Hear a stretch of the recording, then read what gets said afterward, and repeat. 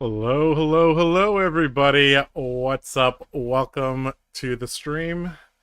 This is the first time I'm streaming in quite a while, so if you guys can hear me and see everything properly, let me know in chat. I think I set up everything correctly, but if I'm speaking into the void, that would be unfortunate. Uh, Anyways, welcome to episode 1 of Breaking Bolton, a mini series where I'm basically going to stream my world's prep. Okay, looks like everything is good. Okay, that's great. Okay, so for those of you who know me, you know that I love to play warrior, and there are two warriors viable. There's literally only two warriors. It's Dorinthia and Bolton, and so yesterday I was watching Nathan's stream. Nathan is actually in the chat. So hi Nathan, shout out to you. I was watching your stream.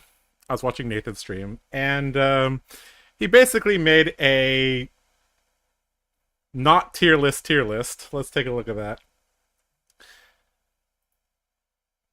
And he basically said, so this is his tweet about it, and he said that this is the recap of the stream. So basically, I know this is kind of small. Let me zoom in here for you guys. Quality's not the greatest, but you guys know who these heroes are. So basically, he said that these 6 heroes here are going to be the most represented decks at Worlds, and I agree. One small caveat, there is a chance that Icelander LLs, if she wins enough ProQuest, or if she wins the Battle Hardened Kuala Lumpur, or the Calling in Melbourne, she could be gone, right? So there's a possibility that Icelander's gone, right? And so Nathan went through all the heroes here, and he basically said, you know, if this is considered the meta, and we think like 70% of people are going to be on these decks, and frankly, at Worlds it might even be higher than 70% because there's a giant consolidation towards good decks at Worlds. Because obviously it's the highest stakes and people want to win, right? So if this becomes at least 2/3 of the meta, what does the rogue decks look like, right?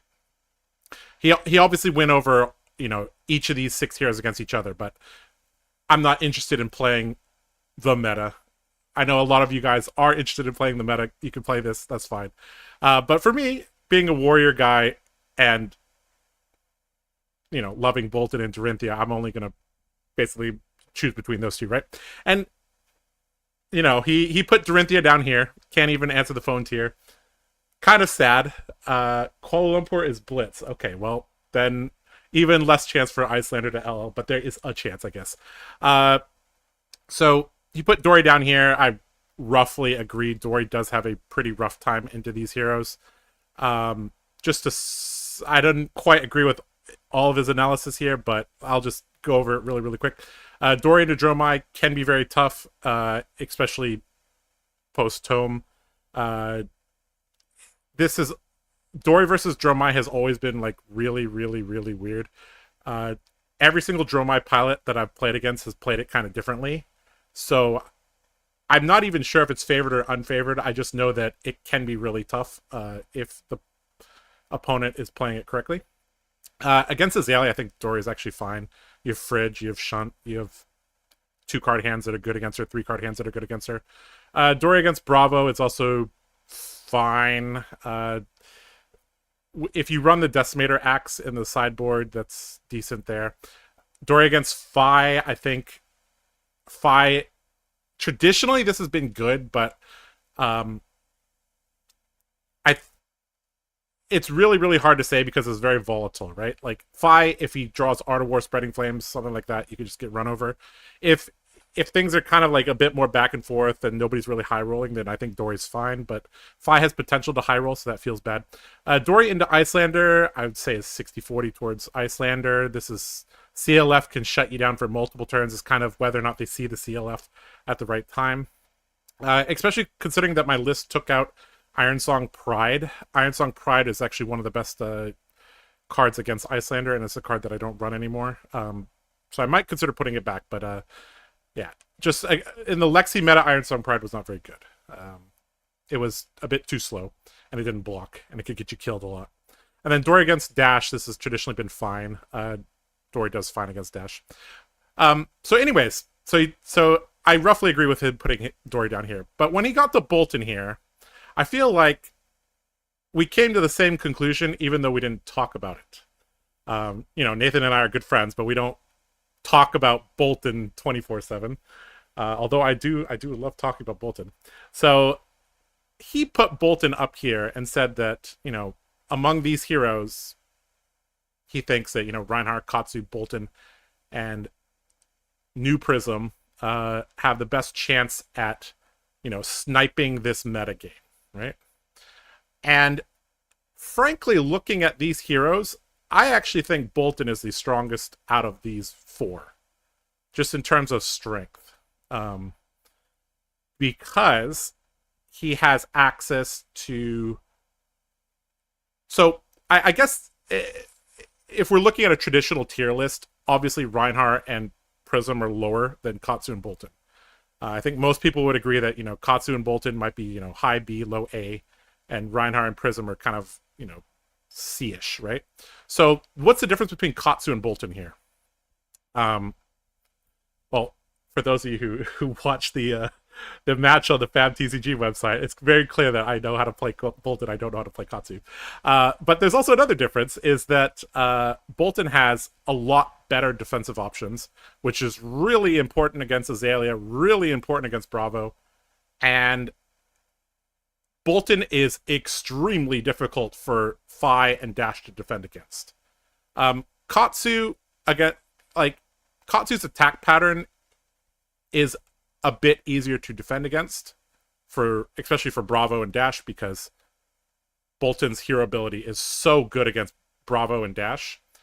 And, against Azalea and Bravo, you really need heavy D reacts. So the fact that Bolton has Soul Shield, he has reinforced the line, he has Sync below, he has access to Shunt if he wants, he also has a ton of armor, just makes him better into this metagame. And I actually think probably, I'd say I do agree that Reinhardt, Katsu, and Prism are all good here, but I do think Bolton has a very, very special place against these 6 heroes.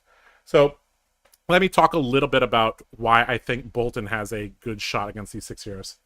Let me catch up with chat a little bit, because I do want this to be very interactive. I don't want to just ramble for quite a while. Let's see here.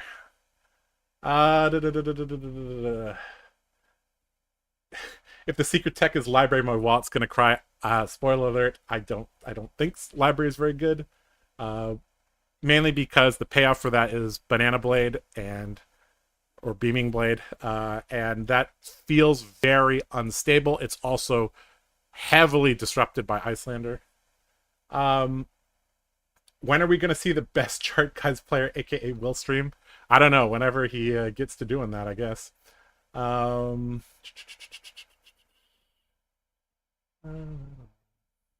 Icelander needs 32 PQ wins to go LL. Yeah, that's neither low nor high, I think. I think that's just within the realm of possibility. Obviously, if she wins Melbourne, that'll be a huge step there. All right, Battle Hardened St. Louis is this weekend. Right, I forgot. So that's another opportunity to earn, I think, 10, or is it 20 LL points, something like that. Doesn't New Prism auto lose to Dromai? I've heard that that's a very rough matchup, mainly because of how Ward works, and it's very difficult for Prison Awakener of Soul to Awakener of Soul to deal with Dromai's board. Nathan said Dory has a disadvantage against Fai. Do you agree? I think it's actually even. The issue is that Fai can, like I said, have a high roll potential, whereas Dory doesn't, unless you draw Supremacy and Glistening and Twinning on turn 2. You don't really high roll people. Sun Soul Shield, Sync Fate, yep. Plus Reinforce the Line makes really, really good defensive sweet for Bolton. If Icelander LLs, it might be game on for Bolton. Exactly. If I'm about to go over Bolton's matchups against these top 6. But if Icelander LLs, I'm 95% taking Bolton to Worlds. Right now, I'm kind of split between Bolton and Dory. The issue is, like, Dory loses some percentage points against really strong players, and she didn't really gain anything in the last couple sets. She gained Iron Song Versus, which is nice, Emboldened Blade, which is nice, but nothing to the degree of Bolton. Beaming Blade, Sled Face. I tried to make Banana Blade work. It's just inconsistent. Let's just put it that way. Have to tech hard for Dromai. I do agree Dromai can be targeted. Needs more pivot tables. Well, if I can gather the guys, maybe we can make a very complicated tier list chart for you guys. I think that's what we're gonna do once the BNR after PQ Season 4 has finished. We are going to make a Worlds tier list, and we're gonna go really, really in depth on that one. We'll probably do something similar to our last one, where we have like certainty bands and talking about GM performance and all that.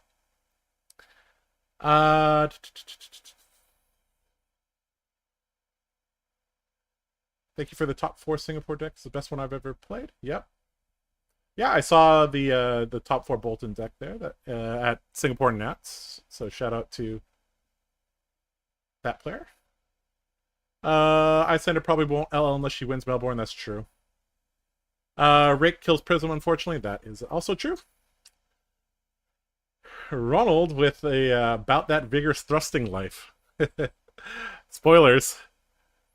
Oh crap, my alt account has been spotted. Glad you're having fun. Yeah. Josh, are you gonna be making it to any ProQuest coming up? Yes, I plan on going to 2 of them this weekend in Tennessee. Those will be draft, because frankly I am a little bit sick of this format, and playing a dead format is not the most enjoyable thing to me. You've made some updates so far. Okay, yep. Well, anyways, if you guys have Bolton lists that you want me to look at, I will be looking at as many lists as I can, because I'm not going to claim to know everything about Bolton. Okay, so let's talk about the reason why I think Bolton has a shot in this metagame. So this is the World's metagame we're talking about here, and I do think these 6 heroes are going to be the most represented heroes at Worlds. If you want a full explanation, I think Nathan did a great job explaining why he put all these heroes into these areas. You can go watch that. He streamed yesterday. But anyways, that's not what we're here to talk about. We're here to talk about this guy here, Bolton, against these 6 heroes. So I guess the very first thing that we need to talk about is Bolton versus Dromai. So this is another matchup that I anticipate is going to be very similar to Dorinthia, in that whether or not the Dromai knows what they're doing is going to dictate how easy or hard this matchup is, right?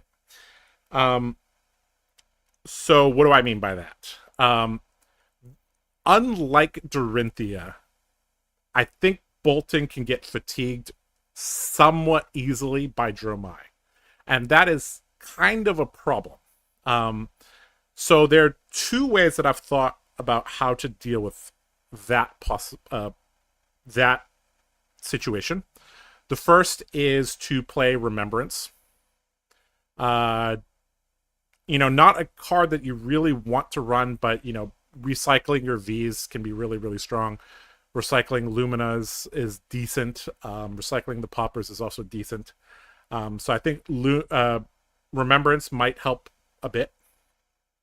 And the other way, I think, is actually to run Jubil instead of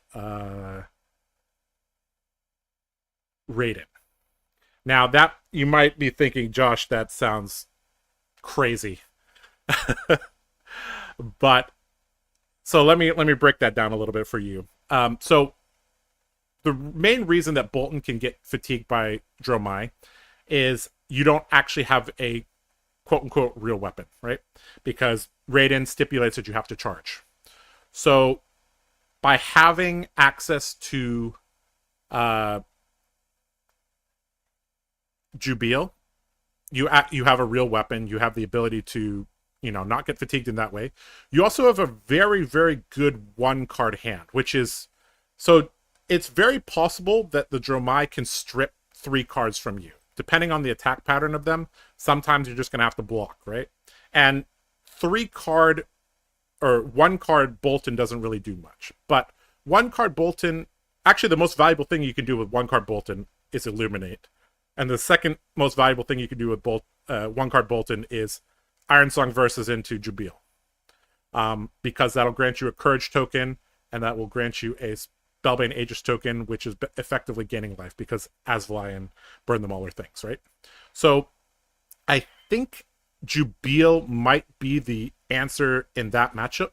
But then again, it's like, do we even need that? Because only the tippity top best Dromais in the world are going to know how to play that matchup, right? So, and I'm not actually sure. Level 1 is like, Bolton might not even need Remembrance or Jubil. Okay, so if the Dromai player doesn't know what they're doing, like, Bolton could just run them over, right? The second level is, okay, maybe you need Remembrance, you don't need Jubil, right?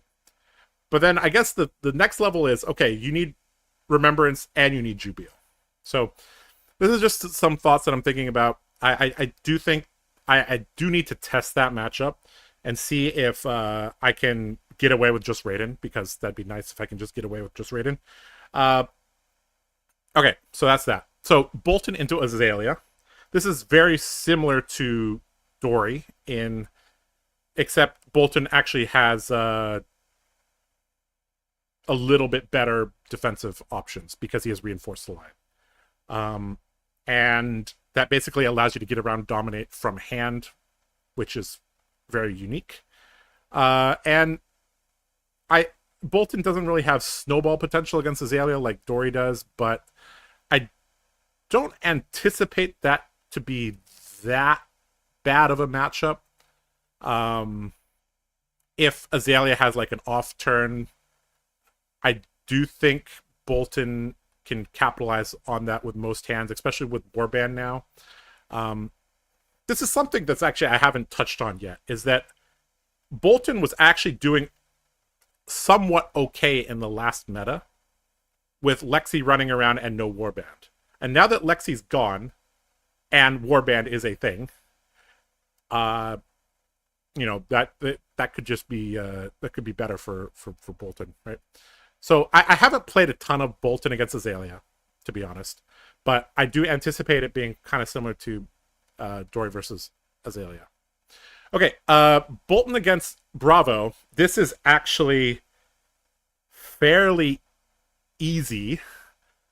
Come at me, Bolton or Bravo players. I actually think this is one of the easiest matchups for Bolton because Bravo wants to block, and 45 of his cards are attack actions, right? So he basically can't block efficiently against Bolton. He does have armor, obviously, which is good, but Bolton is just, he has the defensive suite, and he's just really difficult to defend against. And I think a lot of Bravos are going to struggle with that. Starstruck does help quite a bit. It's one of those things that he has to respect. And I think aggressive Bravos are probably going to do better than defensive Bravos against Bolton, mainly because you can't defend that easily against Bolton. So yeah, that's Bravo. Okay, let's talk about Fai here. So I guess I need to talk a little bit about the differences between the decks. So I'm assuming Raiden Bolton across the board here, right? So that means instead of bringing Saber's combo against Fai, we're actually presenting Raiden against Fai. The reason being is that there's a lot of combo hate in the format, and everybody has kind of been treading water, whereas Bolton has just been getting printed and printed more and more tools, right? So we're actually at a point where, in terms of power level, like, he has the tools, but he doesn't have to resort to high rolling with combo, right? But he does have that option. That is another thing I will look at later is the combo. But let's assume Raiden Bolton against Fai. So Raiden Bolton against Fai comes down to the fact that Fai has better damage output, but Bolton can defend against Fai's on hits, and Fai cannot defend anything that Bolton does, basically. Fai literally has Shuko, Flamescale Furnace, and I'm struggling to think of a 3-block non-attack that Fai runs. Yeah. His deck is basically all attack actions. A lot of them block for 2, which means they block for 1. And in this matchup, Bolton also gains life as well. So that little bit of life gain, that extra armor that Bolton has, and the fact that Bolton can defend well, whereas Fai cannot, I think that is fine. Okay, let's come to Bolton versus Icelander. This is actually a nightmarish matchup, actually, for Bolton. Is it as bad as it was in the past? No. But is it anywhere good? No, it's not. Soulbound Resolve helps a lot. And I do think... So if you've watched the Gauntlet series, I do think my deck could have been a little bit better in terms of where I had the arcane protection stuff, right? So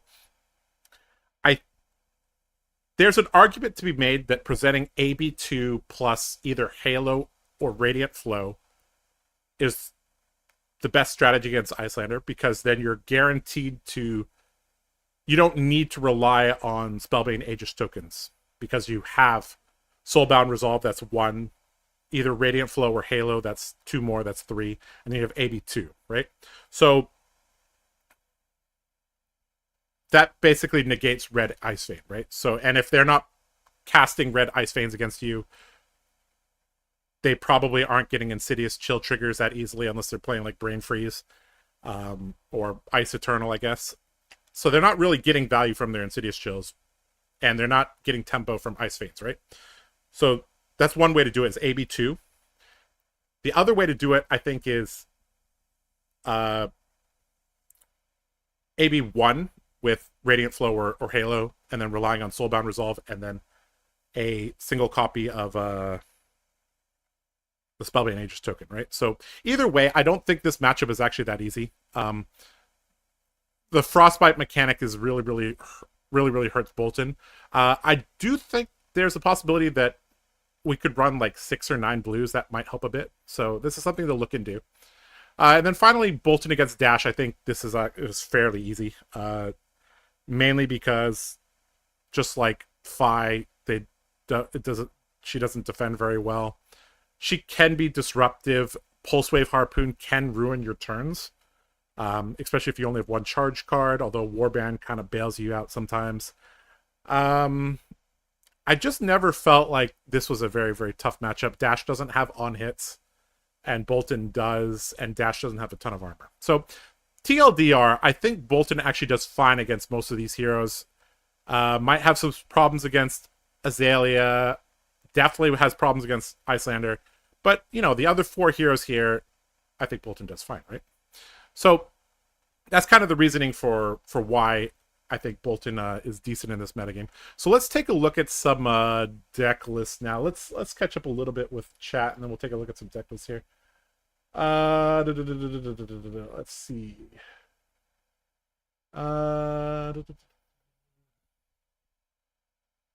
Remembrance is at least a yellow, which is nice. Yes, but it's not a light card, which there's a pretty high bar for non-light cards in Bolton.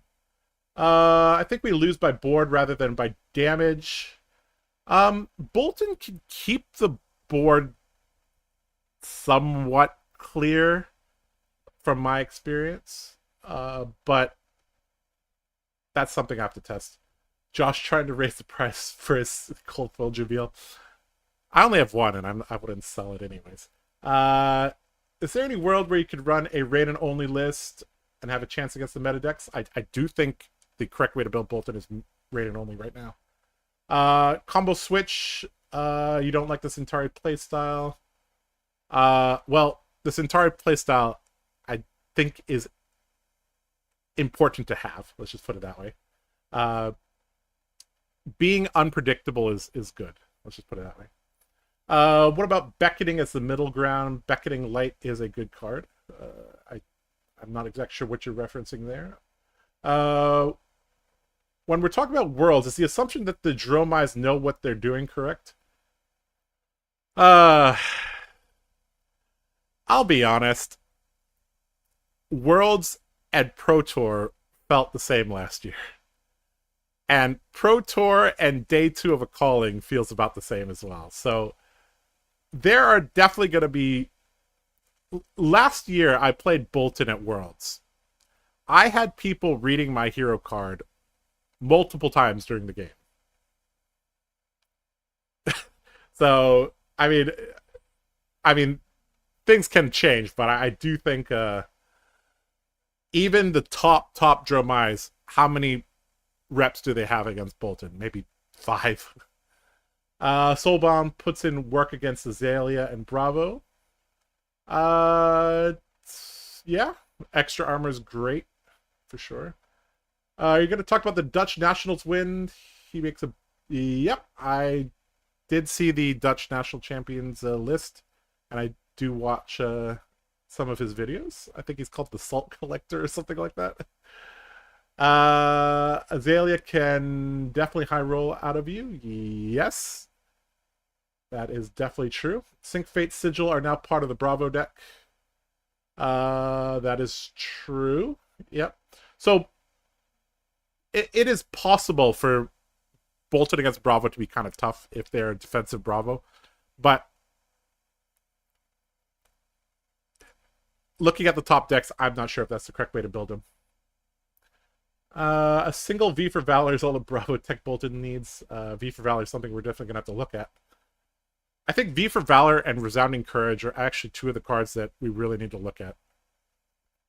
If you check Dromai's lists, they are actually on a lot of attack actions. The winning list from Dallas runs 21. They can't realistically fatigue us. That is true. There are definitely Dromai lists that cannot fatigue us, but there are definitely Dromai lists that can. That's kind of the issue. And I don't know if about you guys, but when I play against Dromai, like, they're all completely... It feels like completely different. Like, the way that they manage their Ash, they manage their board, whether they go on offense or defense, how they block. Like, I haven't met two Dromai players that play similarly. MILB, indeed. Warmonger. Best Bolton card. Some fives run Warmongers. Yeah, that is definitely could be a problem. Realistically, the only thing that kind of messes up in Bolton is that you can't play Lumina that turn. And Fai also, I guess Fai would be good against the combo because of Warmongers, yes. AB Head and Arms, Radiant Flow, and some amount of blues makes the matchup playable. Yeah, I feel like that probably is a good solution. I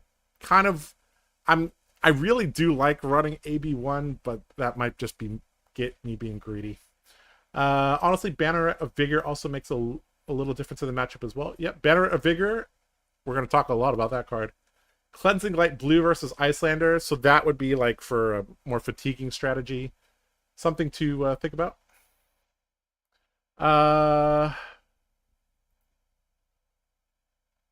Let's see here.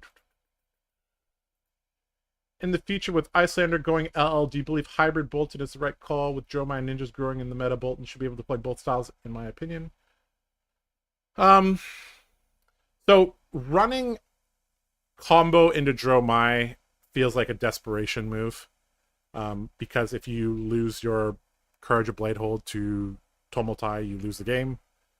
And you also need to high roll them, because if you don't triple combo them either with a third Lumina or Oath of Steel, you probably aren't winning the game. Because if you just do a double Lumina combo against Dromai, they're just going to block and they'll be at 20. And then you have to play the game at like 25 health against 20 health without Raiden and without Luminas. So it's going to be tough, I think.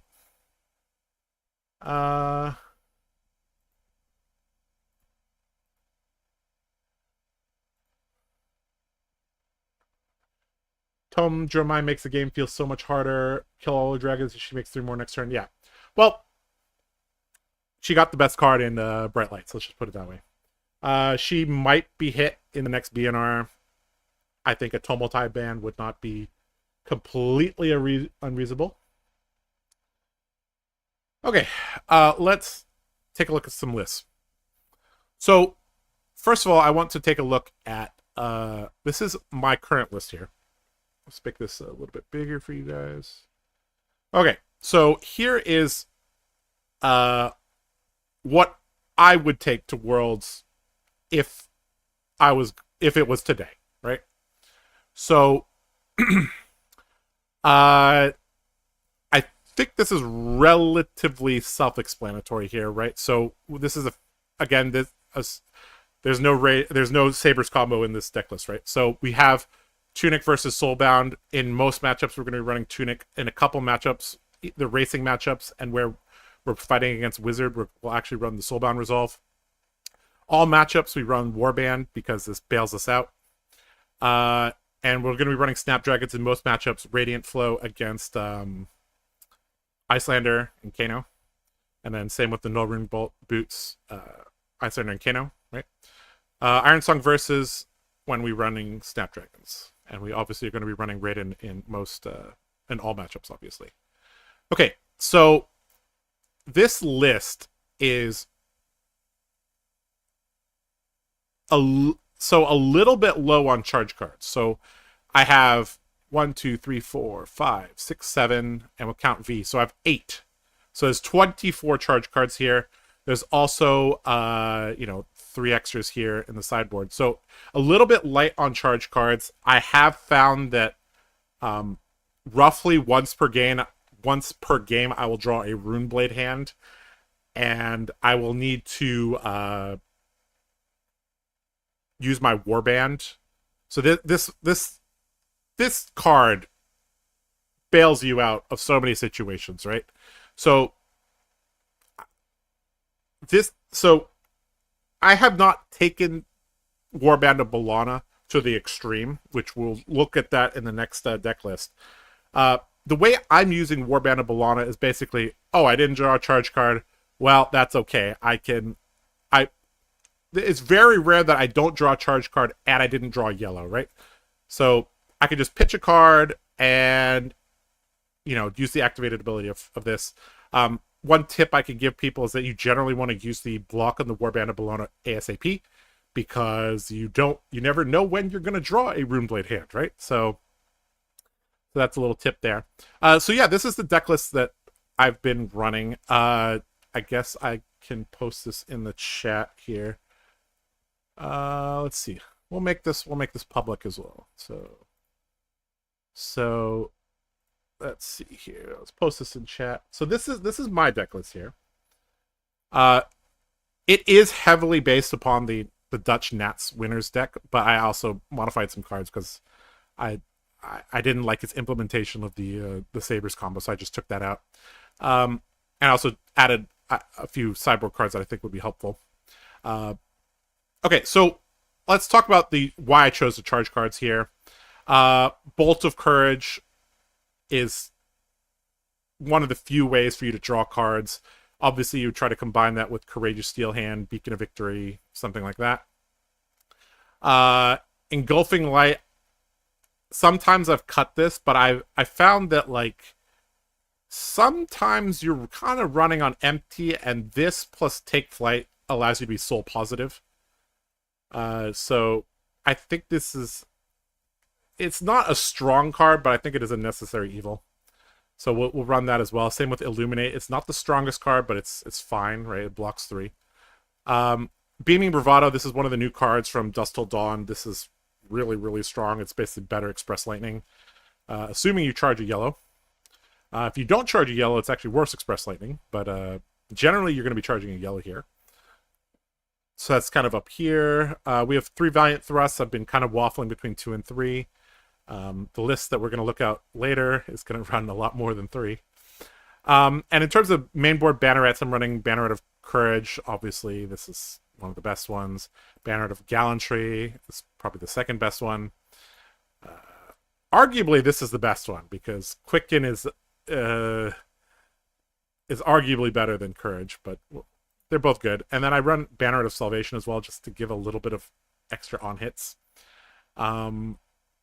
You know, a life or 2 could make the difference, right? And then we have, you know, the other standard powerful yellow cards with Beacon, Lumina, V. Like, these are all the standard culprits here. Bolting Blade not really being used too much. You could, you know, do something cute with V or with Warband, but generally just blocking with it or using it as a popper. Celestial is only at 2 because Raiden decklists don't really have a lot of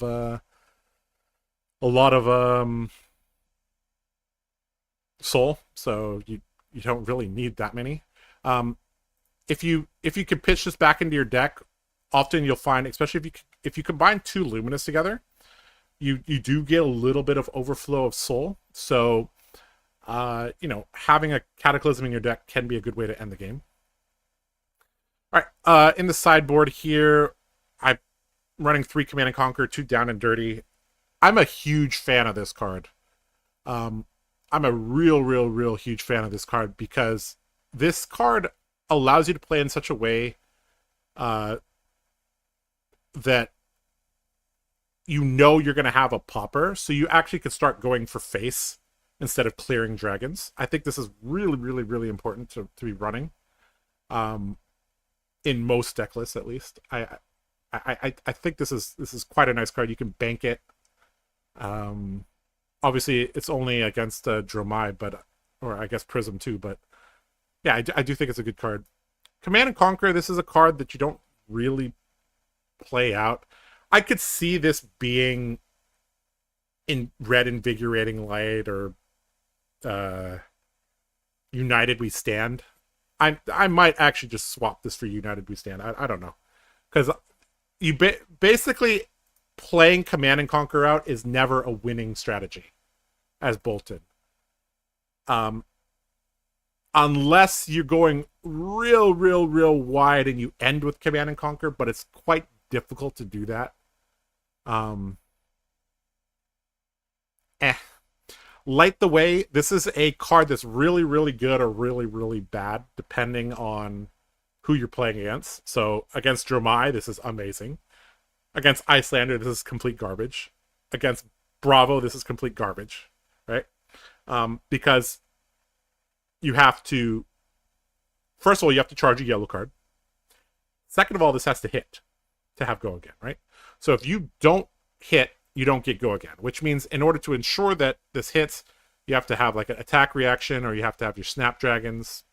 So this is a card that's good in the correct matchups, but pretty poor in the other ones.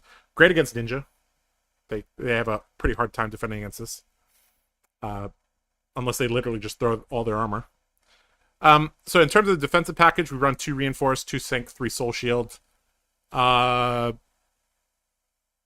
think this is roughly correct. I could see going up to 3 Syncs. There also is some argument for perhaps playing Shunt. I don't know. I think in the matchups where you need Shunt, you're probably just playing Soulbound Resolve just for the extra armor anyways, so I don't really think we need Shunt in Bolton, but you could. And then finally, we have the Bannerets of Protection here. This gives you Spellbane Aegis tokens, which is nice against Dromai, Prism, Kano, Icelander. This is kind of the key thing for shutting down the Ice Veins with the Radiant Flow, the AB, and the Soulbound Resolve. So yeah, that's basically the list here. This is the list that I have the most practice with. But I think there are several other lists that people sent me. Let's take a look at some of them. Let's get caught up on chat a little bit, and then we'll look at some other lists, and then we'll play some games. I really want to know where people are sitting on Spirit of War.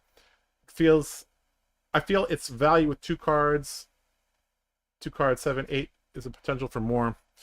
So let's look at that. So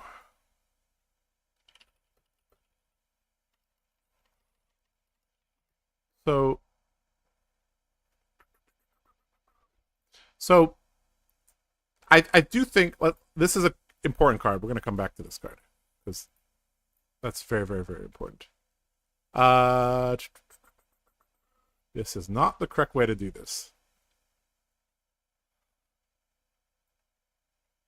But we are already here, so we're just going to keep scrolling until we find it.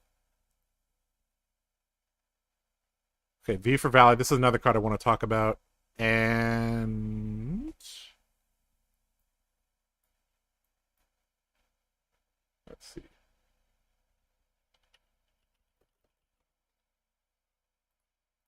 Okay, so let's talk about this card here and these here, because I do think these are probably criminally underplayed, but so there were several Majestics that were printed in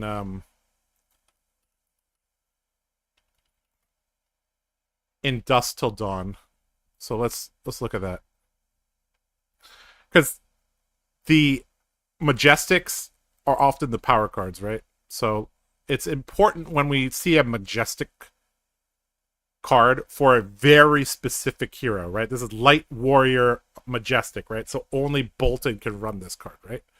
So let's pull up the other ones here. So there's Beckoning Light, Spirit of War, Prayer, Bellana, right? So this card, I think the Bolton community has correctly identified this as a trap. Mainly because you have to build your whole deck as yellows, and then it's still not that great. So I think we have rejected this card at this point. Beckoning Light is another card that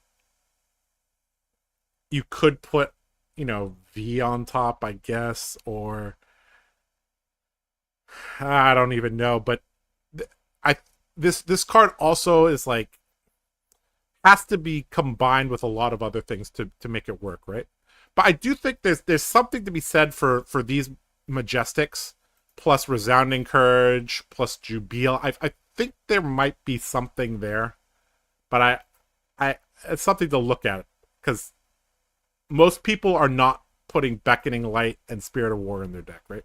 So of these two, Spirit of War is actually the one that perhaps has more potential, because this is kind of like a little mini V of the Vanguard. You could think of it that way.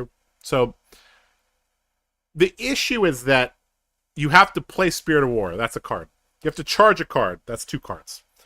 You have to give this go again some way,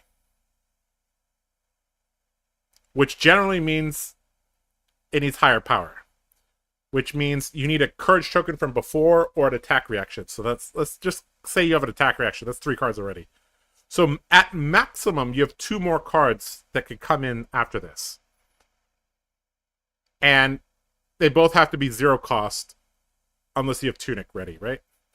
So this card just doesn't combine very well with many things. but it might be good enough. I don't know. These two cards kind of puzzle me. They're Bolton Majestics. They should be good, right? But most people are not including them in their lists. And speaking of two other cards that people are not putting in their list is Resounding Courage, which blocks for 3, unlike Courageous Steelhand. But it costs 1. So it doesn't require you to charge, but if you have charge, you get a Courage token. I don't know. I think this card might be okay. It's probably good with Vigor and Tunic, but the issue is that one cost is basically the only thing we want to pitch for in Bolton is V and Take Flight and Valiant Thrust generally. So I don't know if this quite makes it. This could have been a 0 cost card.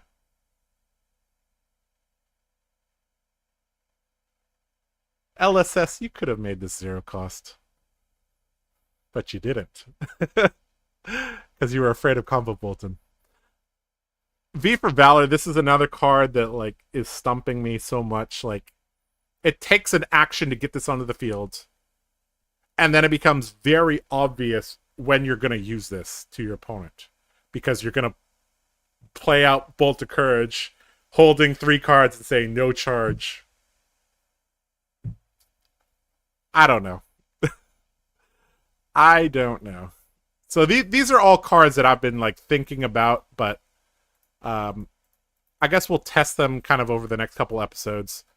I do think there could be something here with these.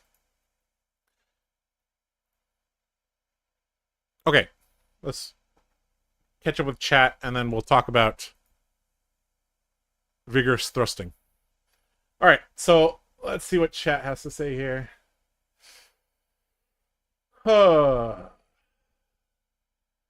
Cataclysm is best paired with Soulbound, similar to how Bolting doesn't really work without Tunic. Yep. Cataclysm requires you to go +3 on Soul over the course of the game, which can be kind of hard, unless the game is very, very long. To be honest, I use United We Stand, and it's pretty good. Yeah, it's a yellow light card. It blocks 2 only, but it could create a Courage token if you block with another card. So, honestly, the amount of times I've played CNC and Raiden Bolton, I could count on my fingers. Like, I actually don't even think CNC might... I actually think United We Stand might be better than CNC. Just because you use it as a popper, right? And having a yellow light card is much better than a red non-light card. Because the demand for Bolton to have resources and light cards is just ridiculously high. I wish they'd make a light version of Plunder Run. I do too. You know, Bolton was one of the few heroes. Bolton and Katsu, they used Plunder Run in a fair way. And then Chain used it in an unfair way and got it banned. Speaking of light Plunder Run, I do think there is a world where Snatch is good. I do think Snatch might be a card to put in one of these Raiden Bolton decks, because you can end on a Snatch on like a V turn and then basically say you gotta give me cards here, or you know, especially if you built your deck correctly, you can keep going, which is real nice. Okay. I agree, Shunt really isn't needed right now. Yep. Spirit of War has either got me 8 points of value or 3 because I can give it go again. Opinion on Light of Soul. That is a card I haven't talked about. Yeah, that is important. You are right. So, Light of Soul. So, I think this might be just good enough.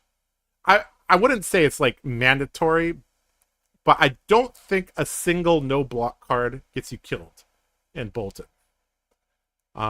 Because the rest of his deck blocks really well. So I feel like, and you can always like charge Light of Soul, it's fine, right?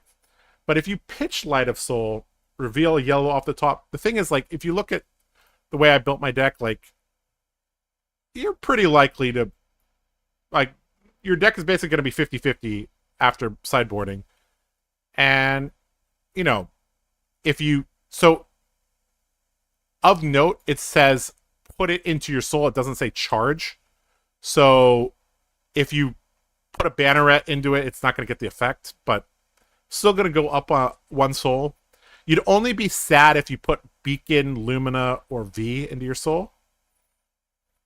That's kind of the only downside there. I do think it might just be good enough. I think it's... The thing is, in most Raiden lists, you're not pitching much. You're basically going to go Tunic V on most of your turns.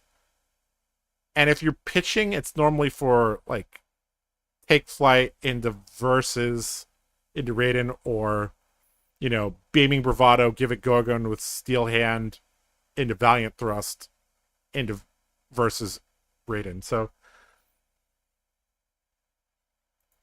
I don't know. I think it's okay. I don't think it hurts. I don't think you actually gain much either from it. So it's basically what you do you on that, basically.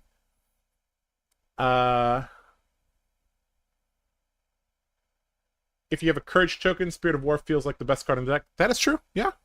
And I do think it's fairly reliable these days to start with a Courage token. It's, I feel like, you know, a third to half of the turns you have a Courage token. I've ran Light of Soul a lot and can say it's just not as good as it is in Prism. Outclassed by Banner of Salvation. Okay.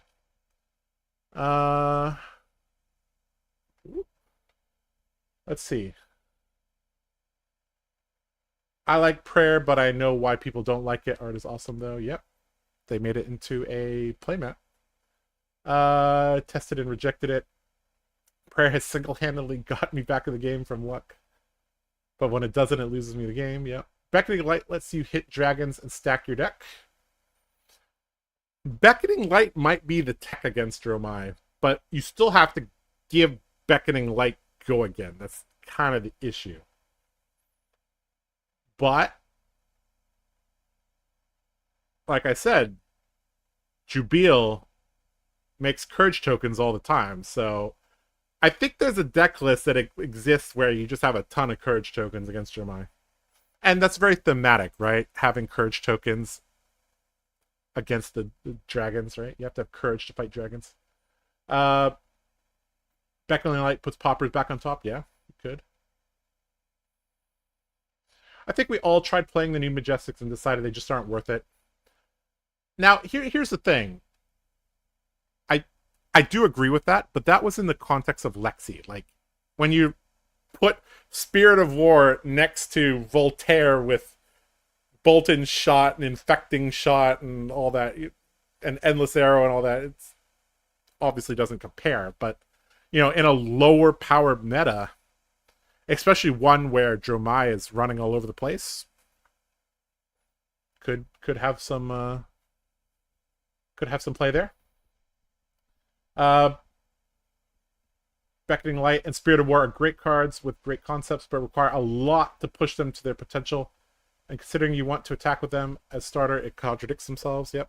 So basically, they're cards that require you to jump through hoops. This is something that this is a term that we've used that is basically code for it's inconsistent. Good but too expensive. If they block with attack actions, it's 3 damage buff to 4, and then +1 on Raiden, so it's 2 card 8. Yep. The issue, though, as many of you figured out during Monarch Draft, is you don't really have to block Bolton until you have to block Bolton. Uh, the Light Warrior attack restriction hurts at many pivotal points of the game. Yep. I think if they made it 0, Courageous just wouldn't be used. That is true. Similar to attack reactions, we have enough go-again enablers that I would rather have Valiance. This is better value. Yeah, that's something I've kind of realized as Bolton, is that you don't really need a ton of attack reacts. You only really want Steel Hand and Beacon. Your main attack react is actually... The main way you get value is from just presenting it up front to your opponent, saying, are you going to block this or not? Good late game against Bravo, paired with Valiant. V for Valor is my favorite card, and I think in a non-light focused deck running Snatch CNC E-Strike. Okay. Let's see. Snatch constantly fights over the Illuminate spot for me. Yeah, that's something I've been thinking about. Maybe 2 Snatch, 2 Illuminate might be the solution there. Have you considered E-Strike, by the way? I've seen it floating around. E-Strike, I think, is much better in combo Bolton because it's kind of acts as a finisher. I used to play Snatch and Nimblism. Yep. I just want a 3 of Majestic red aura that stays on and says, once per turn when you charge, draw a card. So kind of like Insidious Chill, but so when you charge, you draw a card instead of pay 2 or discard. And limit it somehow to only trigger once off the effect. Something like that would be great. Yeah, that's a cool card design. I played Snatch in my Royal Bolton list, and it goes pretty hard. Yep. Snatch feels good. I run 2. Yep. Light of Soul is a May on putting into the soul. You're right, it is. Reading the card explains the card. So actually, okay, so my evaluation here is a little bit higher, because I was like, oh, if you reveal Beacon, Luminar, V, you're sad, but, so okay, sure. I could see Light of Soul and Snatch making its way into the list. In LSS's opinion, an action point is worth a whole card, so Light of Soul must be insane. Action point is worth it. I don't know. Light of Soul feels fairly fair. Resounding and V for Valor give you that I swing Raiden for 0 moment at the end of the game, where if you have 3 cards in hand, you can present 9 damage and create a Courage for the next turn. Yeah, I haven't really played around with V for Valor. I guess late game, yeah, it could create some really, really, really tough situations for your opponent. Why would Jubil create Courage tokens versus says hero, right? Uh-oh. Uh-oh. You're right. Uh-oh. I didn't read my spoiler card, guys. Okay, so I'm less high on the Jubil plan here. Staxwell donating $2. Love the card, guys. Thank you for the stream. Thank you, Staxwell, for your support.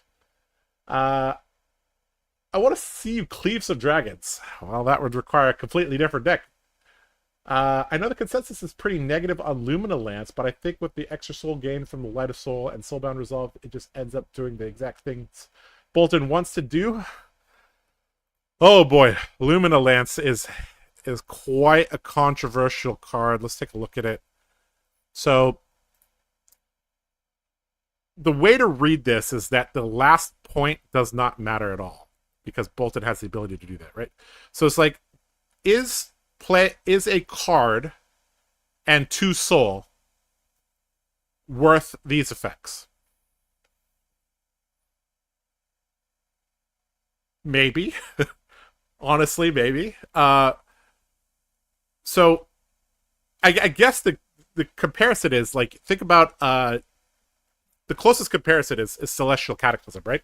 Because Celestial Cataclysm, you got to banish 3 cards, and this effectively you have to banish 3 cards as well to continue on with the chain. I guess you could just arsenal the card, right? But so I think Celestial just gets more value here, right? Because a card draw is worth 3 to 4 value, and this is 2, so it's like 5 value, maybe 6. Whereas Celestial is just better value. I think this card is for Prism. And the way you could tell is that this last line, target light attack gets when this hits, it gets going again. Like, Bolton already has a better version of this staple to his hero ability. That aura would make Bolton tier 0, to be honest. Hey, we could use a Insidious Chill light aura. We need Bolton to LL? Huh. Let's see here.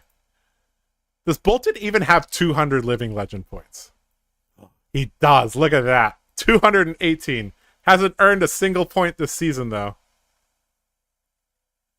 Sad face.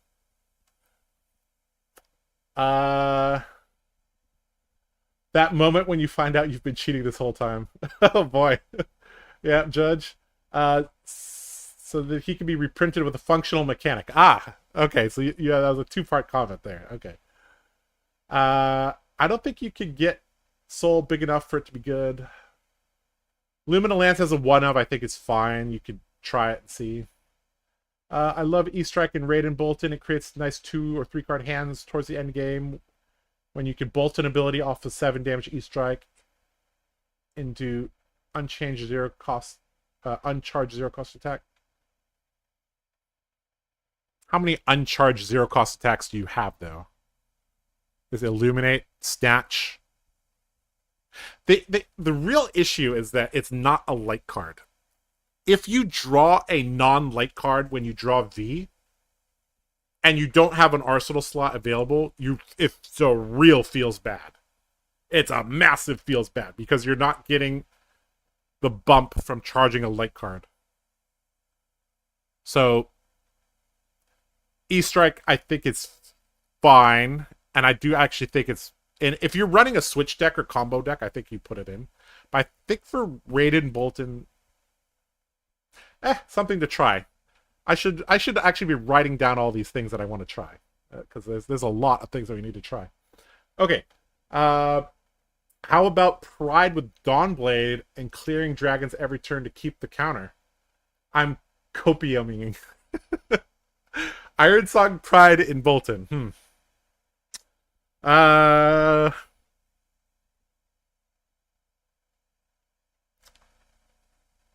Yeah, I'm not seeing it. Although I did hear somebody like played Twitting Blade. So, I don't know.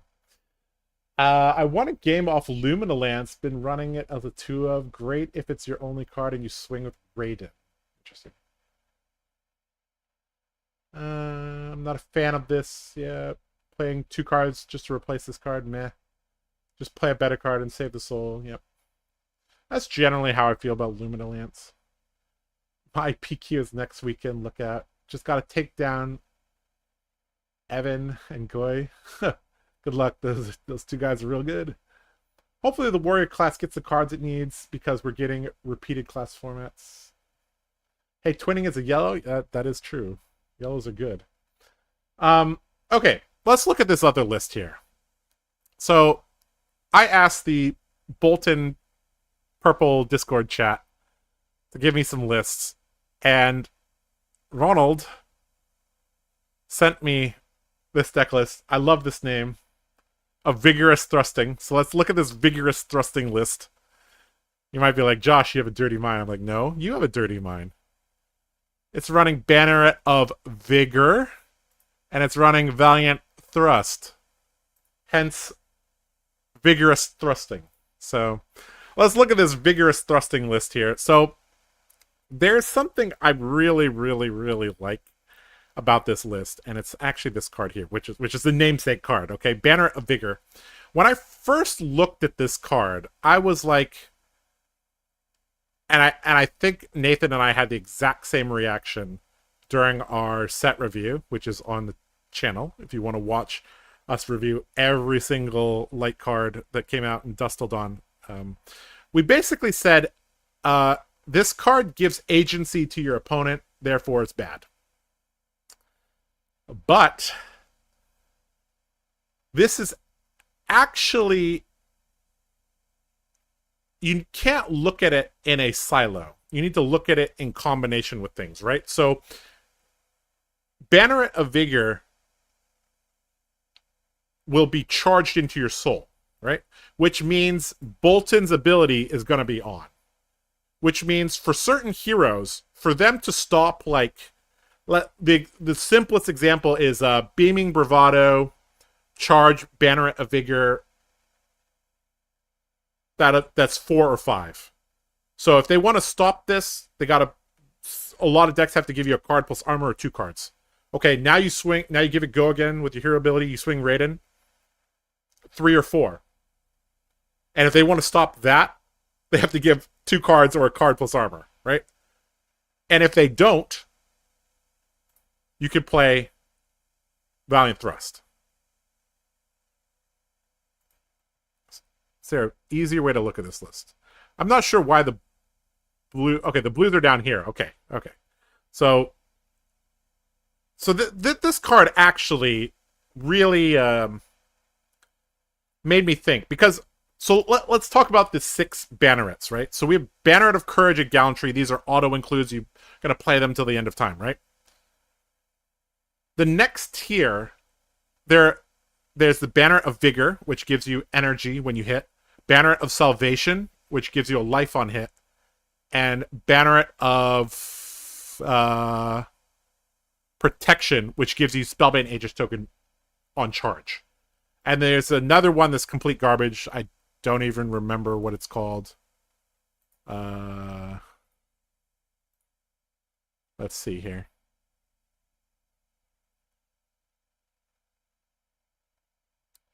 Anyways, there's another banneret that, like, when you the next time you defend, I think it gives you another bump or something like that.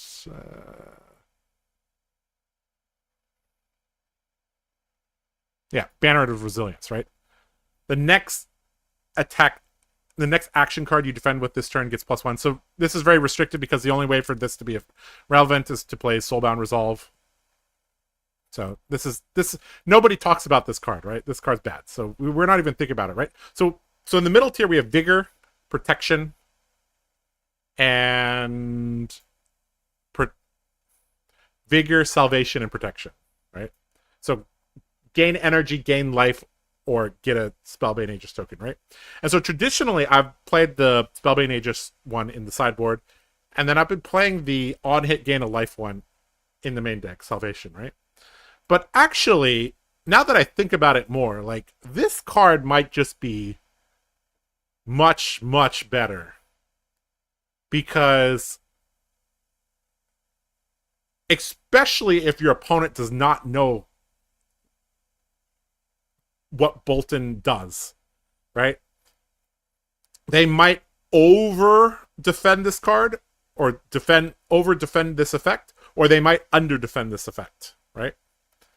So this card could be the key here, because it's basically saying you really need to block me here, or I'm at minimum getting a free Iron Song versus activation. At maximum, I'm playing Valiant Thrust without having to pitch a card, right? So I do think this might be a very, very interesting card. I think this is actually... So I've played this list quite a bit. I'm not going to play my list tonight. I'm going to try Ronald's list in, like, a couple minutes here. But yeah, I do think this might be, a very, very, very interesting potential here. Might even go up to 3 here, right? Other than that, the core of the deck is very, very similar to mine. He's not running Express Light, or not Engulfing Light. So actually, there's a very, very, very, very useful feature here. So what we could do, we could copy his link here, and then what was it? Compare with other decks. Here we go. So this is a very useful feature here. So we can actually see the differences between his deck and mine, right? So interesting enough, okay, wow, he's not running any Steel Hands either. Okay.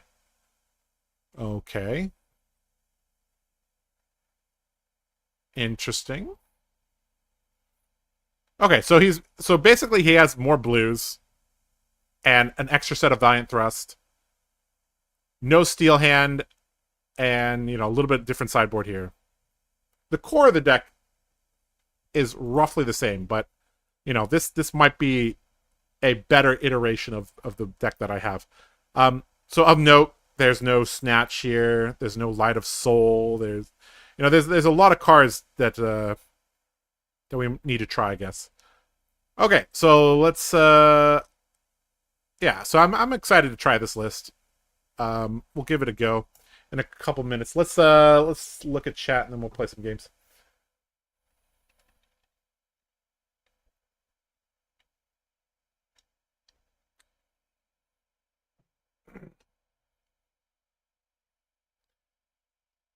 One card hand, swing Raiden at an Ashwing, instant in Pride. Raiden swing for 4 every turn. I mean, if Iron Song Pride becomes good in Bolton, I'm gonna be pretty surprised. Hey, that's my list. It is your list. Hoodwell here. I love Valiant Thrust. It should be in every Raiden list in my opinion, but I'm not sold on the Vigorous list yet. I'm not settled on Vigor to Valiant ratio. 2 to 9 felt good, but maybe 3 to 9 might be better. Resilience was good with Lexi around for Lexi and Katsu. Now that Lexi's gone, it's meh. Yep. Is it just me, or does Take Flight seem too expensive to play? Yes. You generally don't like to start your turns with Take Flight.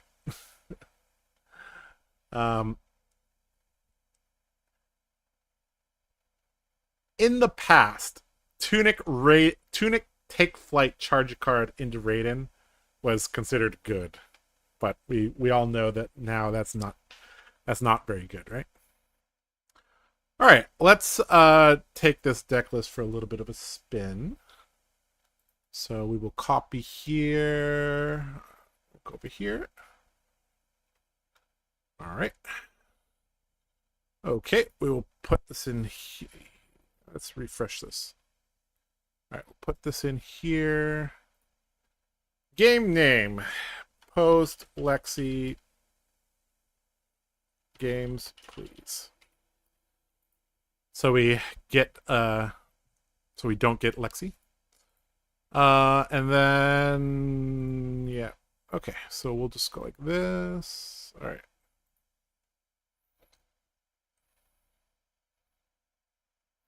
You guys want you want the link to Ronald's list as well? Here you go. That is the Vigorous Thrusting list. All right, we got a Fai. So against Fai, we want our Fridge and Snappies. And so Fai's going to go first. We're going to go second. How many cards do we have? We have 51. So I think we're just playing for big V turns here. Command and Conquer's not very good unless we have a wide turn. Fai's also less likely to arsenal things compared to most lists. All right, let's just bring in, some blues, I guess. And let's just go like this. I don't think we need our D-React. Celestial Cataclysm's our weakest card. CNC we don't really want to play. All right. Here we go.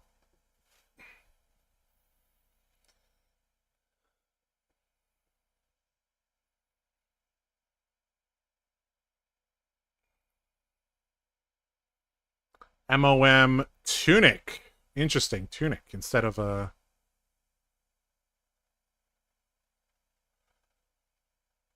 Very interesting. Okay, so...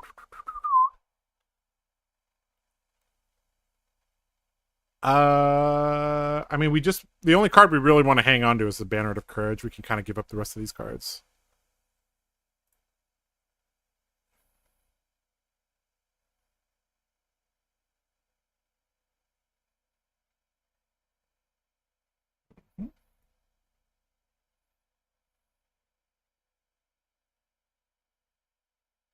We're probably taking 1 or 2 damage this turn, but we'll see.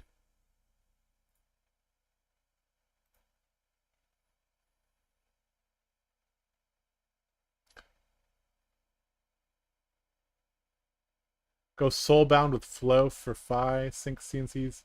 Okay, I sideboarded completely differently than you then.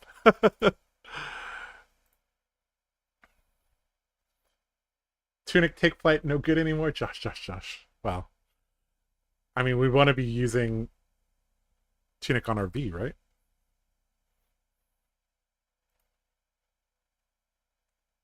Alright, is this a Lava Burst type of game? Let's find out.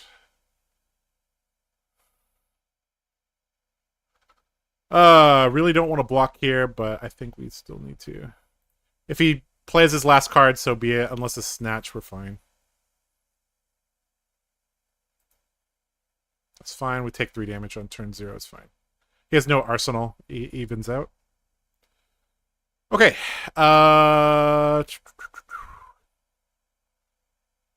So we're unlikely to get Go Again from Fai. So do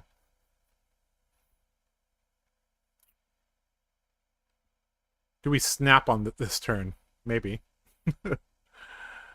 I think we charge the Bolting Blade here. See what he does here. We might snap this. Because Valiant into Raiden and Arsenal Beacon, I think it's fine.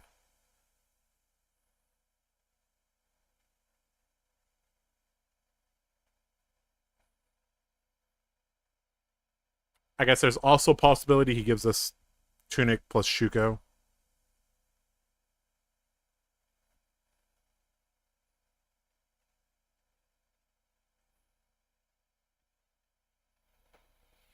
Been a while since I've streamed. It's good to be back here though. This is good fun here. All right, so he is not defending it. So I think we snap this, see what we draw.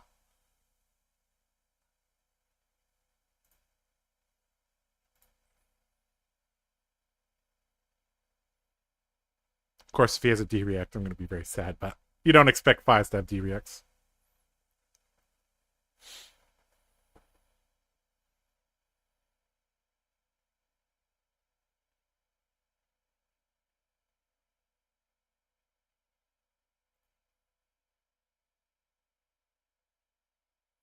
Okay, we drew a Take Flight. Okay, so we can go...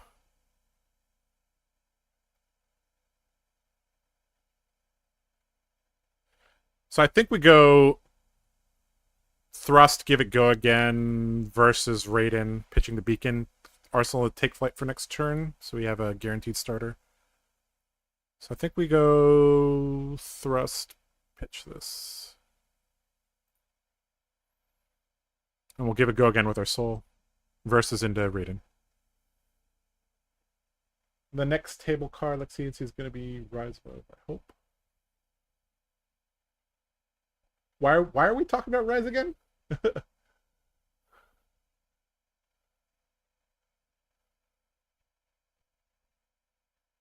So Ronald, talk to me a little bit why you like Radiant Flow against Fai.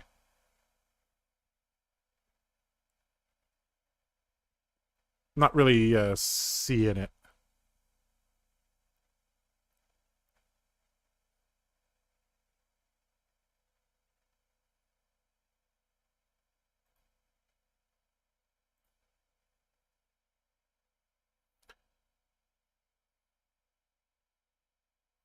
I think my opponent has an Art of War. Because it keeps holding priority here for him.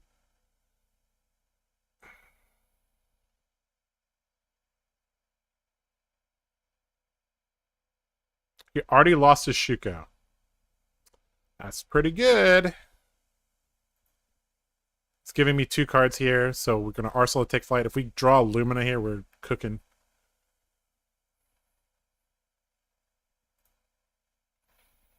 Okay, we didn't. We drew 3 of a kind. Although this isn't too bad here. So the ordering would be we play the Beaming Bravado, charging the yellow card, and then go into the take flight here. Okay, so we could go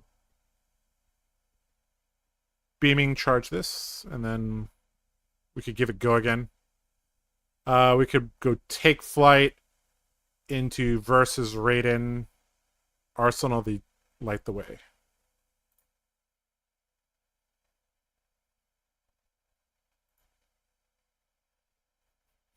I think Soul is going to be a little bit of an issue this game. We definitely going to need to... I mean, unless we activate Soulbound Resolve somewhat soon, we're going to be basically running on empty. Which does restrict some of the plays that we can make as Bolton. So let's give this go again. And then we can play Take Flight. So Take Flight is different than Beaming Bravado. It just says if you charge this turn.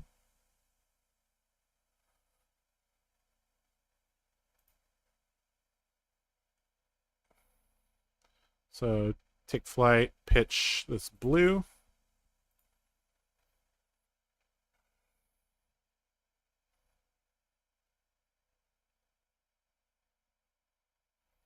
And then we can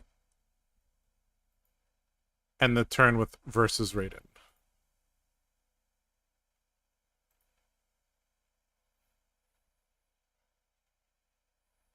What is this Fai doing? I'm not sure. Taking a ton of damage here, but he did block with a card, so...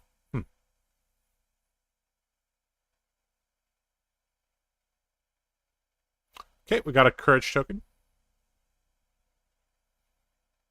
And we can Arsenal this Light the Way. It's not the greatest Arsenal, but it's fine. One of the things is, though, this is going to be a little bit difficult to give go again to this without... I'm just thinking, like, it's actually going to be very hard to give it go again. So actually, we might just be blocking this turn here. He's going for an Art of War turn. And we do have to be careful about the MOM here. This is something we're just going to... I actually forgot about this. This hand's pretty bad, so we're just going to block here. We're going to try to hold onto the Illuminate, maybe. Or we could go Light the Way, charge the Banner of Vigor would be okay. Because we have a Courage token, so it's not the worst. So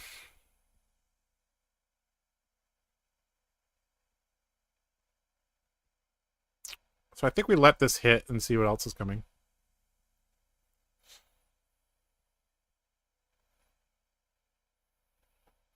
Yeah, the Courage token does help Light the Way not be garbage.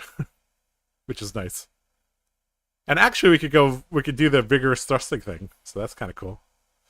Let's see what his attack pattern looks like here.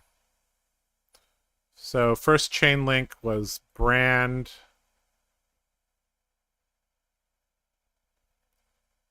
So I presume this is going to be an Ember Blade here. If it's an Ember Blade, I'm just going to throw this Light the Way out here. Okay, Flame Call Awakening here. 4. So we could block with our armor here, just deny the MOM trigger. What would our turn look like here? Light the Way, charge Banner of Vigor. Give it go again. Like we don't have enough soul. That's the issue to use his hand. So I think we should just block here. But this would be an overblock here if we All right, let's just start blocking here. I don't want to play this hand actually.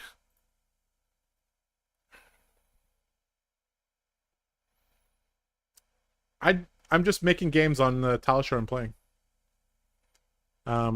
But if you guys in the chat want to play against me, you're more than welcome to. This guy might be a guy in the chat. I don't know. Okay, so hit, block.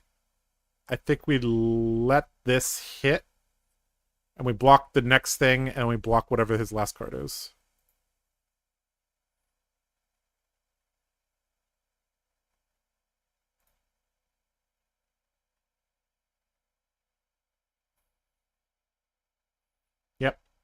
Fai activation here, getting Phoenix Flame back. So Ember Blade here, I think we're just going to block this out here. We don't want to make MOM too easy for him.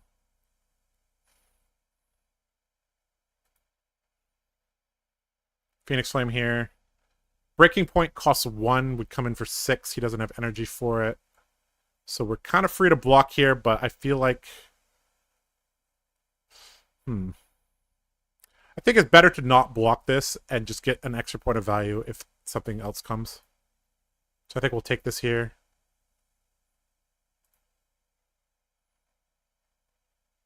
Okay, so he's just ending his turn. That okay, never mind. Okay, Inflame. Okay. That's a really old school card. Okay. So he got a Phoenix Flame back. Okay. So now we know the rest of his turn is just this into Phoenix Flame, which is fine. How come I can't see the combat chain anymore? Did he close it? I guess he closed it. Okay. So we could block here and just send the Illuminate, or we could go Light the Way, charge, Banner of Vigor, and then Raiden into him. I kind of like the Illuminate a little bit more, because he'd have to give me Tunic, and having a Soul Buffer is quite nice. So even though we're losing a point of value here, I think it's fine.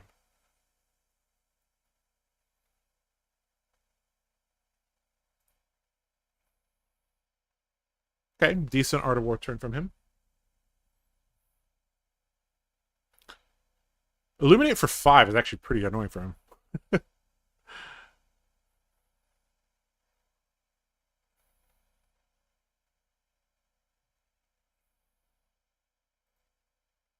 Okay, so we're going to have a little bit of Soul Buffer. That's nice. All right, so we're still looking for, you know, Lumina or V here to have a big turn. Speak of the devil. Okay. So when you draw 2 Vs at the same time, what's the best way to do this? Okay,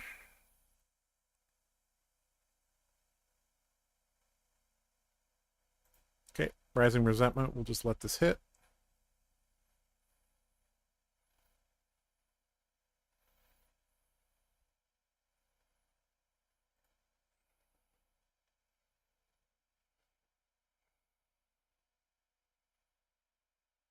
Effectively has no on-hit effect, which is nice.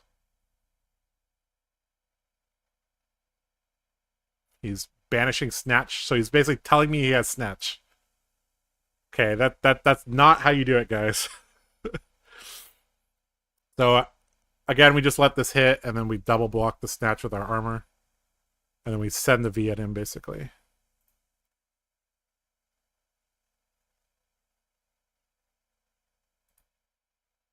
Of course, if he Phoenix Flames here, this is going to be very annoying. Because this is threatening an MOM draw. I think we give up Warband here. Yeah. Sad. Gotta do what you gotta do. And then Snatch here, gonna be blocked with the rest of the armor. Do we want to charge with Soulbound Resolve? I don't think so. So I think we're gonna double charge as a V.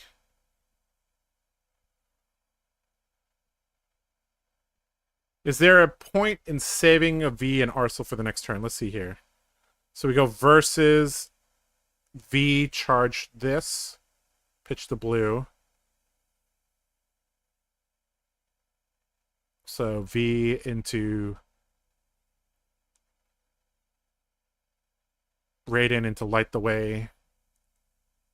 We would have no soul and V in Arsenal. Or we could double charge and we would have 1 in soul, no V. 3 extra damage. Think we'll single charge here.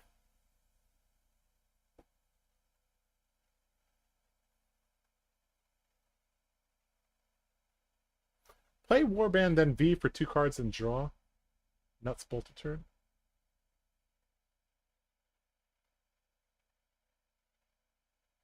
Play Warband, then V for 2 cards.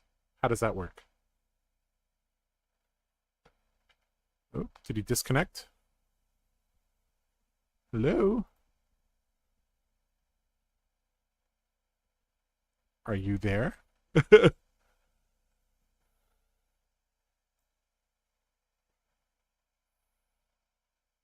Well, I think our opponent is just not around. Hello? Double stacking V is best to set up. Yeah, I agree.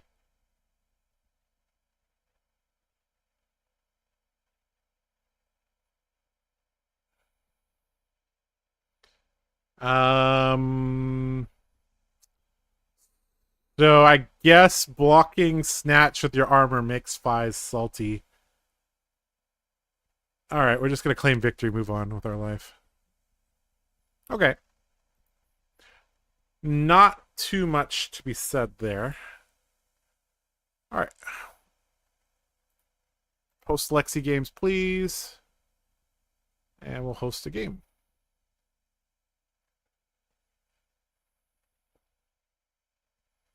Pitch for V, double charge. Pay for versus sword, light the way. Yep. Yeah, that's what I was going to do.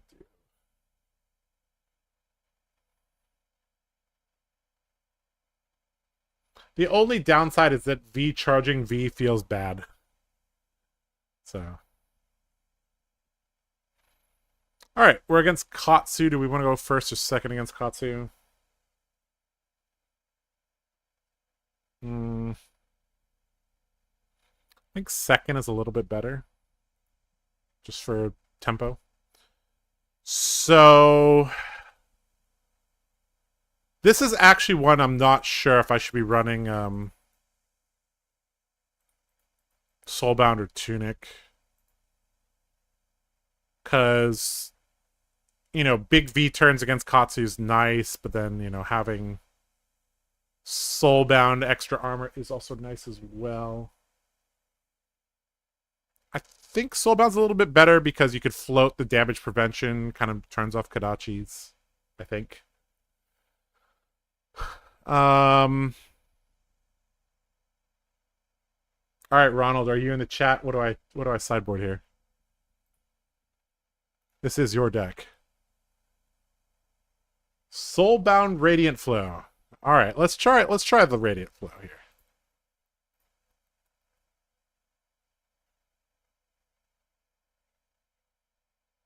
Soulbound Radiant Flow.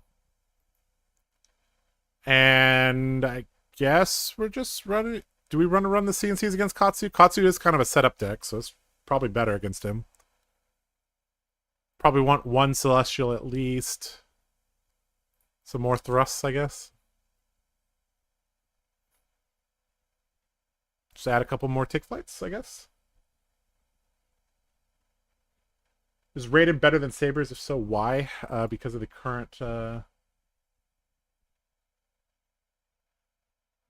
just because of the current metagame.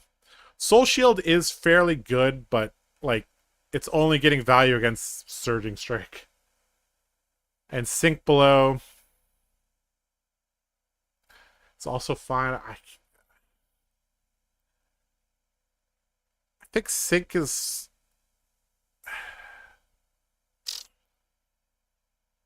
Alright, we'll go with the Sink Blows. We won't go with the Soul Shields, though. I don't think you're getting much value out of the Soul Shields. Although the Sink Blows block a lot of breakpoints, which is nice.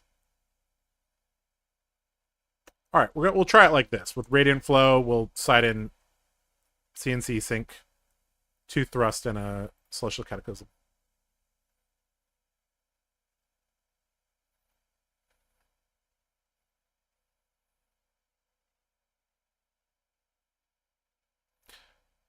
Prevent the next 2 damage that would be dealt to your hero this turn. So if he Kadachis me, this blocks both of them, I think.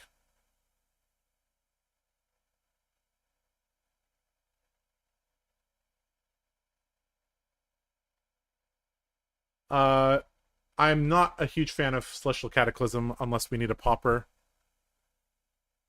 Are we going war or peace? Oh no, this hand sucks. Oh no. Oh no, guys. Alright, we'll go war.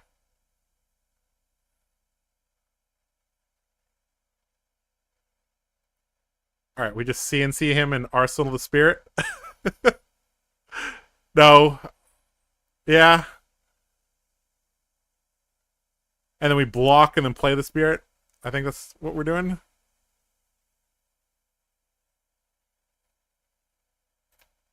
This feels bad. Also carries over breakpoints, yeah. So yeah, Radiant Flow probably makes a lot of sense here.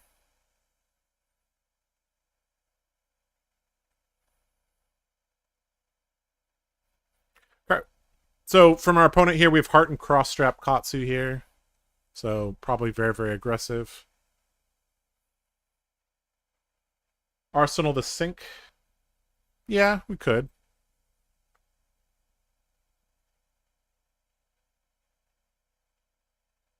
I mean, arsenaling either one I don't think matters much. Okay, so giving us 6 block here. All right, we'll Arsenal the Sink, I guess, because then we have extra. Because we have a there. I guess there's a possibility we actually sink the Spirit of Arena. All right, 6 on 6 here. Okay, this hand's good. So we want to Arsenal the V and play out the Spirit.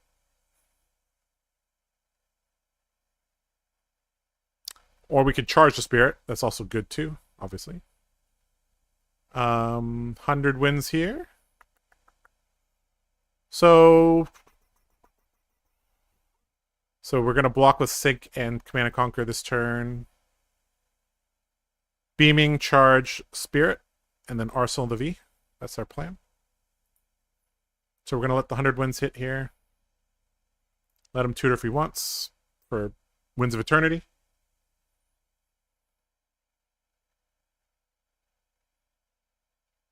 Although I kind of doubt he will, but you never know. Kadachi here. That does not have go again. What the heck's going on here? Okay, so now we actually can... Okay.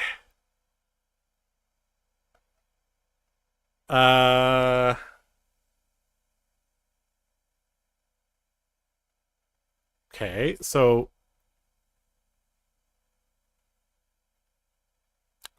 This is very weird. I guess we're going to go Beaming Bravado into Command and Conquer. I guess. Change of plans, guys.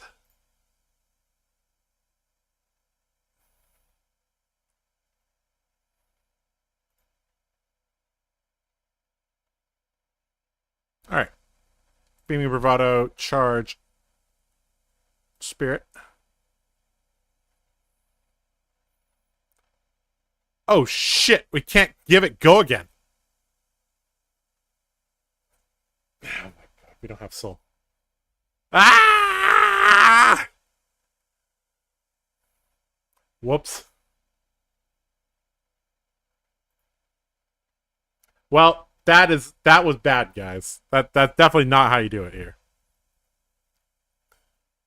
Alright, Surging Strike here. We still have no soul. Ugh. That's something that almost never comes up because you almost always have soul when you have Spirit of Arena on the board. All right, so I think we have to block here. Just respect his turn. Eventually, we want to move the V into Arsenal. So let's block with a Warband plus, I guess, Command and Conquer here is fine. Spirit of Arena sucks. Nope. Just I suck when I don't use it correctly. Oh boy, does he have the natty combo here?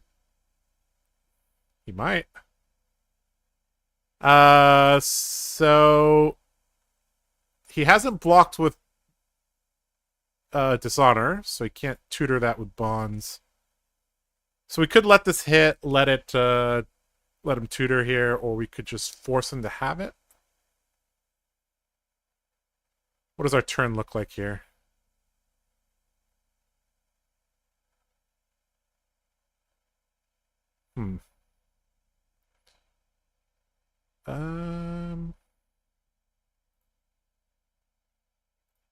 Alright, let's block like this.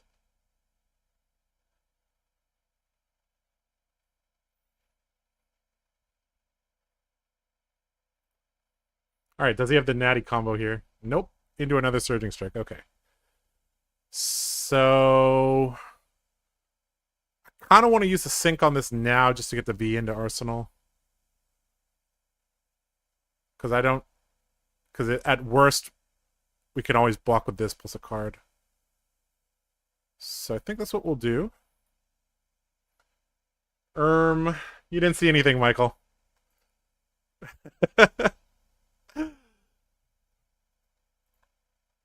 Don't worry. Well, we'll have a very, very good V Lumina turn with the Spirit of Arena in play. Alright, Descendant here. Do we just cover up some damage? I think we do. We don't, like, sending 3 at him raw doesn't do anything. Let's just preserve our health here. Let's Arsenal the V here. Okay, so again, we don't have any soul. This is kind of a recurring theme here. This hand is okay. Drawing the sync below basically means this is not a good V turn. So hand's probably just going to block here. So, pitch to Bonds here. If we let him tutor, he's going to get Descendant. So I think we just block here. Probably with 2 cards. Yeah,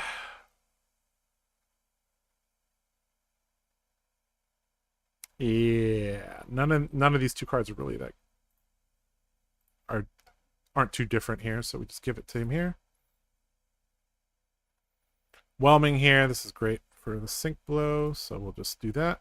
If he wants to Breaking Scales, be my guest. You know, it'd be nice to have Soul, so we could actually threat Radiant Flow to counteract the Breaking Scales, but yeah. Alright, Snatch here. Yep, I think we're just blocking again. Just waiting for a good V turn here, preferably with Lumina. This was average here. So this hand's not too bad. We can go V double charge. And the thing is, we only have 2 sources to go again, and then we would have 4 attacks. No, we would have 3 attacks. Okay, because we have to pitch. So that's actually okay. So we could keep this hand. So let's try to keep this hand. Let's try to get some V Bolt of Courage going on here. Even the yellow Bolt is pretty difficult for him to defend. So he's probably going to get an MOM trigger here, which is going to be a little unfortunate. Even bigger than that. Wow, this is a card I haven't seen in a while.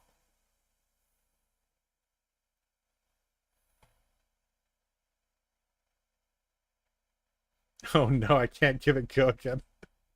Certified Bolton moment, yep. It happens. Alright, so bottom, top. Alright, so this is kind of unfortunate here because if I let him draw, he's going to get a MOM trigger plus, a ton of damage here. I mean, this hand is good, but it's not like the greatest. I'm not actually that attached to it. You know what? We'll just block here. I think denying him... I don't think letting him draw twice in a turn is really the correct play here. Okay, another even bigger than that. So this is the end of his turn, right?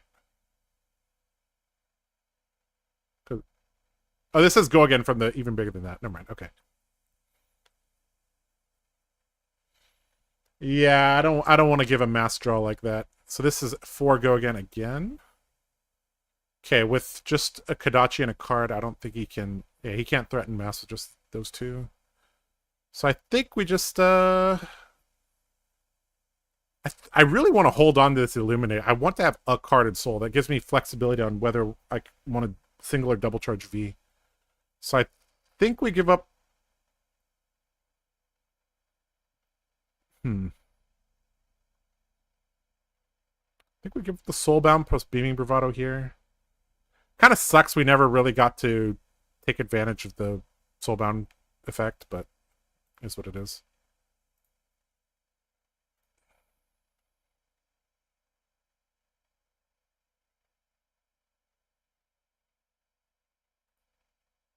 Alright, Kodachi into me, I guess. Yep, we'll take it.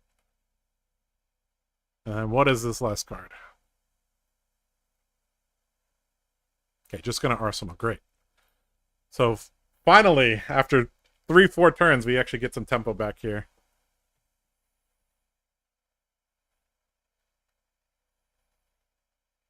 Alright, he's gonna let it hit. Sweet. We get some soul, finally. Alright. And that is the end of our turn. Ah, we drew our... Huh. Well... Okay.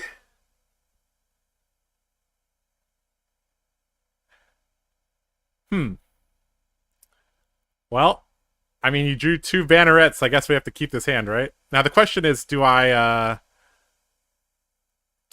versus V pitching the yellow and then pray that Vigor hits so I can thrust? I think we have to do it, right? That's the name of the deck, right? All right. We're not blocking this turn. Hit us as hard as you want, Katsu. No blocks. Although there is a... this might actually be relevant here. We'll see. Okay, he's going to Katsu here. So, of note, he does have... he still doesn't have Dishonor here. Okay, so we're good. He also pitched one. Whelming here. Ugh. So, looks like he's going to draw 2 cards this turn. That's kind of bad, guys. Considering our turn is just damage. That's the bad thing. Is that our turn is just damage to him. It's not actually doing anything. We might just have to block again and be patient, wait for Lumina. Because that's really the strongest thing is we can do. Is V with Lumina with Spirit in play. Because I really don't want to let him draw 2 cards here. Sad face. No vigorous thrusting yet. Double block here. I think so.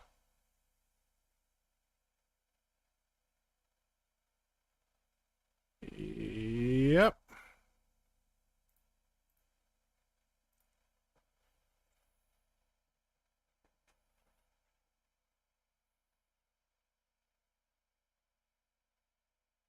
The last card was Yellow Surging. It was revealed. I should be paying more attention. My bad.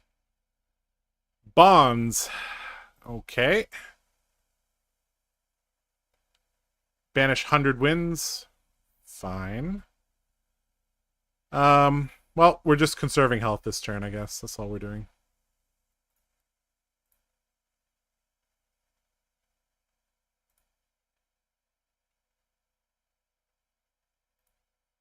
Let's hope the last card's not Snatch.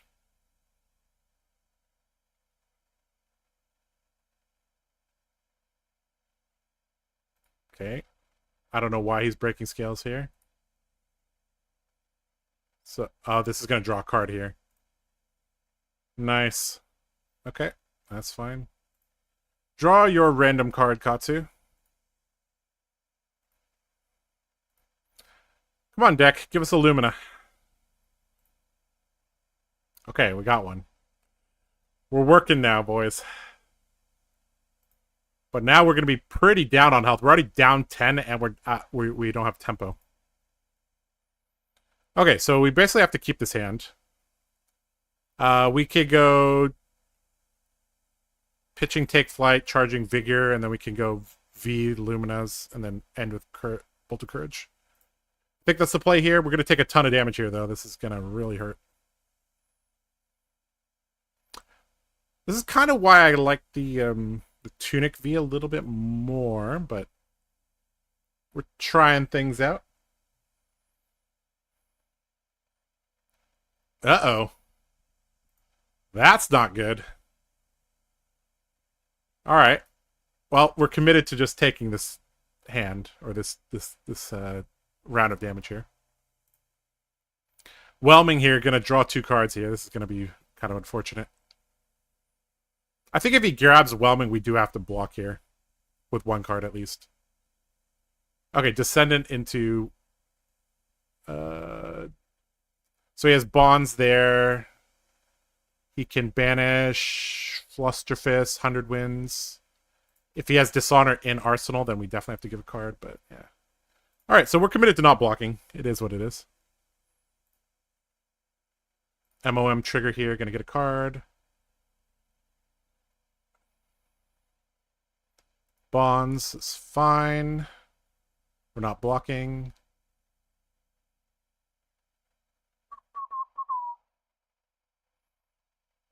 Katsu, good deck. Ugh.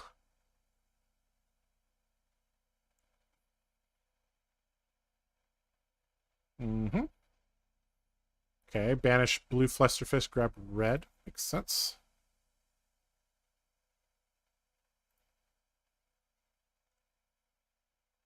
Oh no, it's Dishonor. Alright, so this is live here, so we do have to block. We'll block with this plus... And it doesn't matter which one we block with, because we're just pitching, I guess. Go like that. The other way to do it is actually block with these and Radiant Flow. That might be better, actually. Because keeping a card here is really important.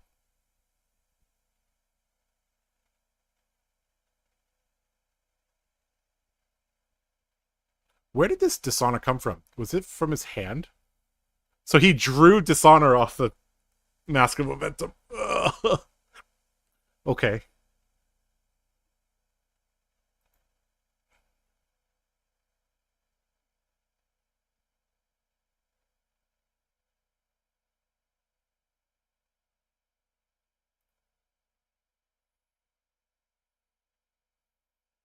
Alright.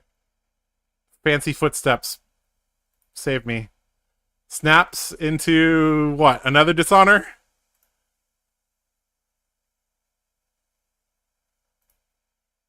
Don't do it. Oh my god. Alright, we lost the game, boys.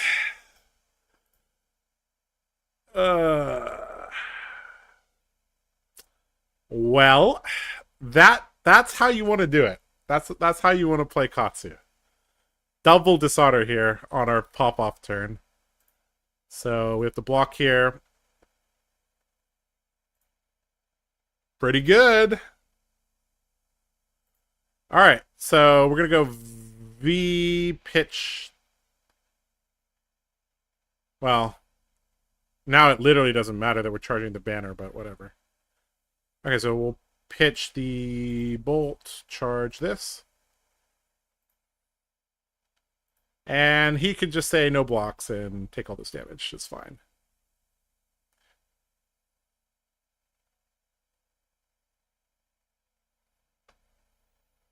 Damn. Yep, he drew the nuts. So we're going to flash the Lumina in, and then Raiden, give it go again. Raiden.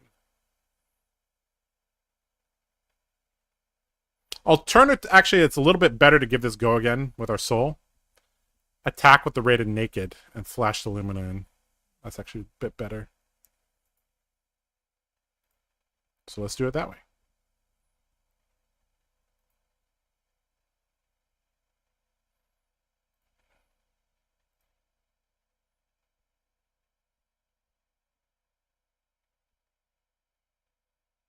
Should be fairly obvious we have a Lumina to him, but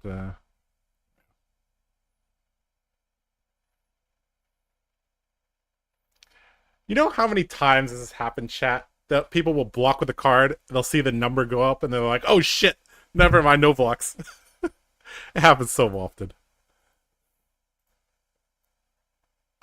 Alright, so we're gonna, cleave a bit of health here from him, but I don't think it's enough. Radiant Flow, Cold Foil, or Gold Foil must be insanely pretty, yeah?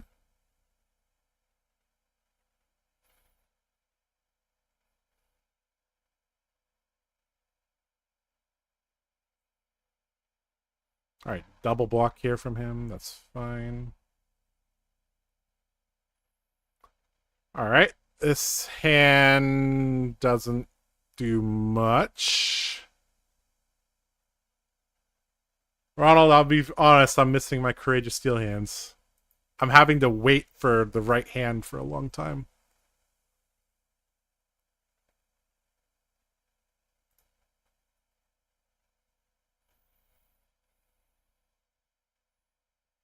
Alright, he's just passing here, and we don't have snaps, we don't have an attack reaction, so this hand is not very good. Do we go Bolt, charge Bolt, and just bluff that we have an attack reaction? I think that's what we have to do. Are we going to get another V-turn on 8 health? No. So our out is we draw a Beacon or Lumina? So I think we're going to Bolt charge the V, because we're not going to get another V turn off. And we just bluff that we have a attack reaction here. And hope to God this Katsu blocks. Please block. Please block. No, he didn't block. That's sad. Okay. Well, we have a beacon. That's pretty good, actually. So we'll Arsenal the Sink. Okay, this hand's not awful if we can keep some of it. So we'll sink here. Sink the beacon to the bottom, I think. That's the play. No, our path to victor is actually swinging 3 double Lumina here. So we actually want to go Bolt, charge, Gallantry, and play these out. So we just have to pray that he doesn't strip a card from our hand here. He probably is. I mean, let's be real with 3 cards here. Yep. Whelming. This is live, right? On hit, draw a card. Ugh. We can't give it to him. Do we win the game if we block? Because we don't get to double Lumina. Oh! If we Bolt, charge, Gallantry, and then beacon the Bolt, it might hit.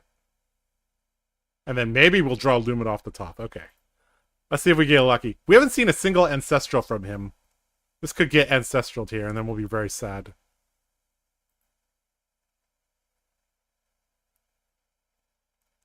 There's the Ancestral. Uh-oh. We're in big trouble now. He's going to get to draw and Katsu here.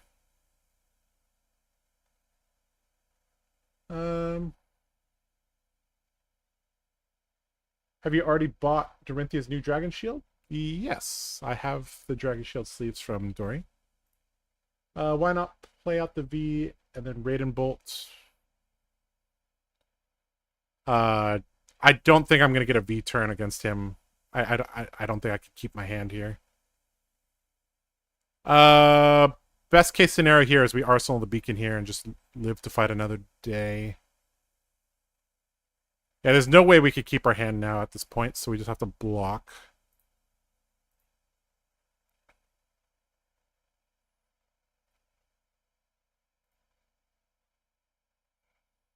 So I think this is a double bonds turn from him. Did I see that correctly? Okay, Descendant.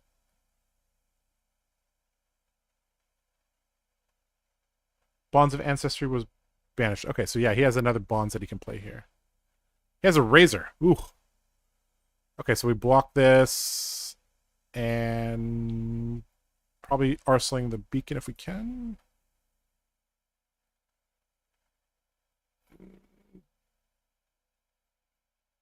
Is Dishonor active here? Holy crap. No, it's bonds. Wow. He went bonds into Descendant into Dishonor. Okay. Alright, we just lose here because Dishonor's coming next. Oh boy. GG.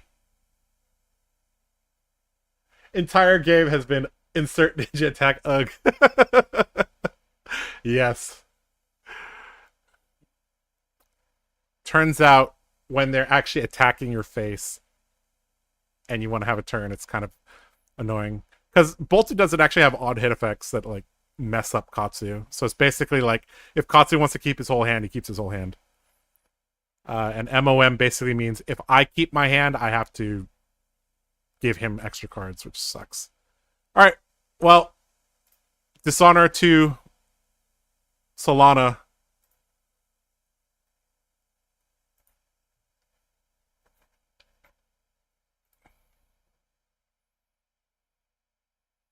Dishonored hero, so sad. Alright, we'll swing right in at him angrily. And then we'll concede. Good game. Alright.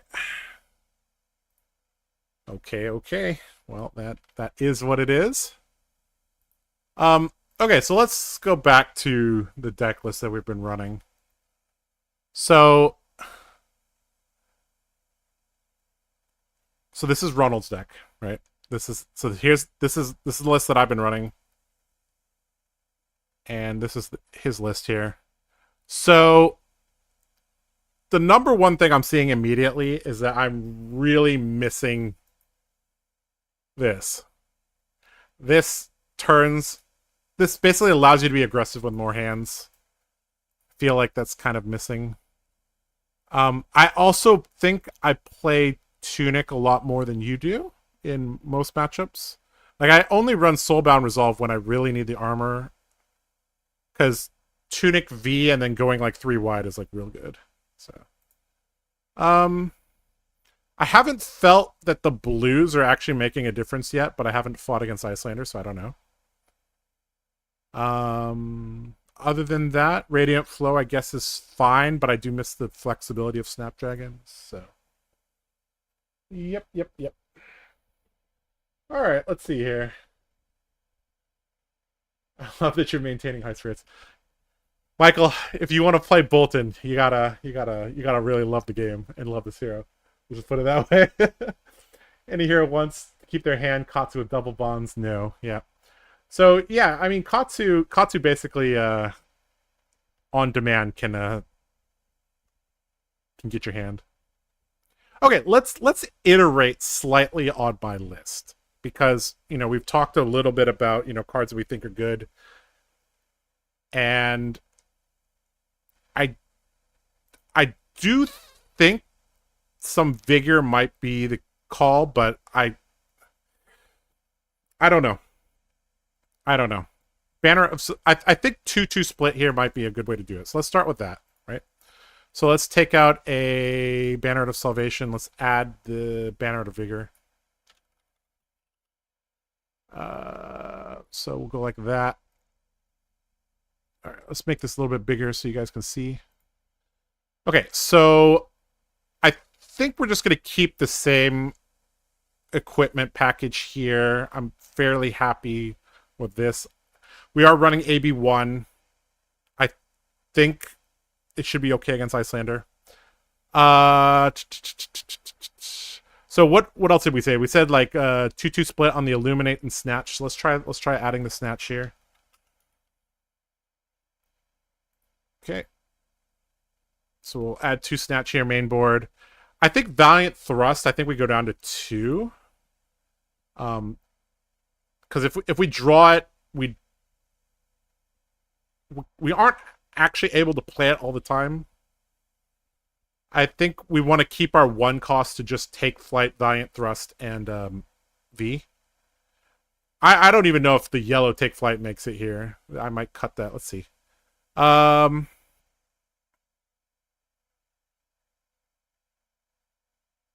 Okay, I think everything else looks fine. We are at 81 now? Okay, so we need to cut a card here. I mean, what else did I say? I said Command and Conquer, we almost never play it. So let's switch this for United We Stand. Let's just see how it feels. So we'll add those to the sideboard. And I think we could just play 2 of them. Maybe we'll go like this. This will bring us to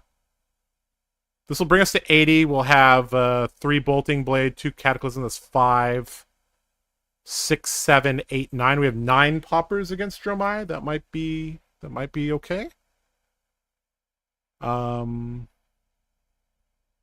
Yeah, let's try this. Were there, chat, was there any other things I was talking about earlier that we kind of wanted to look at or change?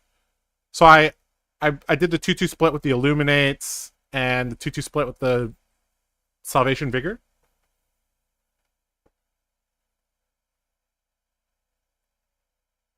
I feel like the benefits gained from Banner of Vigor are essentially covered by the tunic, especially in your list.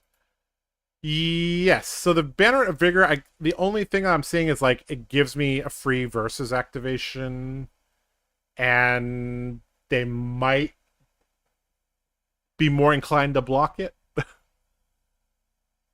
I mean, a free versus activation is pretty good, right? Like that's not nothing. We'll just try it and see. We didn't actually get to see last game, how that felt. All right, so I guess let's run it like this. Let's play a couple games with my list and see how it goes. E-Strike, yeah, that was another card we were talking about. I did add 2 non-light cards to the main deck, so that I don't know if I really want to run E-Strike here.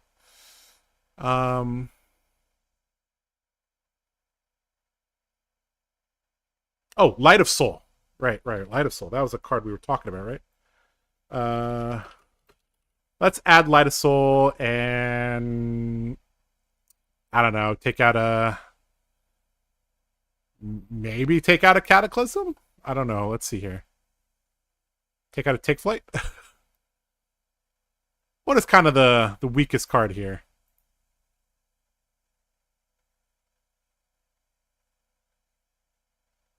Beaming Bravado? You never really want to be playing Beaming Bravado, right? Take Flight also feels bad too.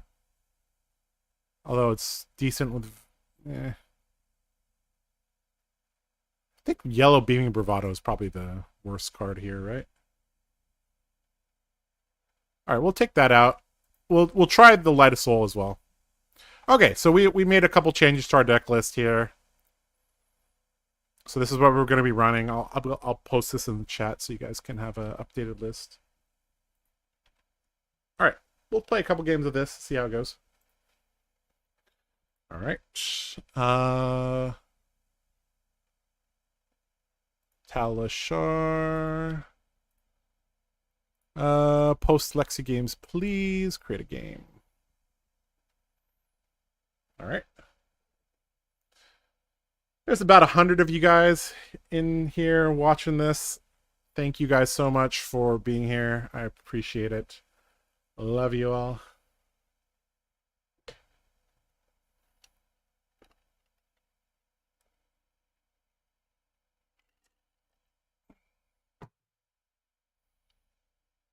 Reiner. Unga Bunga 17. Oh boy. That sounds like a Reiner player if I ever saw one. Against Reiner, generally you want to go first. You don't want to start the game at 30. We don't really need armor in this matchup, so we'll run Tunic. We'll go Snaps. And we have 55 main board. We add 3 cards here. Soul Shield can be good against him. Can also be a giant liability if we lose cards that way. I like Sink Below against Reinhardt, but I think the only way you get mega punished by running Soul Shield is if you can't really move it into Arsenal, and then you get intimidated, and then you just have Soul Shield left. It's pretty bad. Let's just add the Light the Ways and the Sink Belows. I think that's the easiest way to do it. Sink Below in Arsenal. This is more for Blitz, actually. Sink Below is much better than Blitz. Let's just run 2 Soul Shields. Let's just see how it goes. All right, we got 60 here. And let's go. Oh. Oh. I was about to say hello to him, and he just disconnected. I guess he just... well, sad. Sinks are great because of pulping. Yeah, that's true. Yep. I know Sink Below is like real good against Reinhardt in Blitz.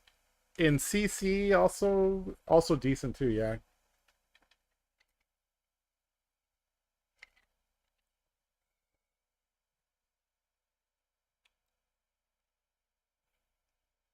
Totally here to troll and learn about Warrior. And before you lose hand and take 20 damage. See, that doesn't happen when you get to go second. Or first against Reiner. Alright, well, we're just waiting for another opponent. Let's take a look at some of these other tabs here. FABREC.gg. 100% of decks playing Warband of Bolana. That sounds about right. Oh, we got somebody. Oh boy. Heklovossen. Okay. What do we want against Heklovossen, guys? Just pressure, right? Would be good, right?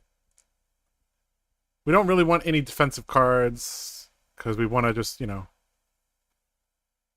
get him before he gets to his mech. So I guess we just run it like this.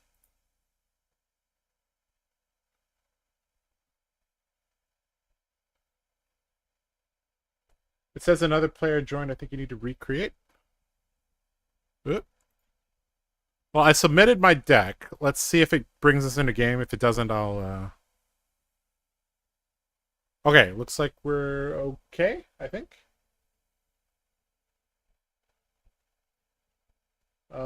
Taking too long, people getting magic. I'm not sure what you're talking about. Okay, so we got a Cogworks base. Okay, sure. This hand's pretty good. Arsenal of Valiant Thrust here. Yep.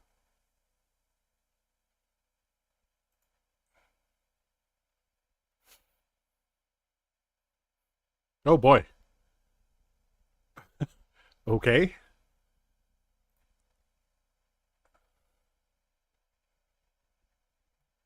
Taking too long, people getting mad.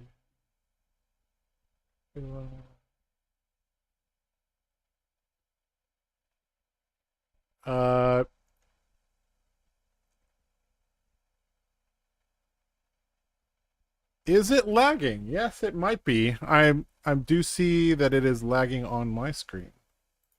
Let me change the bit rate a little bit, because I noticed this many times. At about 9:30, my internet decides to not cooperate. Let's change this to 3,000 bits. Let's see how that is.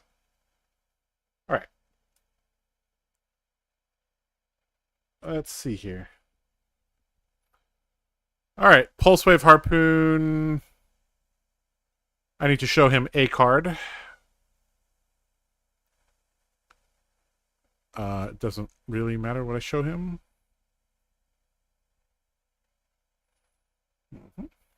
Okay, so what are we doing here? We can go Beaming Bravado, charge a yellow into Raiden. That's the lowest hanging fruit. I think blocking a bit is good.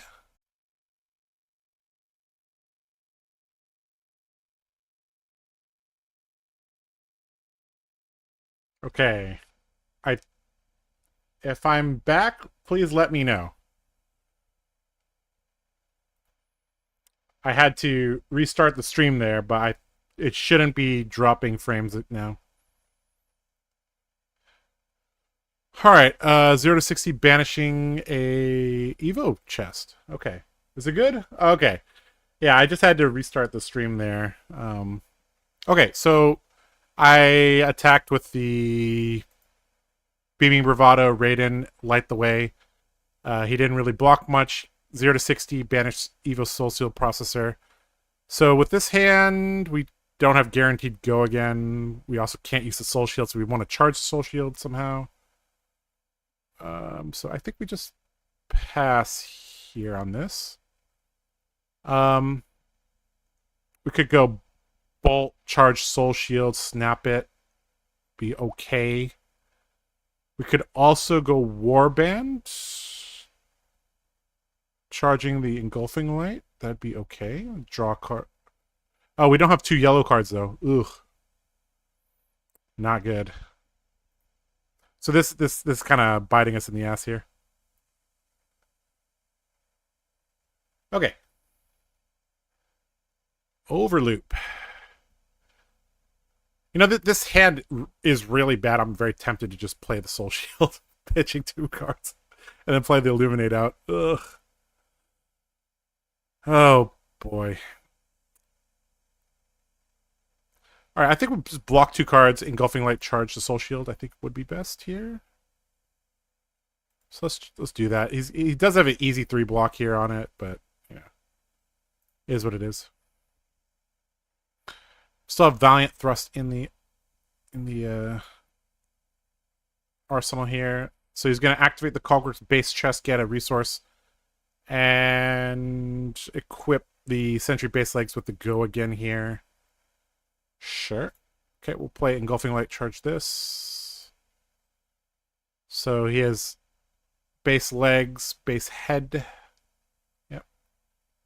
Tekla's going to be a slow match. Yep. This could be a very long match. We're basically going to have to, get big turns off, which that's what Bolton wants to do anyway, so.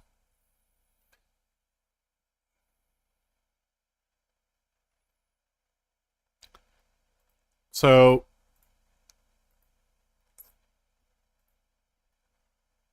all right. He let that hit. Cool. Uh-oh. We dropped 2 steel hands at the same time now. Okay, we could... At least I could salvage this hand, but it's not amazing. Beaming Bravado, charge Salvation, and then Steel Hand. We could also thrust as well. That'll reset our Tunic and Arsenal, which is probably good. So I think we'll let this hit, and we'll just play out our hand, because 3 is bigger than 2. So no blocks here on the overloop. Let it go to the bottom is fine.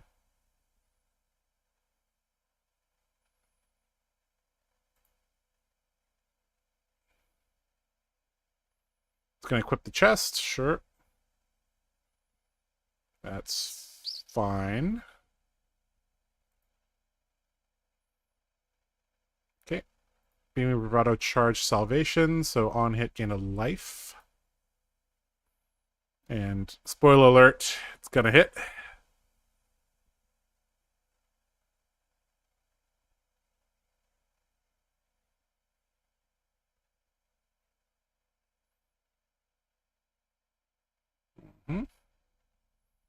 So do we Steel Hand here?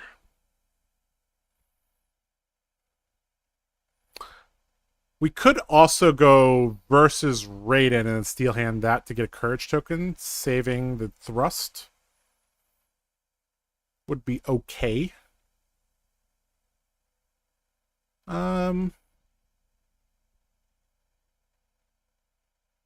basically turning Tunic into a Courage token for next turn. I think that's okay. Because we're down 2 Courageous Steel hands, so it's likely the next hand we can't actually use. So let's go with that.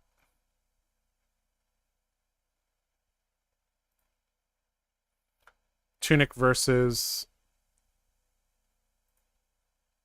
Raiden. Yeah, slow match. Good old olden days are back. But at least it's not as bad and we don't have to deal with Carnices yet. We do have to deal with a ton of armor being replaced all the time, though. So that is unfortunate.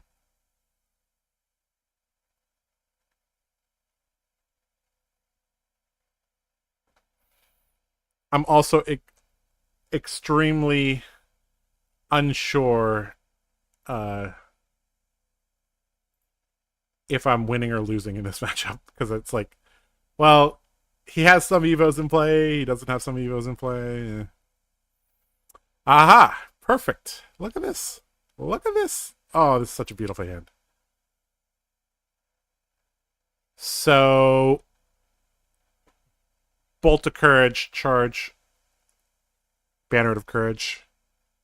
And then we can Lumina swinging around, and then, you know, we can use Iron Stalk versus and the thrust. So, pretty nice here. Yep, we're just gonna take 2 damage here. And throttle for 6. Yeah, I'm tempted to use my Warband just to get the block value out of it. Because, you know, if we go on full offense with Lumina, he's likely to block, and then we might draw a Runeblade hand.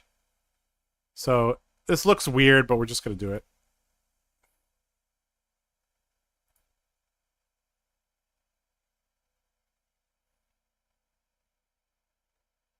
What's up, Josh?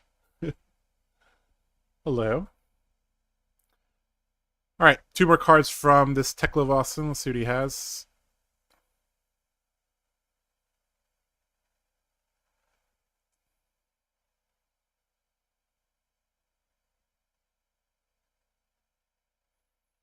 Pulsewave Harpoon here. Ugh. So, okay, so this is only Chain Link 2. I just have to show him 2 cards. He's not going to get to rip either one of them. Choose an action card.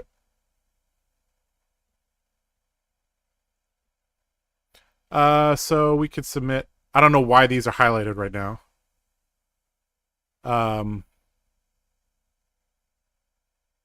mean, what do I not want him to know about? I guess I show him these, right? Because that's what I'm going to do at the very beginning of my turn.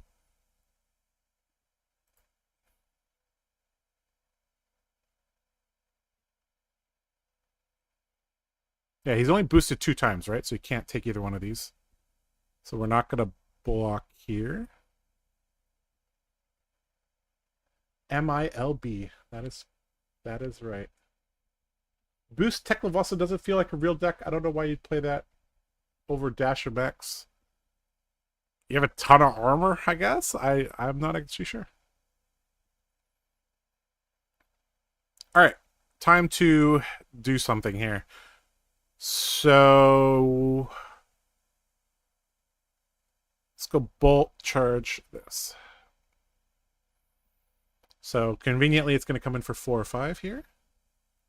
He still has 2 block here, 2 block here, 2 block here. So he still has a lot of block. He might just throw some armor at it. Teklevossen can also do some shenanigans here. He doesn't have arms in the Banished Zone, though. Do you think Heavy Hitters is going to give Warriors some support? I know Heavy Hitters is going to give some Warrior support.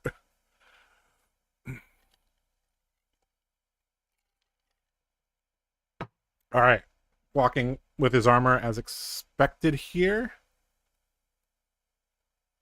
Okay, so this was from hand, I think, because it's not showing the chain on here. So block with head plus a card from hand. So we're going to give it go again with our hero ability.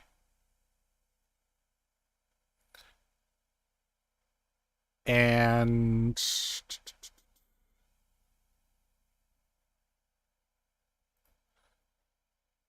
So there was a consideration to using Ironsong versus first, just to keep the combat chain together. So do we versus here or on the second swing? I think second swing because he'll have less information about what we're doing. So we'll go Lumina.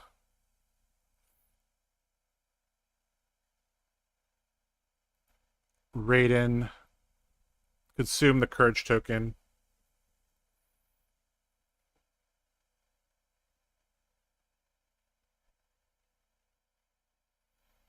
I know it's going to give warrior support. Well, what do you know? Well, can't give all the secrets away. I mean, you just look at the set. Looks like a arena in Rome. And who fought in the arena in Rome? Warriors did. Gladiators. I mean, Courage token. Is this not a gladiator? All right, we're gonna give this go again. So he's letting this hit. Okay, interesting. So I think now we go versus pitch this. Raiden.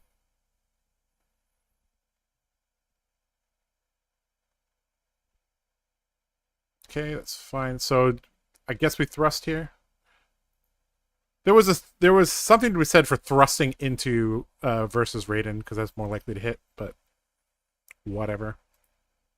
A little bit of ordering difference here.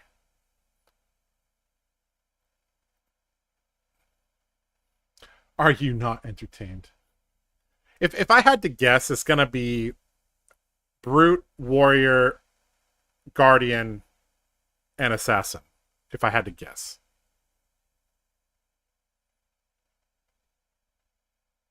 It's very possible it is a 2-class set as well. I saw somebody make a pretty good point that you could actually make a 2 brute 1 warrior set and it would make sense. So the brutes obviously share a card pool. You can make a brute and a warrior share a card pool by making them related to axes or something like that. All right, Teklo leveler here. What is this hand? Well, Warband of Bolton is going to have to save us here. So we're going to... Okay, so we're going to pitch something and we're going to...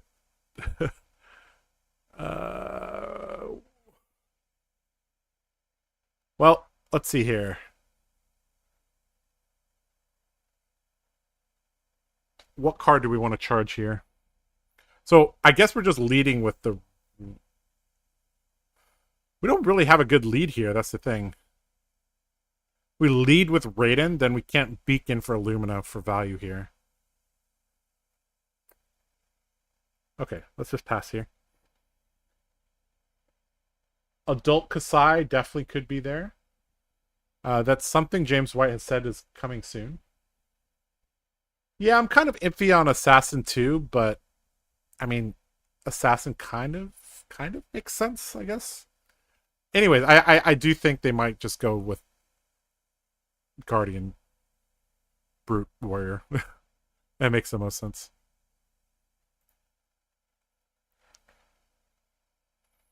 All right, equipping another head. Okay. So, which of these do we want to charge? We'll get a Quicken token. That would be... I think we want the Courage token, right? So let's activate Warband. Pitching... Gallantry, I guess. We'll...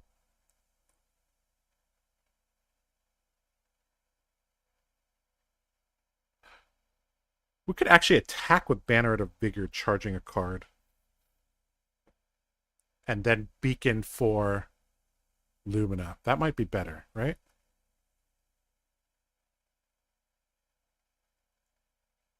That does sound better. Let's do that.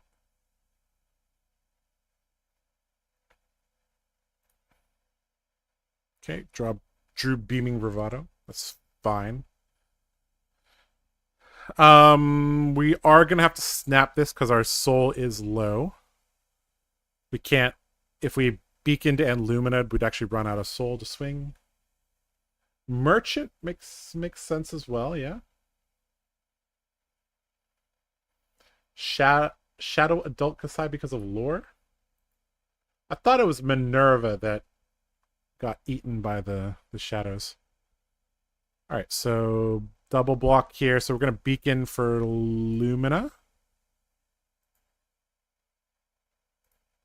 And snap.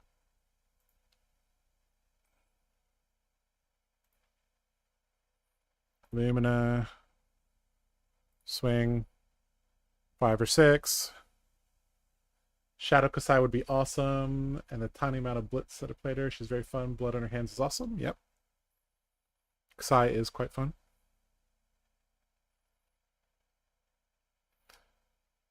The balance of blood on her hands, though, is like... I feel like that... Getting one blood on her hands may not actually be enough to close the blitz or CC game, because it does like 16 damage, right? It does. It's a one card 16 damage.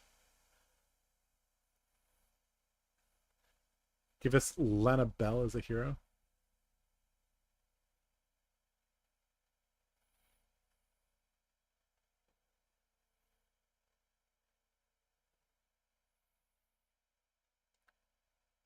All right, Tech Awesome, what are you doing here?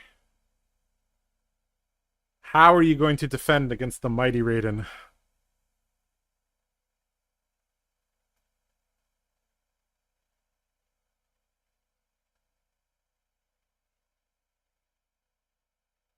One full blood on her hands is 12 damage without Centauri buffs. Is it? 3, 3, 3, 3, 3, yeah. 3, 3, 3, 3. Yeah, it's 12. Yeah, it's 12 damage, not 16. My bad. Yep. Have you tried hyper aggro with Royal Bolton into Dromai? I have not. So give this go again.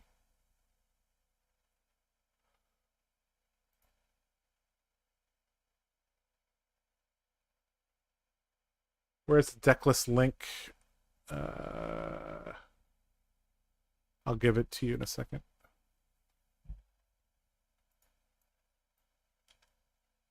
It's also public on FABREC. It's a public link here.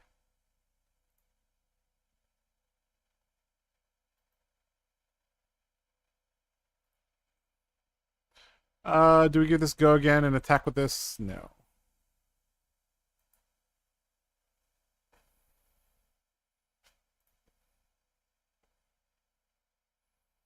Okay, another beacon, that's good. Snatch is also pretty good here. We might go take flight, charge gallantry. Beaming bravado, charge gallantry.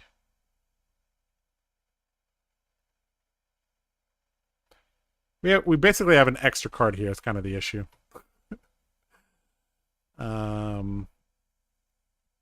I mean, we can just go take flight into Lumina. Snatch at the end, I guess, would be fine. Or Beaming Bravado at the end, and then Snatch into the arsenal. So if we Tunic, take flight, charge gallantry, we beacon, and then we have the quicken. Yep, so we're good. Okay. Would Oath of Steel on Adult Kasai be good? Attacking 6 times and 4 times is a pretty big difference. I think Oath of Steel is much better when you can attack 6 times. Alright, looks like we haven't lagged in a while, so I'm going to try upping the bit rate a little bit. Let's see here. Hopefully it doesn't start lagging. Let's go to 45. Let's see if... Are we dropping frames? No. Okay, we're good. Okay.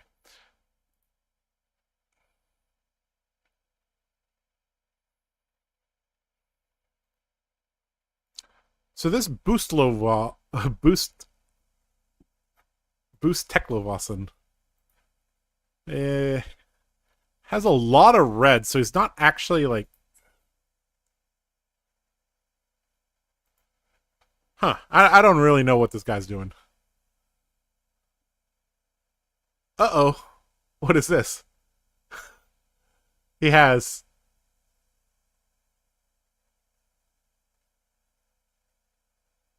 6 overpower on hit, discard a card. Okay. Well,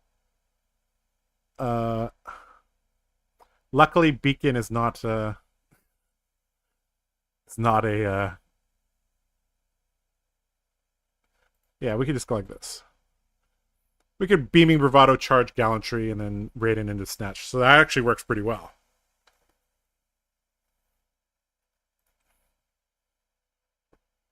Is Bolton who you bring into Worlds?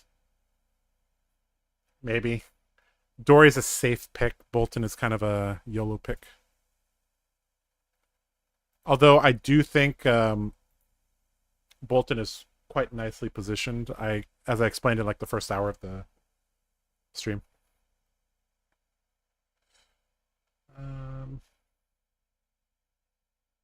Oh, 16 is a combo of Gallantry Gold. Yes, that's why I was thinking about 16 in my mind. Because I remember you could get 16 offensive value with 1 card from Arsenal plus 12 block from hand. So you would just block for 12 and then come back for 16. But that also requires a card to pitch, so it's not exactly clean like that. Teklo Boostin. Yeah, that's what I was trying to say, but I couldn't get the words out. Teklo Boostin. That sounds that rolls off the tongue nicely. All right. So we're gonna go Raiden into Snatch here, which is pretty good. Snatch looking pretty good this match, actually. Gives a little bit of a flexibility on our attack pattern here. Okay, we're going to give a go again with Bolton.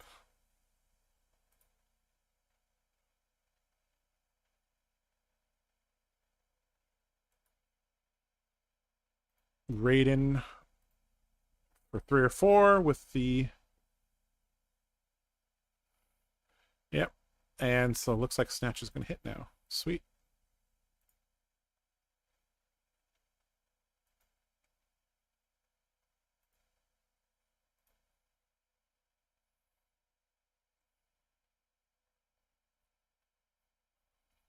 My realization this morning that Bolton's not entirely ass was hilarious. Bolton is not entirely ass. He is not god tier either, but I do think with a little bit of work, I think I can get him to a decent spot for Worlds.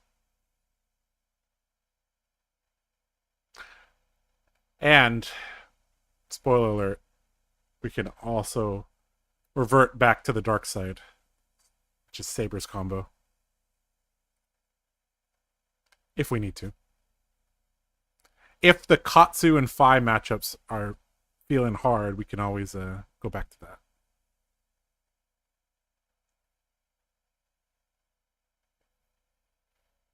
You actually already have Gogan here. Yeah. I remember the Quicken token broke. Ah, I was just talking to chat. Oh no. Yeah, I should have 1 extra soul here. You're right. Whoops. See, that's something that never happens IRL because you have the Quicken token on the board and you... just Talishar things here. Alright, so we're going to get a random card here. Take Flight's pretty good. We could just kill him here with this. Okay, so let's...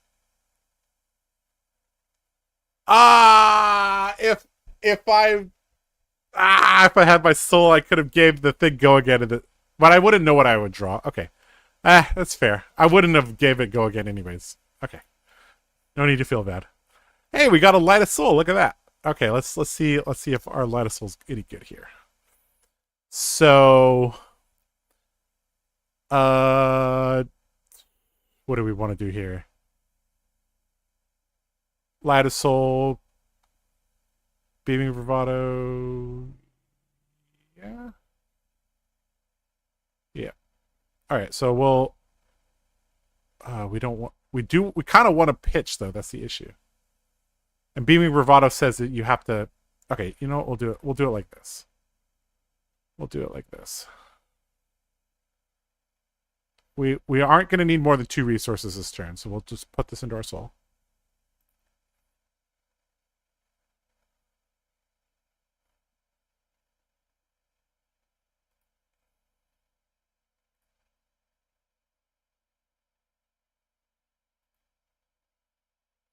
Okay, he's equipping more mechs now. Sure.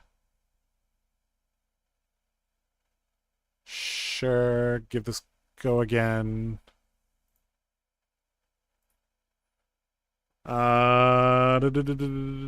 Take flight pitching this and then see what we get.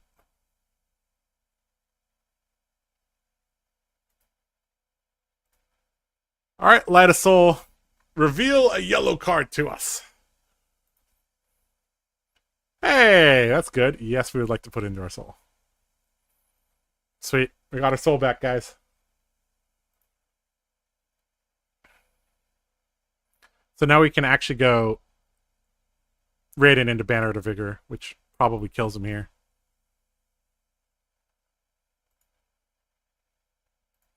So versus into Raiden. I don't know why these are still on the chain because I versus, but okay. He's not blocking, so I guess he's dead here. Yep. All right, GG. Well, I don't know if we can really judge much from that game. Okay, let's see here.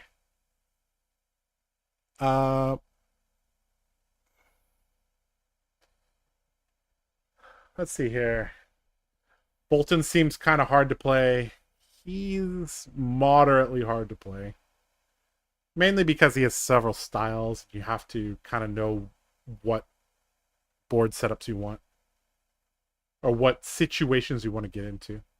Which takes experience. What do you think actually changes main board if you use sabers? I think a lot of things change if you're running sabers. That's such a complicated question. That's probably like for episode 2 or 3. Things you never miss over the board. All right, let's play some more games. Again, this is the list we are using. We're just trying out some cards, seeing how things feel. So far, Snatch feeling fine. Vigor, haven't really gotten to see its power yet. Light of Soul was fine.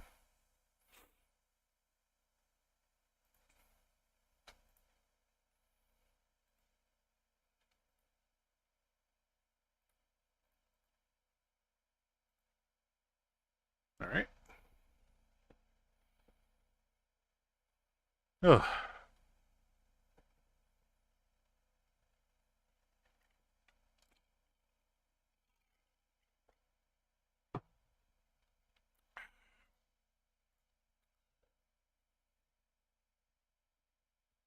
Okay, so I think we go for armor here. Like full fridge here. I don't think we need snaps here because we're not using hands that aren't good. And Radiant Flow, just the threat of it, is pretty important. Here, let's add our defensive package, obviously.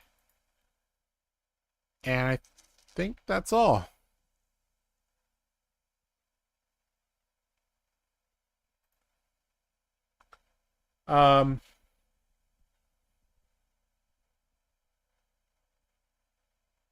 Why United over CNC? You never play CNC as Bolton, basically. And it's a yellow light card instead of a red non-light card. If you ever draw a CNC and a Via the Vanguard at the same time, you cry. Any replacement for Light-of-Soul? Literally anything. Like, Light-of-Soul, I'm just trying it out. Who punishes Big Axe Bolton besides Dromai? Not really sure. Alright, let's see here. What did he do here? Lace with Blood Rot into Remorseless. Okay. I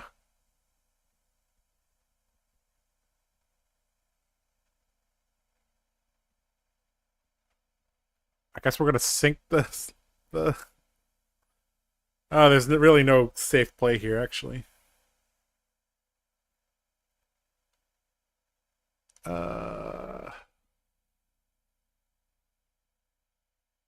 We want to pitch the Light-of-Soul play to take flight. But then we'd have to charge the Lumina. I guess we're just going to sink below here and hope we draw something good.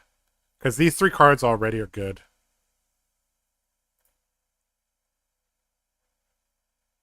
Whenever they play an action card, right? So we would lose some health here. We probably won't Lumina this turn. Alright, so let's just take some damage here.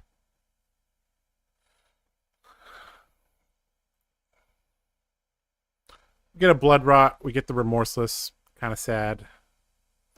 Alright, so... Take flight, pitch, Light-of-Soul, charge Beaming Bravado. Okay, so if... so Beacon of Victory, do we want to put into our soul? I think yes is the answer. So if he doesn't block here, we might go for the Lumina here. If he does block, we will just bank the Lumina so we don't take the damage from the Remorseless. Have it for a bigger turn. Plus it also bluffs that it's a D-react.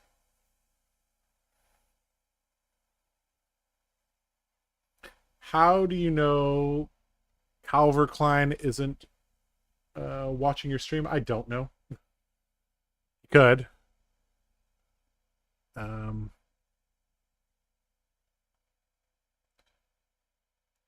I don't think stream sniping is a huge deal in the Fab community. I would hope not. Okay, so he decided not to block, so I'm incentivized here to send this Lumina, actually. So let's go for it. You don't want to block? Give me some soul.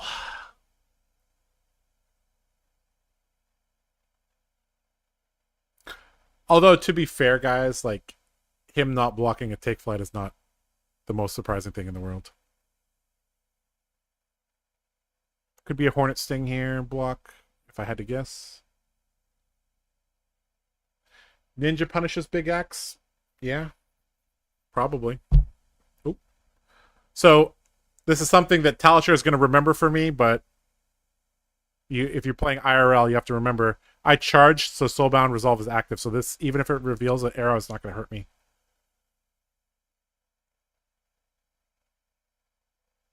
It didn't reveal an arrow, but that's okay. Alright, we're going to give it a go again.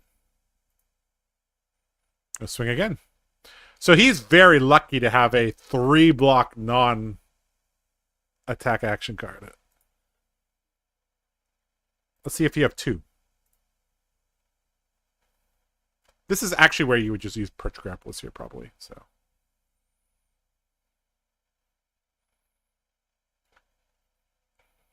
yep, that's fine. Okay, so I'm only taking 1 Blood Rot at the end of the turn because of Soulbound. I should go to 33 here. Yep, look at that. Beautiful.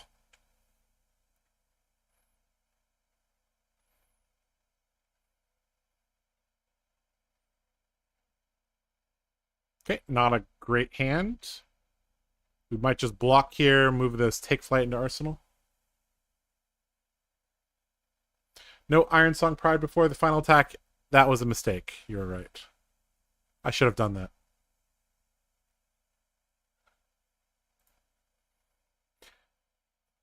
I'm not playing the sharpest on Talishar with chat. I'll be honest. Okay. Okay. Release attention.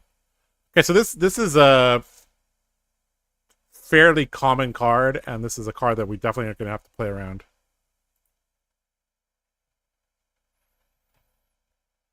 Okay. Immobilizing shot here.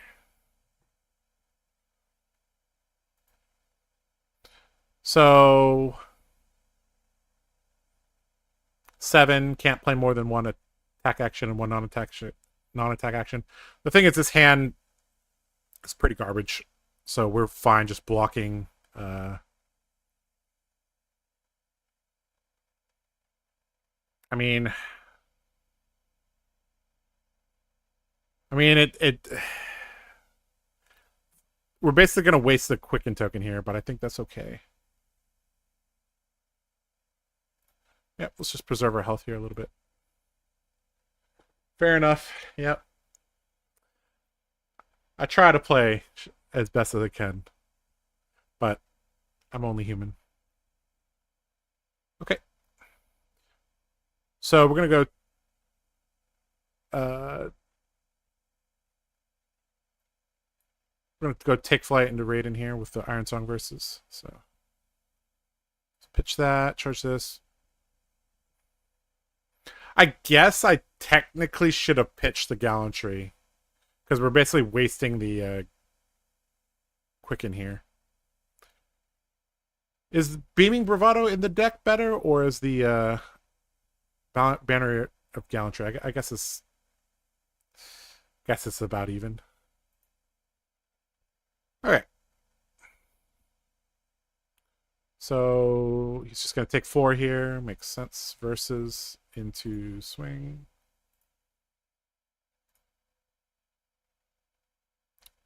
Okay, so he's keeping his whole hand here. So this is a situation where we might need to use our whole fridge here. Sand Scour. Sure.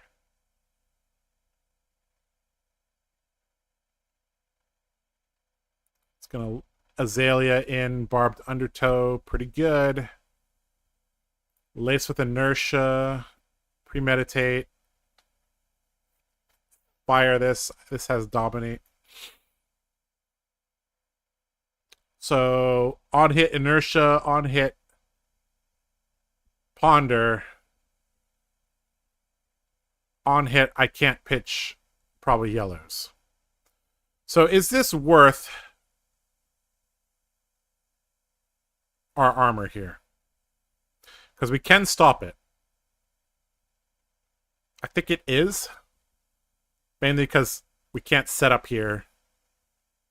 And we don't want him to have to ponder. So if he doesn't have a ponder, that does make his turn worse here. So I think we just burn all of our armor. 6, 7, 8 plus 9, 10, 11. So we get to keep 3 cards here.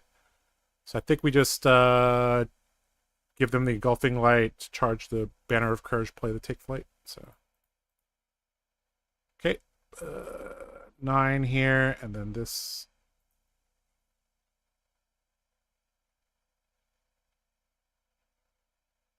Oh, there was an argument to be charging this, actually. Nah. It's fine. That is fine. Alright. And that, boys, is the power of the fridge. 8 block on the armor.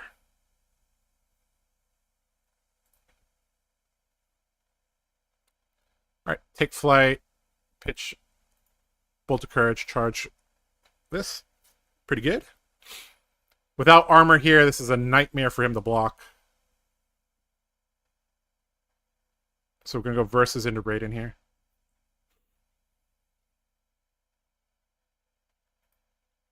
Going a little soul positive here, which is good. So 4 or 5 threatening another Courage token. Sandscare ain't it this meta, but it targets Saber's combo. Yeah, most Azaleas are running Death Dealer. Alright, we did draw a Soul Shield here. This is a pretty good hand to be defensive with. We definitely want to move the V into Arsenal here.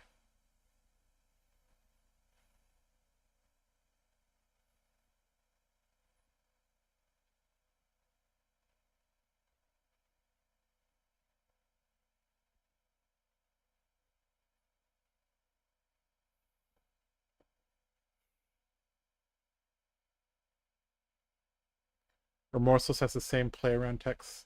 I'd be happy to eat the armor there as Azalea. Yeah, I think the main thing is I just wanted to have the option to Arsenal, and then not really the Arsenal. I wanted to not deny the Ponder here. All right, so again, dominate here with Inertia and Ponder, and red cards defend less. Okay, so basically, so 1, 2, 3. We have 9 block right now. That's not enough. So what does our turn look like? We could pitch the Soul Shield V double charge into Raiden. Not the greatest, but it's okay. That might be the play. We could single pitch or single charge and then play the Beaming Bravado. So that'd be 4, 3, 4. So that's 11. If we double charge, then it's 5 into 5. That's 10, but we'd have an extra soul. So I think we just take this here because our hand sucks if we try to Beaming Bravado charge a card. I guess it's okay because we could raid it. It's actually not the worst. And I do like preserving health here. So actually we might just Soul Shield, put the V back into our deck. That might be the play here. Yeah, Beaming Bravado charge, Cataclysm, Raiden. I've seen worse. Where'd my Soul Shield go? Got a refresh here. Ooh. There we go. My buddy always tries to just triple charge with V to fill soul. Do you think it's ever correct? I think double charge is generally the best.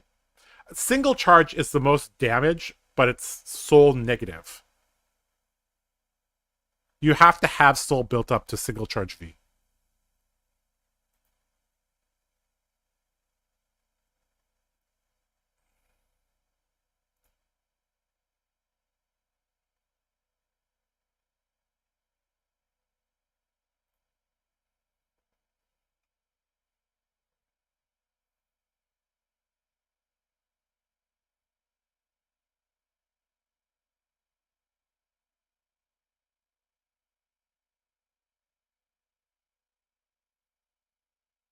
So we haven't seen a reinforce the line yet. We haven't seen a sink below yet. So this should be coming soon.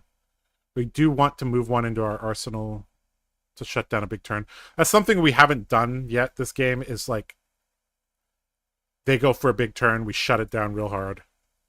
That's you basically do that once against Azalea, you're generally in the clear.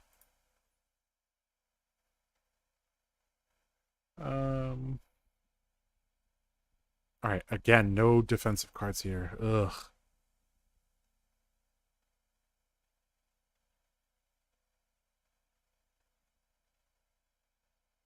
Okay, so I'm going to get to put something into the arsenal.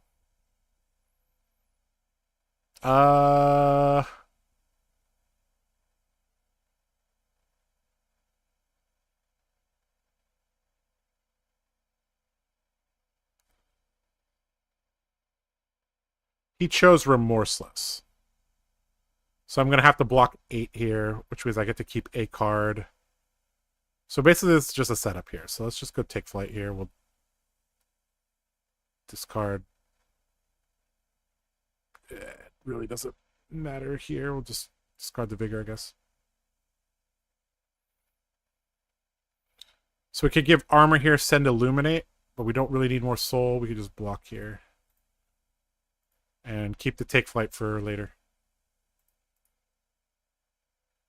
So he knows we have take flight in Arsenal. We could have swung right in there for 0. That would have been good. Okay, okay, so we have a decent take flight into Valiant Thrust raid and turn here. Deadeye's pretty good.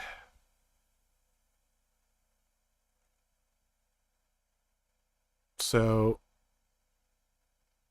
Sand Scour, Great Bow can give aim counters to things pretty easily. Memorial Ground, he's going to put Barbed Undertow on top, which he can give aim counters to. Yep. So this has Dominate and an aim counter here, so we're going to have to block with our armor here. And Soul Shield. And what's our turn look like?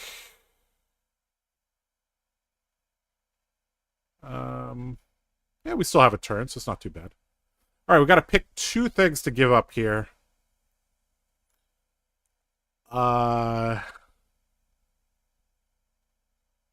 So we will have an extra resource next turn, so I'm kind of inclined to keep the verses. Yeah.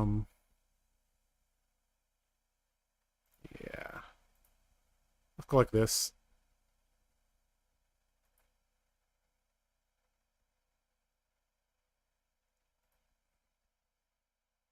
No, no, no, no, no, no, no, no. That's not what I wanted. Oops.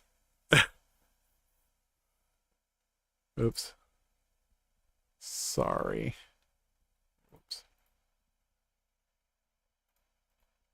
I should have let the soulbound thing resolve first. My bad.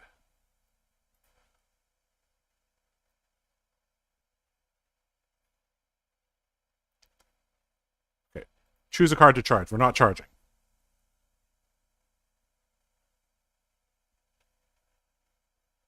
Okay, this, pitch that. I guess. Yeah, it doesn't matter. Okay, so that was an example of shutting down a big turn. And now he's kind of in trouble here. So take flight, pitch, charge. So now we have tempo. So he's the clock's kind of running out for Azalea to find a really, really good hand. We still haven't gotten to move something important into Arsenal, though. And we have run out of all of our defensive equipment.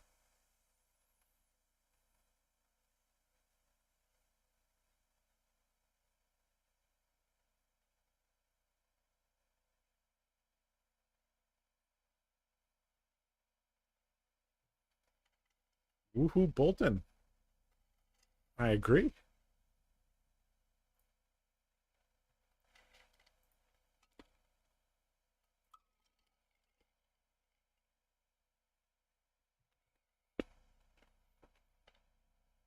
Giving the new horizon here. Interesting. Okay, so he's going to lose his arsenal. We actually haven't seen him, like, utilize double arsenal slot here, so it's just for armor, I guess. This is a pretty good hand.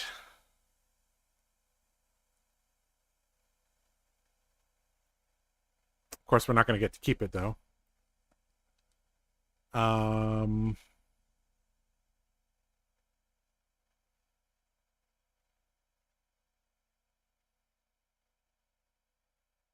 Okay, so we're going to lose a card from our hand. So they're probably going to take the steel hand here.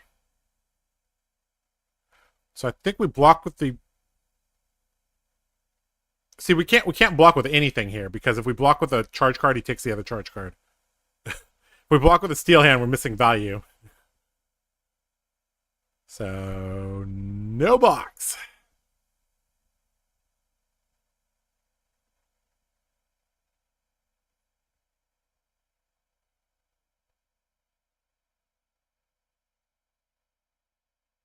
No reactions.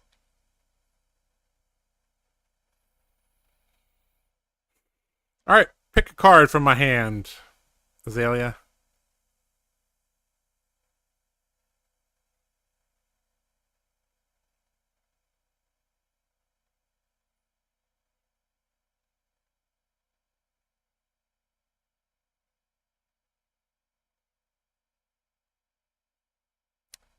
If the Azalea does not take the Courageous Steel hand here, this is a mistake.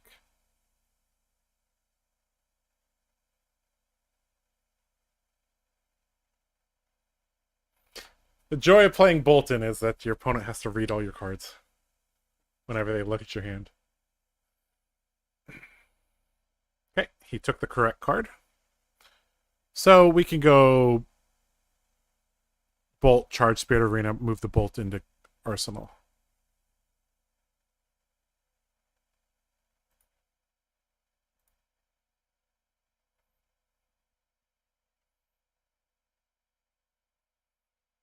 So he should just let this hit. Yep. So the only danger here is that we draw a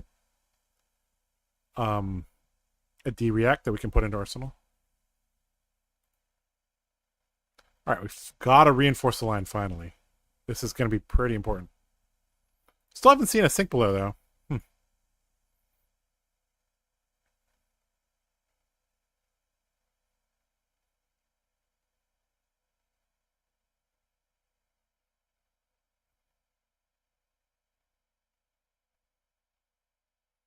Okay, this is Vanilla 11. Not Vanilla 11, sorry. Non-dominated 11. Okay. Let's see here. Well,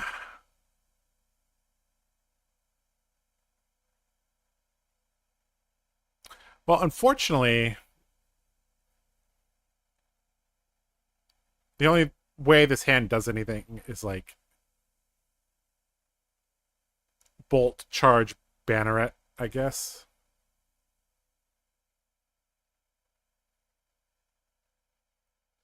Three, 6, 10, 11.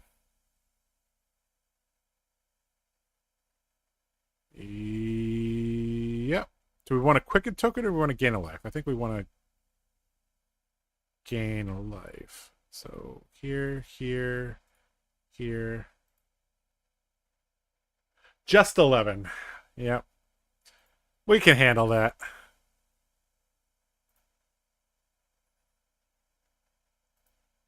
All right. Bolt into... Charge that. So again, I can't give this go again. But if he lets us hit, we get a random card here.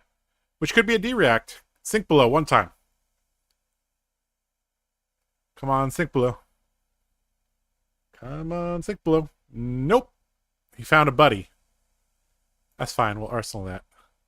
Uh-oh. No defensive card here. Where is our sink? We have one. Oh, we had a sink below turn 1. Okay, now I remember.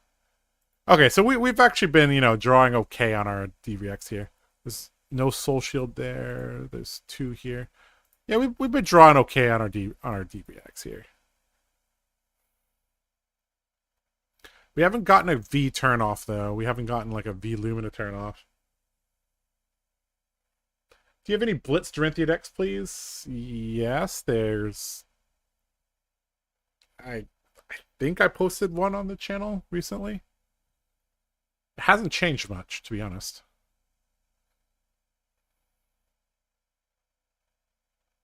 Dominate with aim counter here. So this is kind of unfortunate that we can't shut down something so simple. Ugh. Yep, this sucks.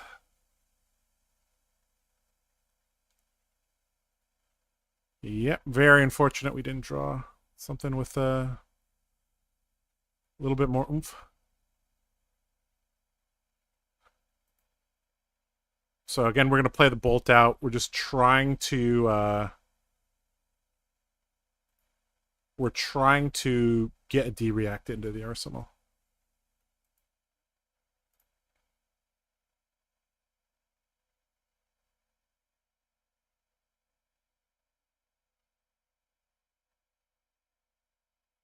So again, he can just disrespect this Bolt of Courage here.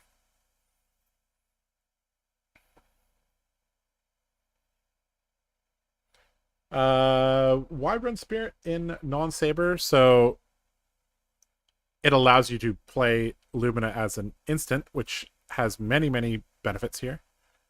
Okay, looks like he's passing here. Okay, so let's move the Valiant Thrust into the arsenal here. So basically it combines really, really, really nicely with Via the Vanguard. Doesn't break the chain. It also allows you to go soul positive because you're getting an action point. All right, another red in the ledger.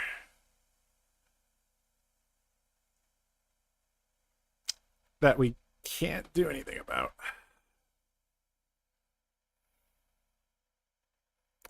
So just block and play V? No. Beaming Bravado, charge a card is the best that we can do.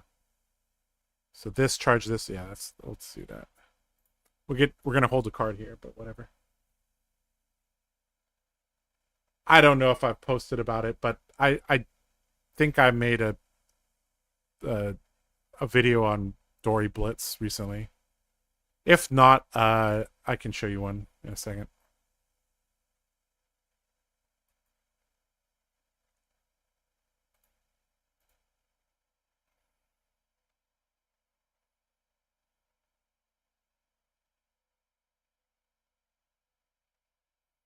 Let's see here. You want a Dory Blitz, right? Dory Blitz. Okay, this is what I played at the Las Vegas Battle Hardened.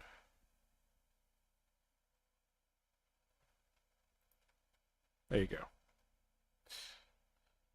Pretty standard. You're just running a core 34. You just add the best 6 cards from here based on the matchup. Okay. Pass here.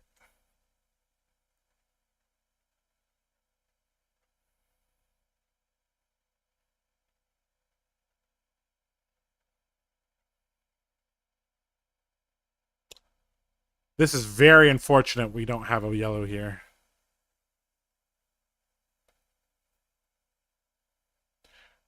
Do you ever like to play the Tutor Spirit instead of Lumina? No. I've never done that. Holy crap. These red in the ledger loops here. Alright, so we're going... What are we doing here? Beaming charge V is the play here, right? Or block with this, send snatch. I guess it's technically better, right? Yeah, send snatch, pitch these for the blood rot. Yeah. We're getting chipped down here. It's very annoying.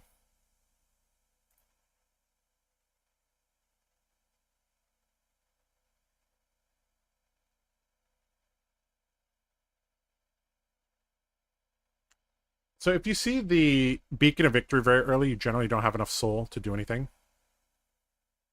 Yeah.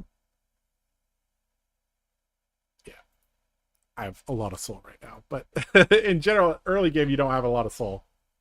So generally, I haven't done it. I don't know if that's right or wrong. Just as a principle, if I play Beacon, like, I think 99% of the time it's for Lumina. All right, if we draw a yellow card here, we can actually...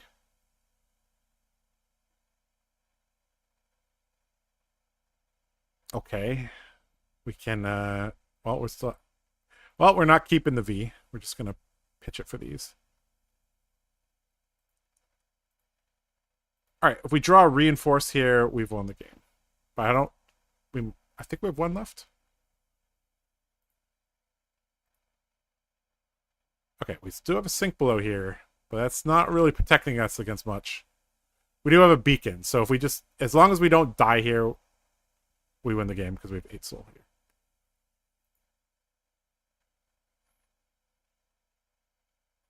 This is the ultimate Runeblade hand here.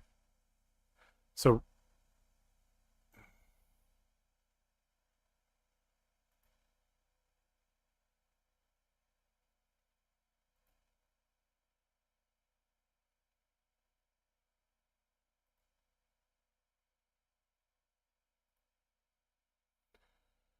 okay.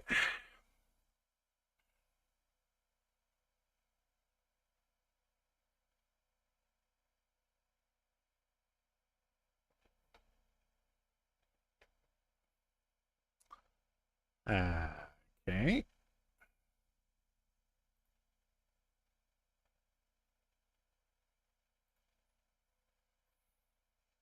Do we sync the Lumina? I don't think it matters.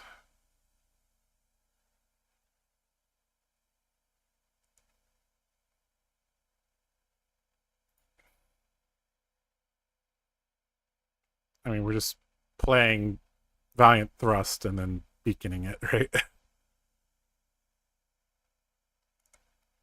If we don't bottom something, it looks very suspicious. So let's bottom something. Okay.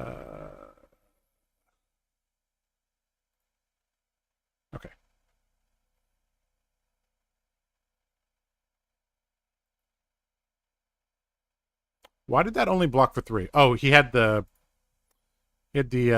lace with the shit. I shouldn't have blocked with the sink below, but that's fine. So we'll just so yeah, we'll just make it look like we didn't draw a charge card, and we fished with it for this with the sink below. We can beacon for the win.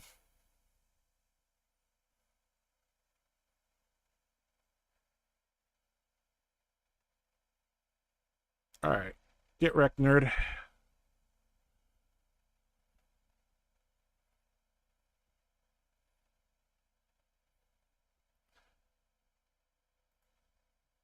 Beacon for the win, always a favorite. Good game, good game, good game.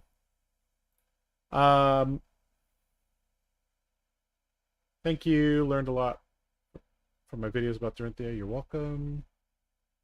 Have you ever played Dory Quicksilver? What do you think about her? Yes, I have. I actually think I have a Dory QP list here somewhere.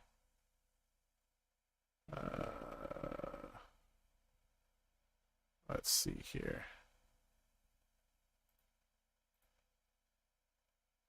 Yep. This is my Quicksilver Prodigy list.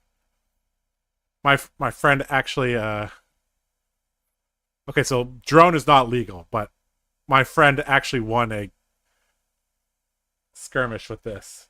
He was the only person to win a skirmish with Quicksilver Prodigy. This was the deck list he used, which is my deck list here. I think it's pretty standard. You'd probably just switch to drone for another in the swing. Yeah. Maybe another nourishing, something like that.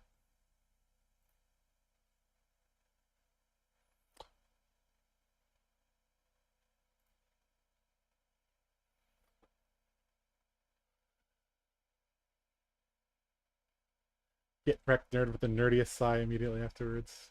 Yeah. See, I'm a computer gamer, so I have like that little bit of toxicity in me. But then I also play IRL card games where it's like you gotta be very, very polite and all that, you know. So a little bit of my gamery Josh comes out on Talishar. Alright, let's play one more game. I don't feel like I've learned much tonight, unfortunately. This is why you gotta have dedicated practice partners. Grinding games is much better. We've kind of just been like getting a feel for the cards. That's basically what we've been doing. All right.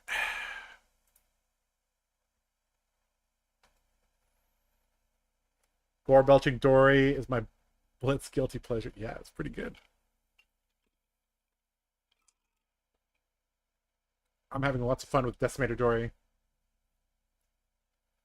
Yeah, I do think the next set's gonna have a lot of axe support, maybe an axe hero. Alright, Vincent. Uh I have no idea what to do. Am I supposed to just run aggro into this deck? I think I am, right? Do I run AB? I don't have blues in my deck.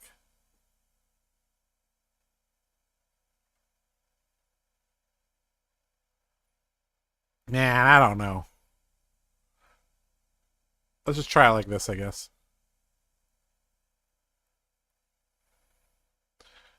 Do we want D-Reacts against their deck? Raiden, no AB? Yeah, that's what I was thinking about as well. Let's get some Spellbane Aegis tokens, I guess. And we need 2 more cards.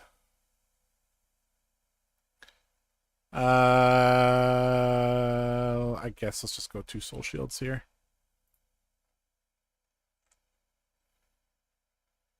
Alright, let's go.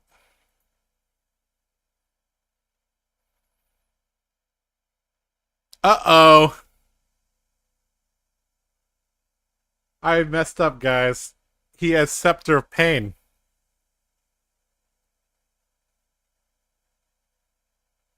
Ruh-roh.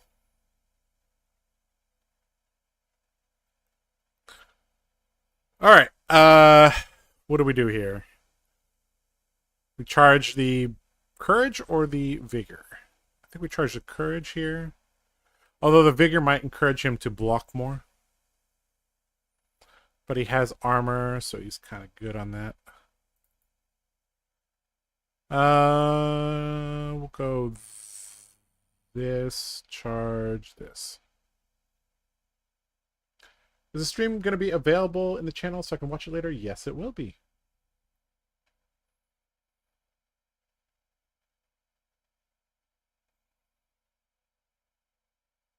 It's moments like this that make Bolton feel real bad here. Okay, never mind. He overblocked. I feel good. Nope, never mind. Back to feeling bad. So, I just did 2 cards, 2 damage, and I'm going to end the turn with an extra card. Ugh.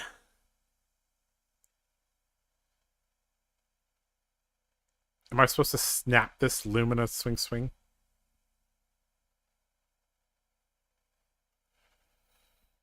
Huh. No. I'm not.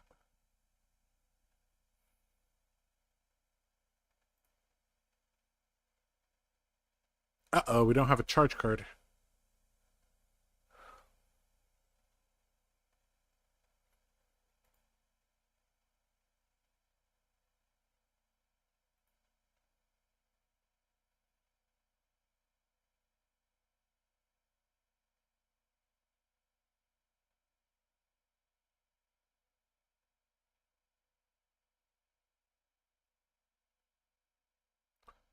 Well, I should have noticed that he banished this on turn 0 and just went for the Lumina play. Because I'm going to lose my arsenal now.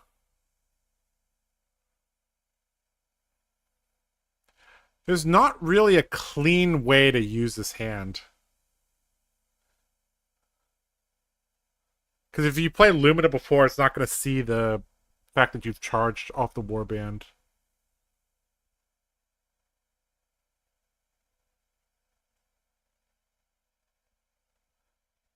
Wait, what the heck? He has a flail and a scepter?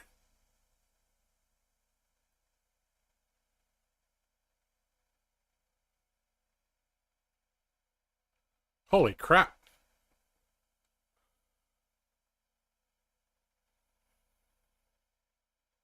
So we just block and move on with our life, I guess? Put this into Arsenal and pray that it doesn't get attacked?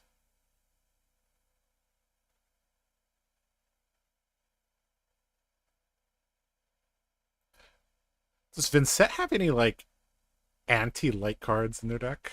I guess we'll find out.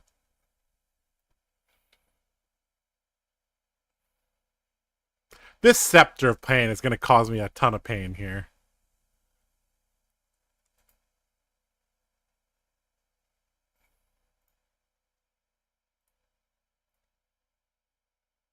Ooh, we got a good hand.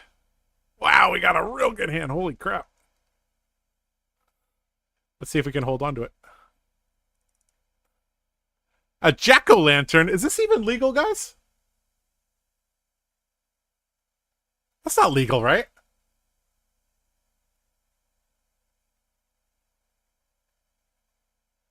Oh, I don't think jack-o'-lantern's legal. This card's really, really good if it is. Okay. So our hand is just too damn good to block, so we're not blocking. So what are we doing? We're going to go pitch. We're going to Tunic V, charge. Oh, if only we had Spirit of Arena in play. That'd be so good. We'll just double charge here. Oh, actually, our hand is actually not amazing because we don't have Spirit of Arena. It's okay. This is a good example of these two cards not playing nicely with each other. Jack-o'-lantern is post-Lexi technically? Huh. Legal in 2 days, really? Okay. Well, that's cool.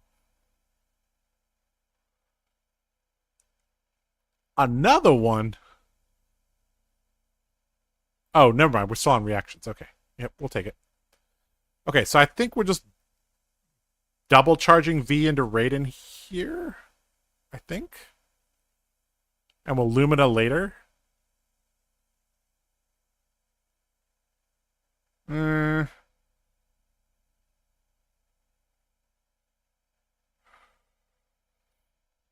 we charge these two and then Beacon for Spirit, we still can't put it out. Yeah, there's no real way to salvage. There's no real way to get these two, to get Lumina and V to play nicely together. So we'll just Tunic V.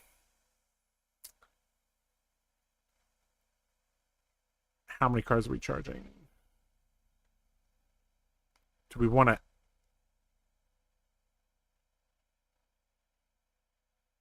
I think we want to end on an Engulfing Light. So we'll charge these two here. Okay. So this is a pretty good turn. V into Raiden with Go Again into Engulfing Light.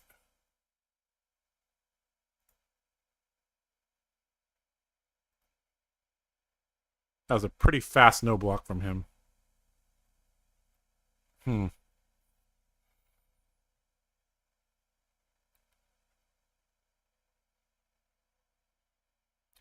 Starting to think I should just raid. I think I should just Engulfing Light and then Lumina, Raiden. I think this is really, really in danger here. Although he has no rune chance right now, so maybe it's not such a.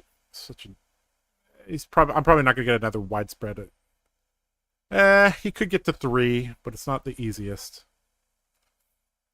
All right, let's just be a little greedy. Try to keep the Lumina for later. Can you fetch the Spirit, charge Engulfing? You can't fetch until you charge. That's kind of the issue. So this has Go Again from the Quicken token, which is fine. And we'll go Engulfing here. For 5, on hit, go to Soul.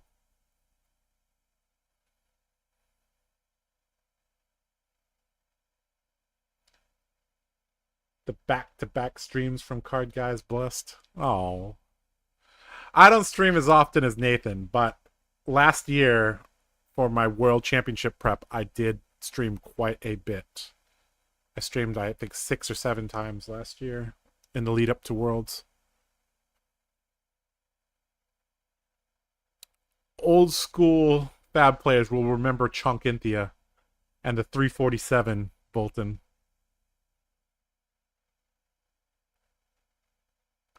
Now that I mention it, 347 Bolton might be might have some legs. We are not giving this go again. Take 5. Go to 21. Gain a soul.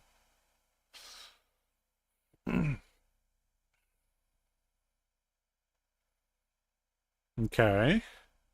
So he kept his whole hand. That is kind of terrifying, but let's see what happens. He's playing another Jack-o'-lantern, guys. Okay, Jack-o'-lantern. Banished Deathly Whale. That's pretty good. And now he has 3 rune chance. He can play it. Ah! Deathly Whale is pretty good because it makes rune chance for later. Phantom Wraith doesn't do anything, and the others don't. Okay, so it's probably a creeper's turn here. So what's our turn look like here? Maybe Bolt of Courage, charge Banneret, and then snap into Lumina, swing. So we got 2 extra cards here. I think we want to see what else he's going to do this turn, so let's just say no blocks on this.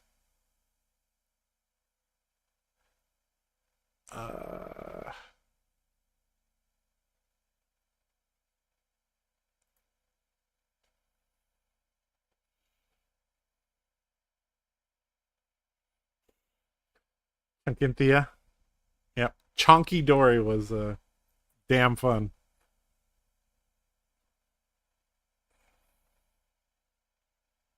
Okay, no reactions from me. Take 6, go to 17. Could be Pummel, but I think it's Spellbound Creepers here. Okay, yep. Creepers into Revel, into Phantom, okay. Yep. Okay, so now we can preserve our health by blocking with these cards, or we can keep 1. I don't think we need to. So I think we'll just block here. We're getting kind of low. We kind of want to get value out of these, so there's an argument to be made there. This matchup is super fast. I don't know if Tunic was the right choice here. All right, we're going to snap this if we have to here. He's probably going to throw his armor here.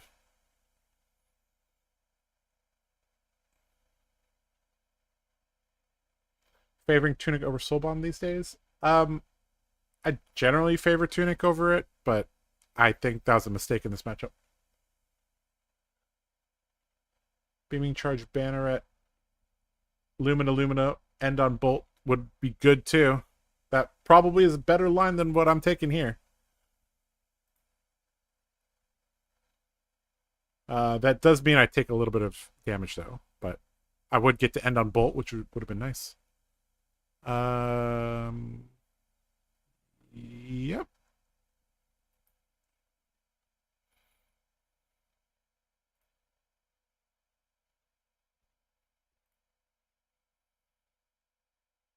So he has 5 cards in hand to block. Oop.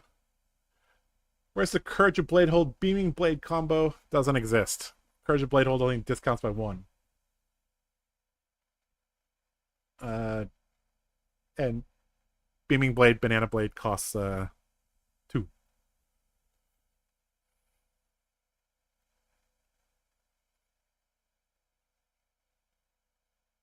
Okay, he's giving us some cards here. I feel like we're quite far behind though. This don't feel good. Okay, give it a go again.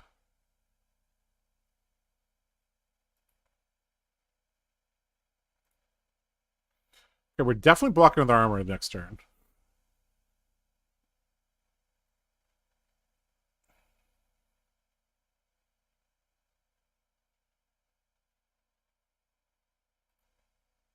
He has nothing in Banish right now. Those Jack-o'-lanterns doing good work here. Is this deck like mostly red? So it's like almost guaranteed to hit, huh? That's pretty cool.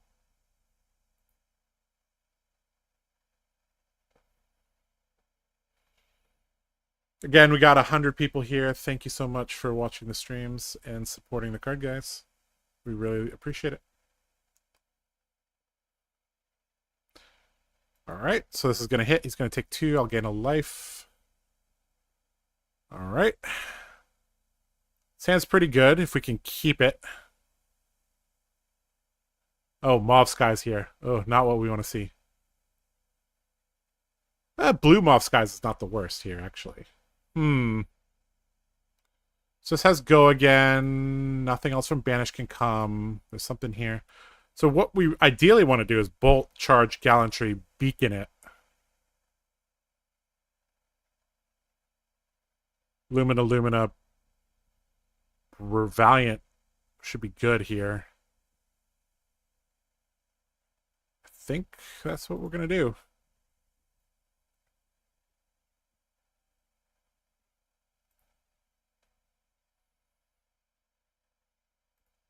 So he's going to get a rune chant here from Mauve Skies. One more card in hand. Probably just going to swing the scepter. Yep. So why did that banish? What the heck? Why did my...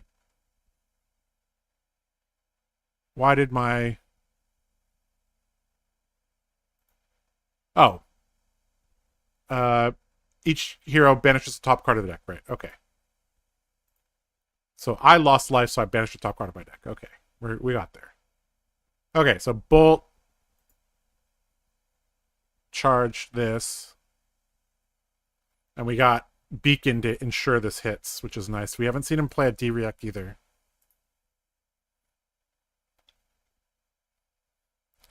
So do we go for 1 here? Or we go for 2, play around sync. Then we go with 2, and then we give it go again. That'll bring us down to 2 soul. Yeah, we're good. Okay. Okay. Think we go for the Lumina. The other thing is to go for Valiant Thrust and then hope we draw a yellow and double thrust. I think Lumina is just higher value. So we'll go with Lumina here.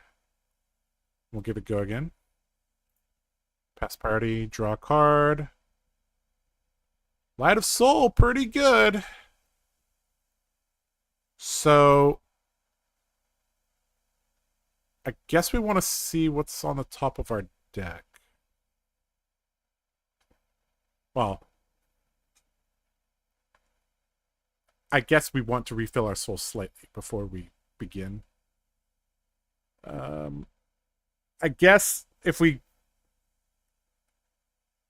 go Lumina Raiden here, it gives him less information about what's coming, so maybe that's better. So Lumina, Raiden, and then versus Raiden, and then Thrust might be the play here. So we'll go with that.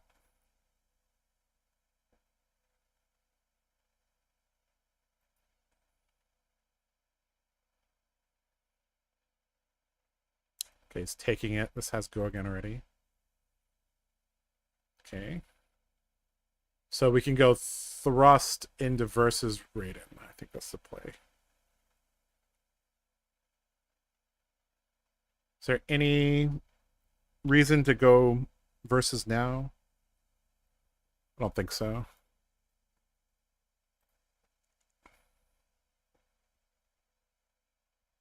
Do we want that in our soul? Yes.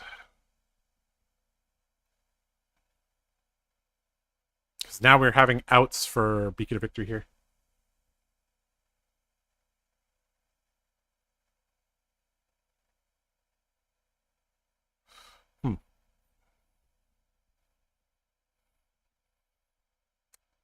Yeah, reduce to rune chant is another thing that I have to play around here. So give this go again.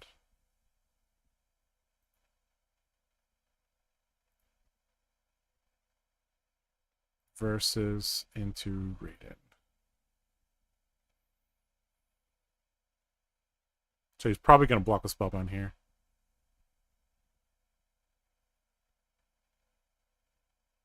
Yep. Okay.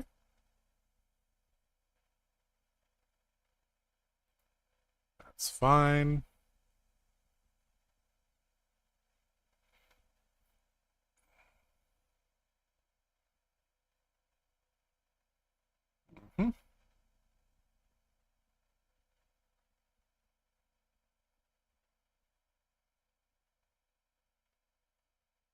Tunic, V, Tutor Spirit, Engulfing, Charge Spirit, Swing Sword, Instant Luminous, Second Swing. Complicated line. Alright,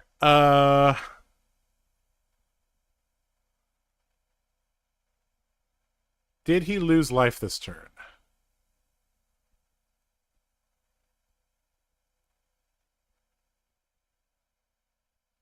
No. So he'll be on 3, I'll be on...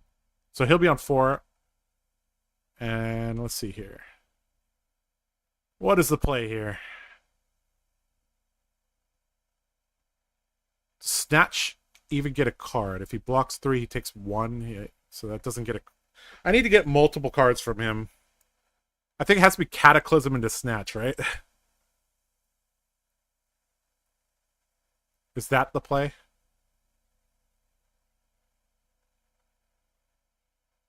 That's the only play, right?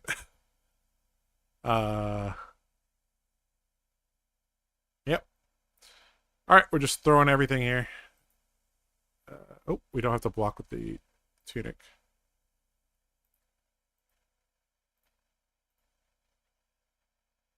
Not yet, at least.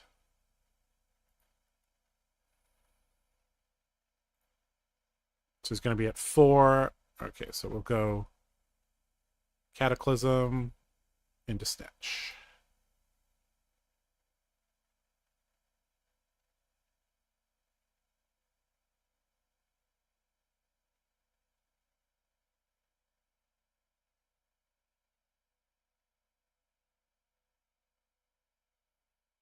So I think this gets 2 cards here. And then this is going to get something at least. At least 1 card.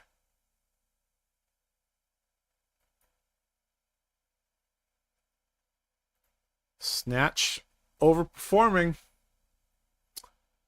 Overperforming.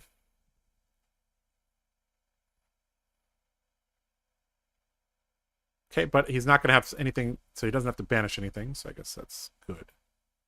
Alright, so as long... Oh, so there was an argument there, because we knew we were going to get tempo. We should have blocked the Tunic, not the Warband. Because if we draw a Runeblade hand here, we're going to be sad. No Runeblade hand, please. Oh, no. Okay, this is actually okay. This is actually okay. We're actually barely okay here. Okay, we could Beaming Bravado charge the protection.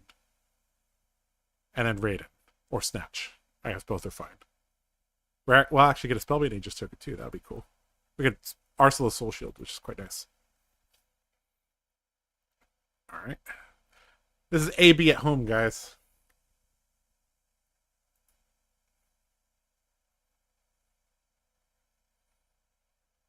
Arcane Barrier at home.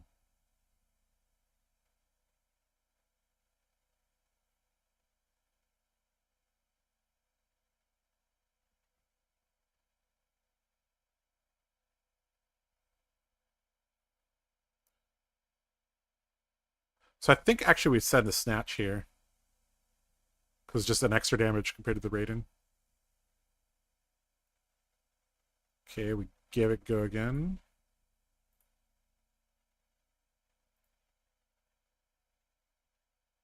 And then this should rip 2 cards here.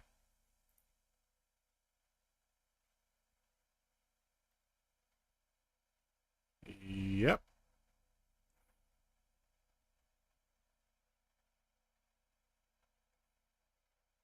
If he does it like this, doesn't he die? Because that card in his hand has Blood Debt. Yeah, okay, yeah, good game from him. GG.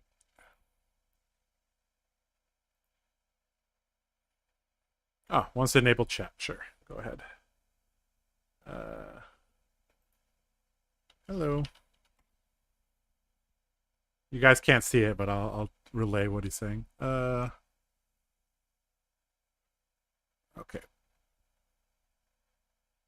Pass on this. GG. Streams. Pretty excited to see more and watch this game back later. Oh. Stream's great. Excited to see more and watch this game back later. Ah. And I sent a hearty face to him. Choose a card to Ursula. We'll Ursula this. Alright. Gonna die to blood debt in a poetic way. Okay. I don't know if I liked my strategy of going Warband, Tunic, Snaps. I don't know. One of the things, though, that I have noticed is that this versus this, like, Snapdragons, basically, this plus this means you don't draw, like, complete garbage hands. Because you could save it with Snapdragons or save it with Warband. Okay, so Light of Soul made a big difference there. Because it put a card into our soul, which allowed us to Cataclysm into Snatch. So I guess Light of Soul will stay for now. I still haven't seen any results from Vigor after like 5 games. So not sure about that. Banner of Salvation has been doing fine. Snatch did well. Illuminate did well. Yeah.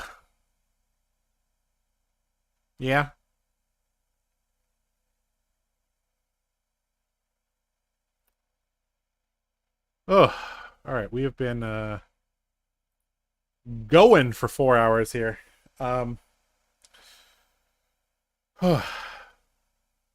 We made over 100 viewers. One more game. All right, we'll have one more game. I can see myself at a table dumping out my pockets, looking for a Spellmade Aegis token, forgetting they exist. Yeah, I got to remember that. It's a nice feature of FABREC is like they put all the things that you could make here. I mean, Eloquence obviously is just because this has Shiana. You don't actually need Eloquence in Bolton. You just need Courage, Quicken, and Spellmade Aegis. And if you're running Quicken, you're not. Don't use this Quicken token, guys. Use the WTR one. This just doesn't do it for me. The WTR one is just much better. The Art of Josh, GG, and good morning from Europe. Hello, Europe. No E-Strike, easy go again target. I trying to think, like, E-Strike 7. I mean, E-Strike does create more hands that are playable. So it improves consistency there, but it also decreases consistency in that, like, if you draw V with... The issue is that this deck is trying to go for big V turns, and, like, any non-light cards you have on your V turn hurt so badly. So I've been staying away from E-Strike in pure Raiden. Because let's think about it. Like, if you E-Strike for 7 and then banish a card from Soul to give it go again, you basically turn the card in your Soul into 2 damage. Normally, you could convert that into 3 damage. So, yeah, I don't know. All right, one more game, guys. All right, let's have one more game. All right, deck link here. Post Lexi games, please. Classic constructed single player, or not single player, public. All right.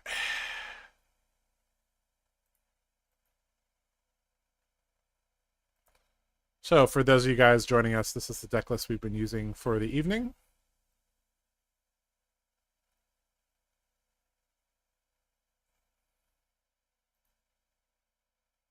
Okay, we got a dash. So against dash, I typically like being pretty aggressive, so I'm going to go with the Tunic here.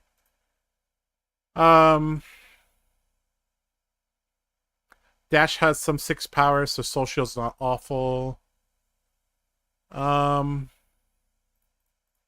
Extra charge card's not awful. The rest is pretty mediocre though, so I think we'll run a 60 here with double Soul Shields. Light the Way, how likely? I just don't. Light the Way's okay against Dash, but we'll go because. We'll go triple Soul Shield here, just to see. I don't think going a 3-2 split either way really makes a difference here.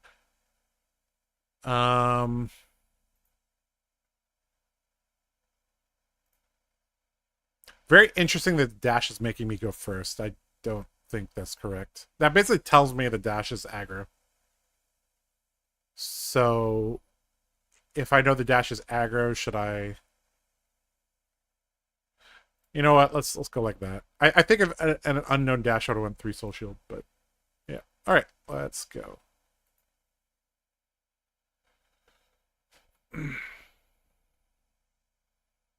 Pounder, yep.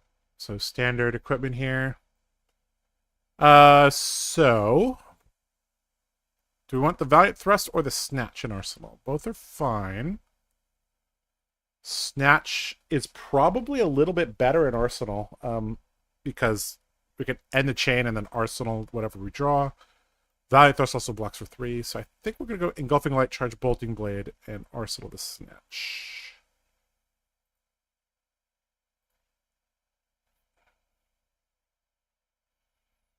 This is also Tin Man, so hi Austin. I have noticed it is you.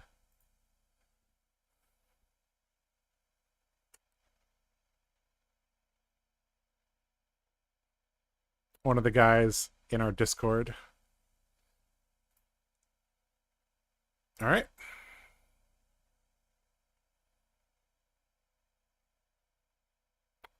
A very usable hand here, actually.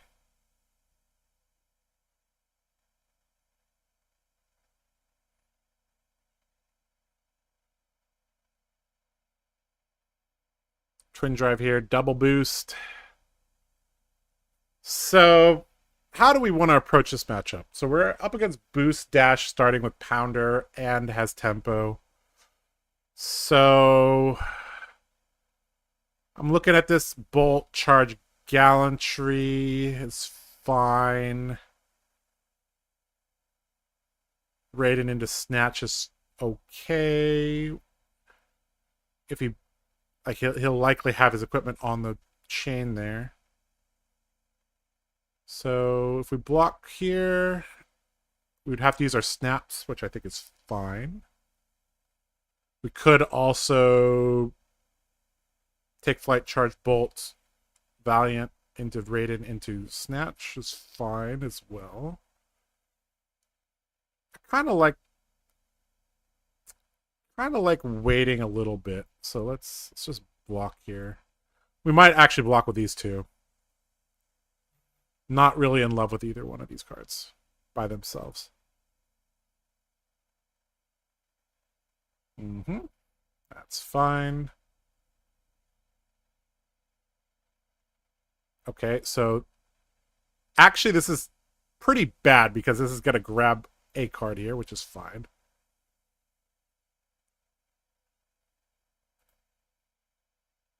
So he's going to grab the Bolt here. And we might just have to block here. Because I assume he's going to Arsenal this card. So, and we can't even play this. So I think we're just going to block here.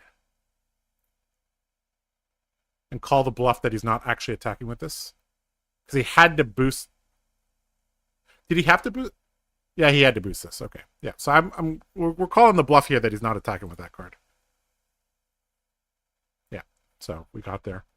Okay, so we're just passing here. Okay, Beacon of Victory is good here. We'd prefer it on something else, though. We prefer it on like a bolt or something. So I think we're just gonna block here. Wait, keep waiting.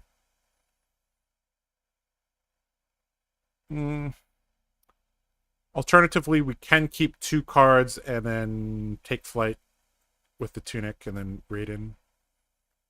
Into Snatch would be okay. Get some tempo back here. This is a high octane turn, though. Kind of makes me want to respect it a bit. So we could block here and here and then just keep this. Yeah, Beaming Bravado charging a card is actually better, right? So if we get pulse waved, we can... Yeah, okay. All right, let's block here.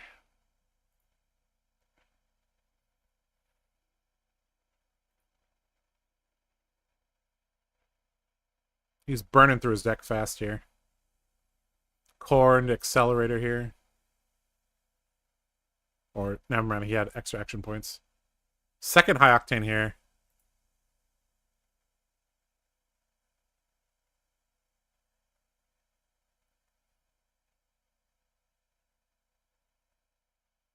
This hand is ass, says Tin Man. Frowny face from me. Triple high octane. Oh boy. I hope you got a boost card here.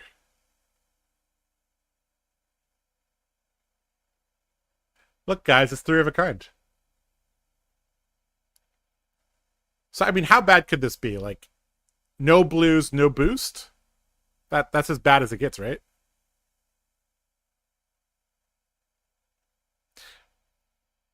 Okay, we got an Expedite for 1. Okay.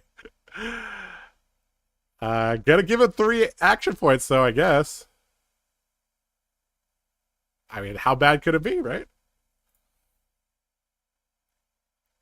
Now you shoot the gun 3 times, or whatever this card is, times.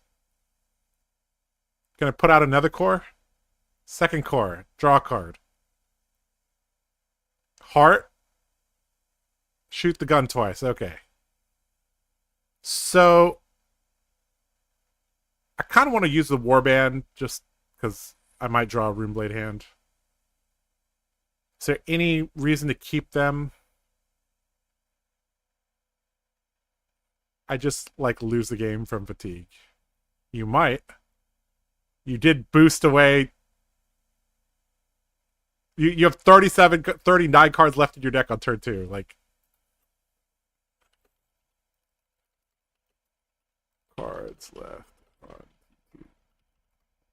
Okay.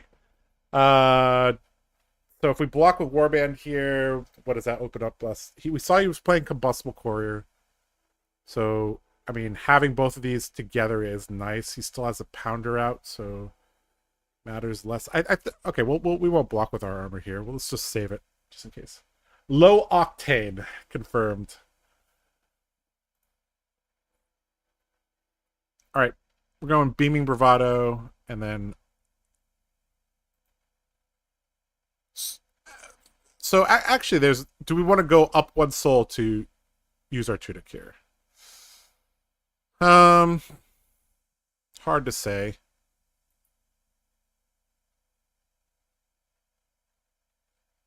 One soul for a Tunic. Let's see. Because he still has 4 block. It's a really clean, easy block of the Snatch here. So I think we go Beaming Bravado into Raiden and just kind of bait and see what happens here.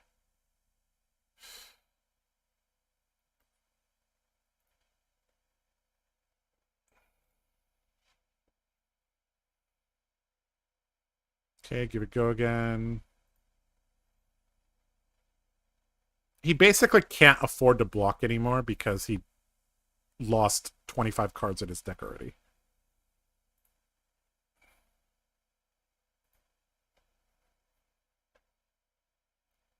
Oh shit, using his armor here? Yeah, if he used his armor there, I was going to snatch there, but he didn't.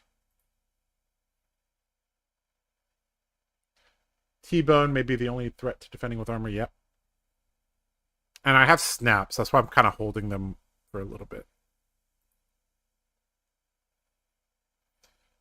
Okay, this hand is pretty good. The issue is that we can't play the Soul Shield out. Ugh. We could block with the Banner of Salvation, beaming, charge the Soul Shield. Would be okay. Alright, so he's going to get 4 resources here. Expedite. Do we block Expedite? The only 0 cost thing that he probably runs is Core, and he already has 2 out.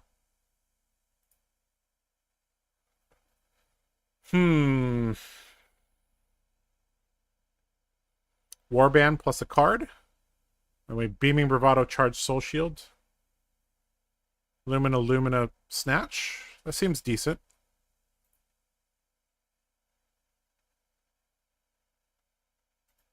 Yeah, let's go with that.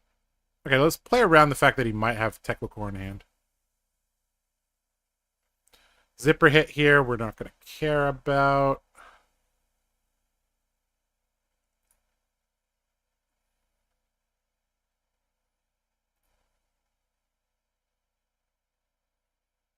Okay, Pulse Wave here is gonna get a... So is this his 3rd Pulse Wave? 2nd. Sure. So he's gonna get 3 cards here.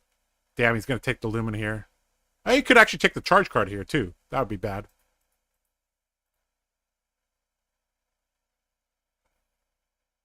Any card here he takes is bad. Okay, this is less bad here. So we could go Beaming Bravado, Soul Shield. Again, trying to bait the armor here.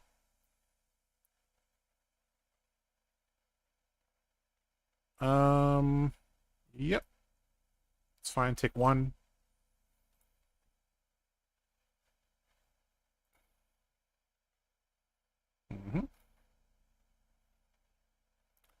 So I'm inclined to try to fatigue him here, actually.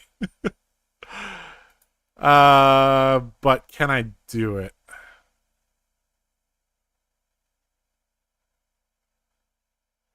If I don't block here, then I'm basically racing. And I just lost a Lumina here. I think we block here. The Soul Shield as well. We take 4, yeah. He will run out of steam eventually, I guess. Yeah, let's see. Normally I don't pivot like this without a real weapon. But I think if he runs out of cards here, I'll be able to close the game out. As long as I have enough of a buffer. So let's just use our armor here to prevent some burst damage here.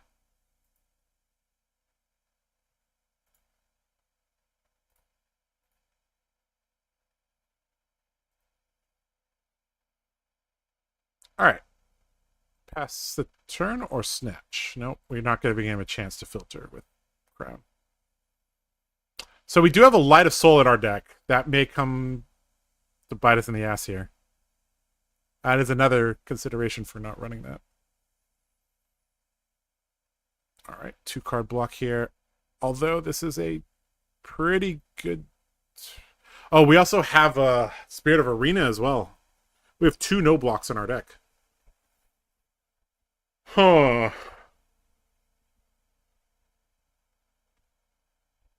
And the only way we can use them is if we Soul Shield with them. Oh boy. Oh boy.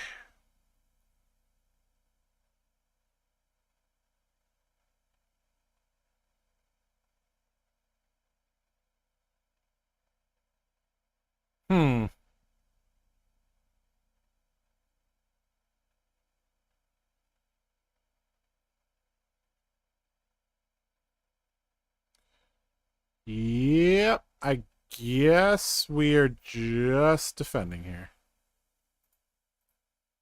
Yeah, let's just see if we can fatigue him. We're trying things. Normally I would race, but let's see.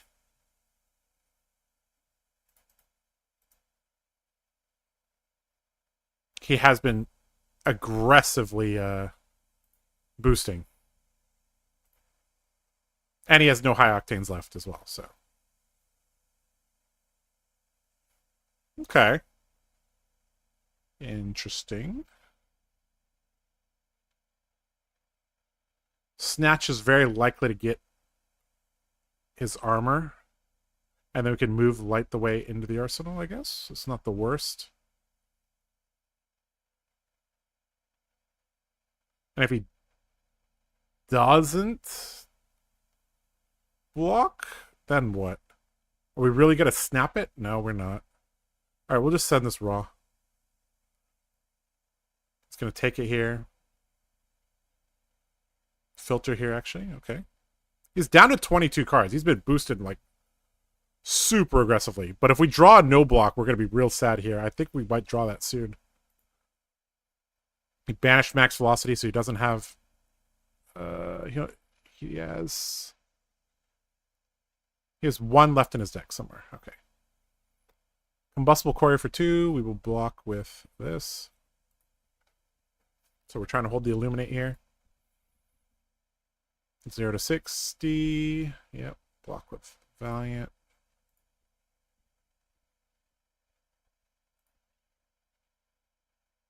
T-Bone. Gonna grab armor here.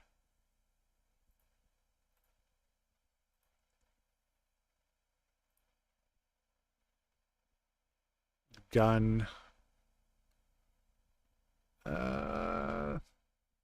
Yep.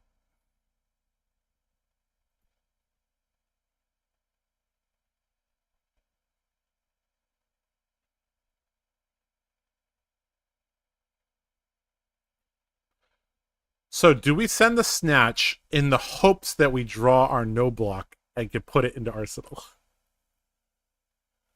How does he have an extra active point here? What?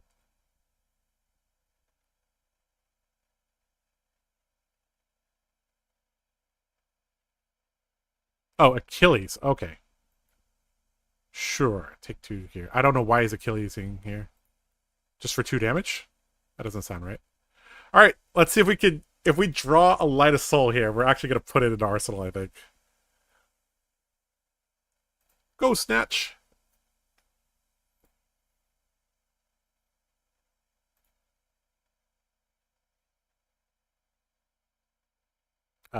Yep, that's fine. We'll put this in Arsenal, I guess.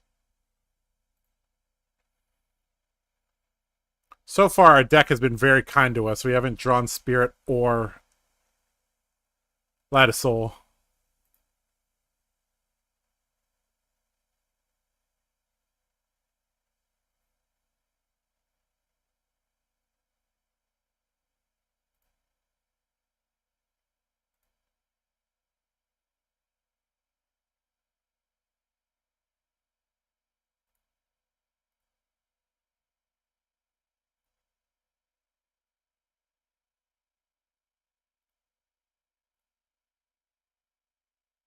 Uh...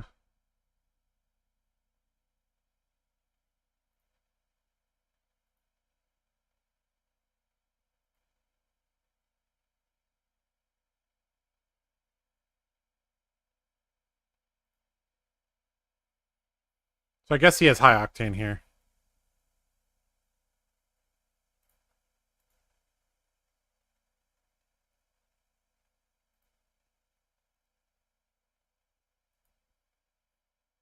Because he only boosted once.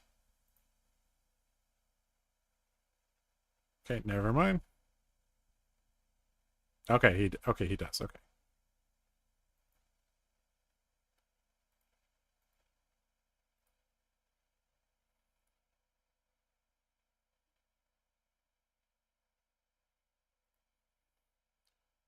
Okay, I think we can kind of run him out of cards here.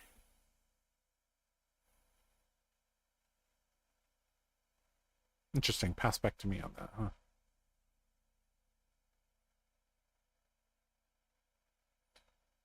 All right.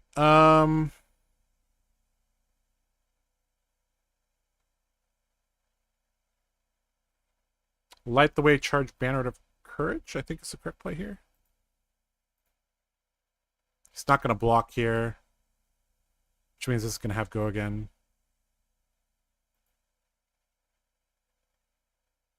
And then we can bolt, threatening a draw.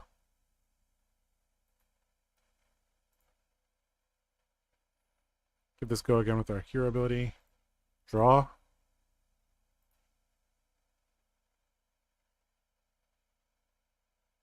Bolt again into snap.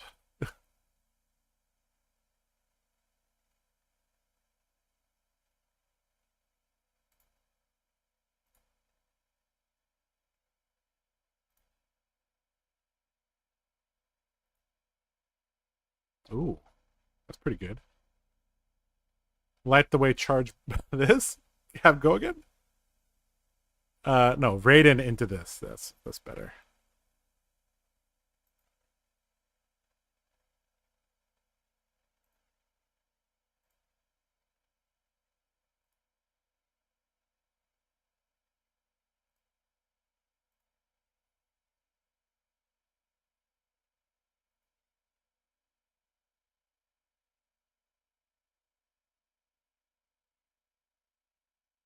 Do we send this at him? I think we do. Do we arsenal this? I think we arsenal this.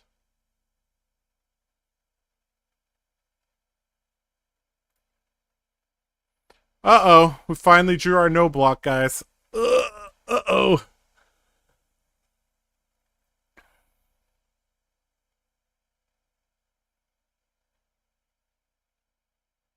We have to really hope that his deck quality is complete garbage right now. He has no more cores, no max velocities, no more twin drive, no more pulse wave, no more high octane. Combustible courier. Yeah, you're going to get 2 cards here.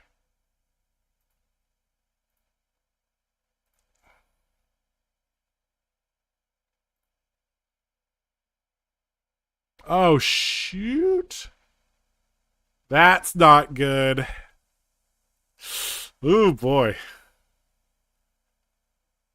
Do we cover this up or... That's bad. I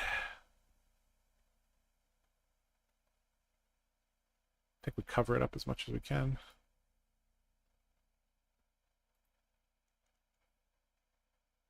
It's unfortunate. Combustible courier on this hand here.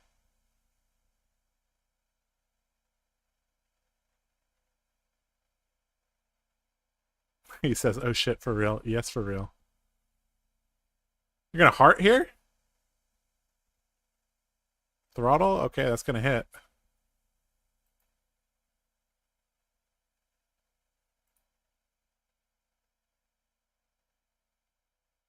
Yeah, GG. Spirit Arena got me killed. So, yeah, the no block came around. So that's if you're gonna fatigue a dash, you actually have to have no blocks in your deck, actually. Because if I drew a 3 block there, I think I win the game. Yeah. Yeah.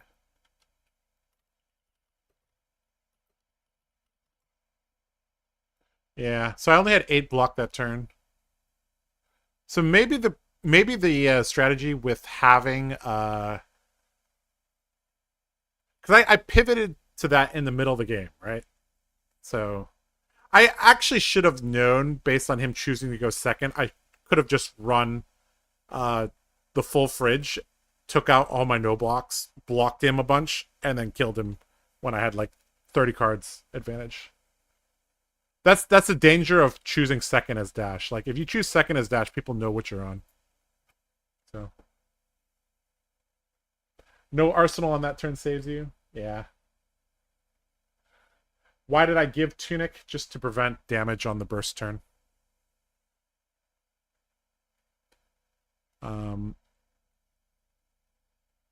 Actually, I should have checked how many high octanes, or not high octanes, combustible couriers he still had left, because that's very relevant to keep the tunic there. Okay, anyways, you know, could have played a little tighter, could have played a little bit better, but I think that was a decent showing for what Bolton could do. So this is the deck list, guys. Once again, I'm going to put it into the chat. Have at it, play it, let me know how it performs and what changes you guys think would be good. So my plan for this series is to let's go back to the other screen. Let's go back to the chatting screen. All right, so my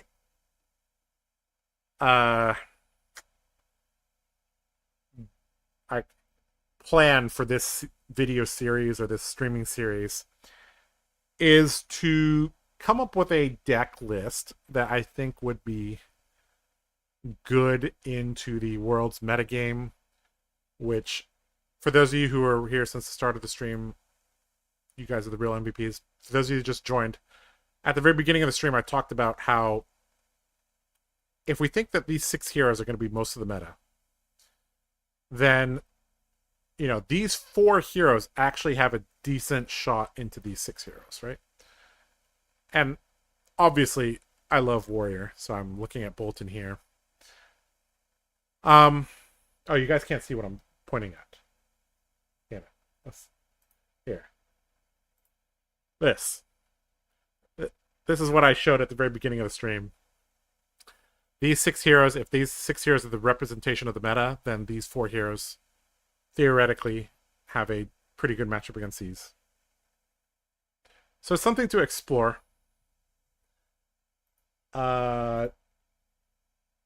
Whether or not I'll take Bolton to Worlds, we'll see. I mean, Dory is like a safe choice. Like, I don't really need... Like, I think the Dory deck is already kind of set in stone. I don't really have to practice her. Like, I've played these matchups a bunch. So if I need to pivot to Dory, I can do that. Whereas Bolton, I think, like, the deck list is not solidified. So, yeah. So yeah, we'll just have a little Q&A here, and then we'll cut the stream off. So United We Stand, Spicy and Cool for Dromai, Down and Dirty 2. Yep. So those are just for Dromai. I found that you basically never are playing Command and Conquer. So I'd rather have a yellow light card. Just that simple.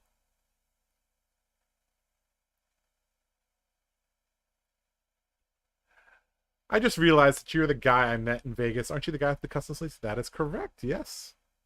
The cutie Dory sleeves. That is me. When do you choose Tunic over Soulbound Resolve? I choose Tunic whenever I think the disruption level is going to be fairly low and the game could be fairly long, or Tunic V is just kind of the path to victory. Something I'm noticing, though, from these games is that, like, whether or not I have Spirit of Arena in play is actually pretty huge. So, and the only way I can, like, turbo that out is by playing Beacon. So, maybe that's something to look into. I don't know. With Fai and Katsu rising up without Lexi, are we confident enough into it without the combo? I mean, frankly, I think the combo is still really, really useful. The combo is real useful against them.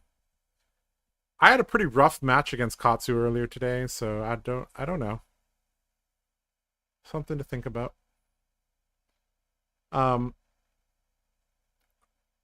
Combo Bolton does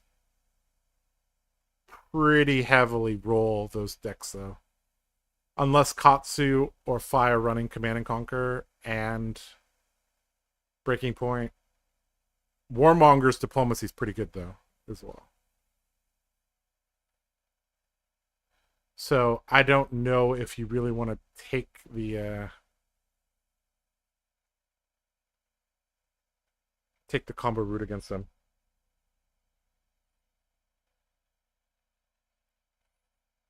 you have more lifetime reps on Dory or Bolton? It's pretty close. So Pro Tour 1, 2, and Worlds, I played Bolton. Pro Tour 3, I played Dory. For callings, it's kind of a split between them. Shit, you were still streaming? I wouldn't have played like an ape if I paid it. You almost boosted your whole deck, dude. Twin Drive, go Burr. Radiant Flow for Wizard, that is correct. Radiant Flow, pretty good against Kano, pretty good against Icelander. So AB1 plus Radiant Flow plus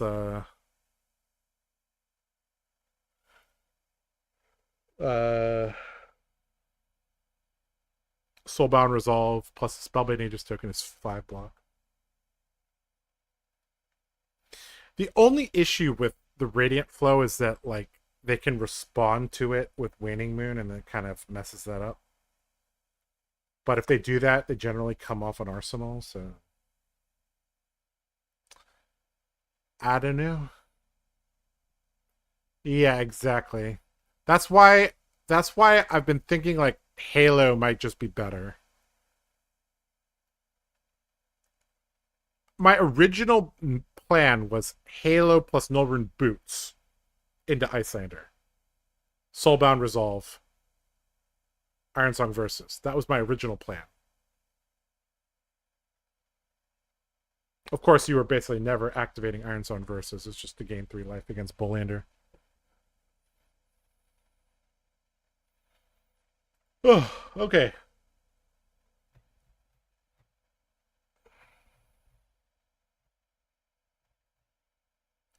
Yep, I agree with you, Beef the Noob. It does force them to come off an arsenal. But then it does allow the Aether Ice Vein to connect, so I don't know.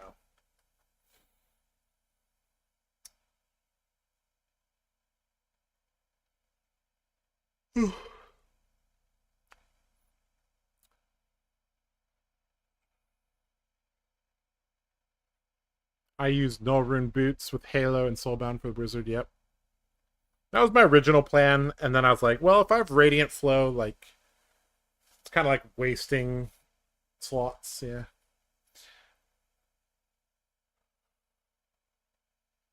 Yeah, AB2 Soulbound Halo doesn't stop Red Ice Vein. That's what the Banner of Protection is for. If you can get that charged early, you can have the Spellbinding Aegis token. Okay, so that's I guess that kind of concludes episode 1 of Breaking Bolton. We did not break Bolton yet. Spoiler alert. We will continue trying over the course of the next few weeks, leading up to Worlds. If I could take Bolton to Worlds, I will be very, very happy. If I can't, I will begrudgingly take Dory into battle. That is kind of the plan right now. Oh, all right. I'm going to get out of here, guys. Thanks for watching. And yeah, we'll stream sometime soon whenever I can. This weekend, I'm going to be going to some ProQuest, so it's not going to be this weekend. Probably back, Monday or Tuesday for some more streams. I might, try to flank the days that Nathan streams, so it could be, Bolton with Josh, and then Dromai with Nathan, and then Bolton with Josh, something like that. All right, well, thanks for watching, guys. I hope you guys have a good evening, morning, afternoon, wherever you're at. Have a good day. Bye-bye.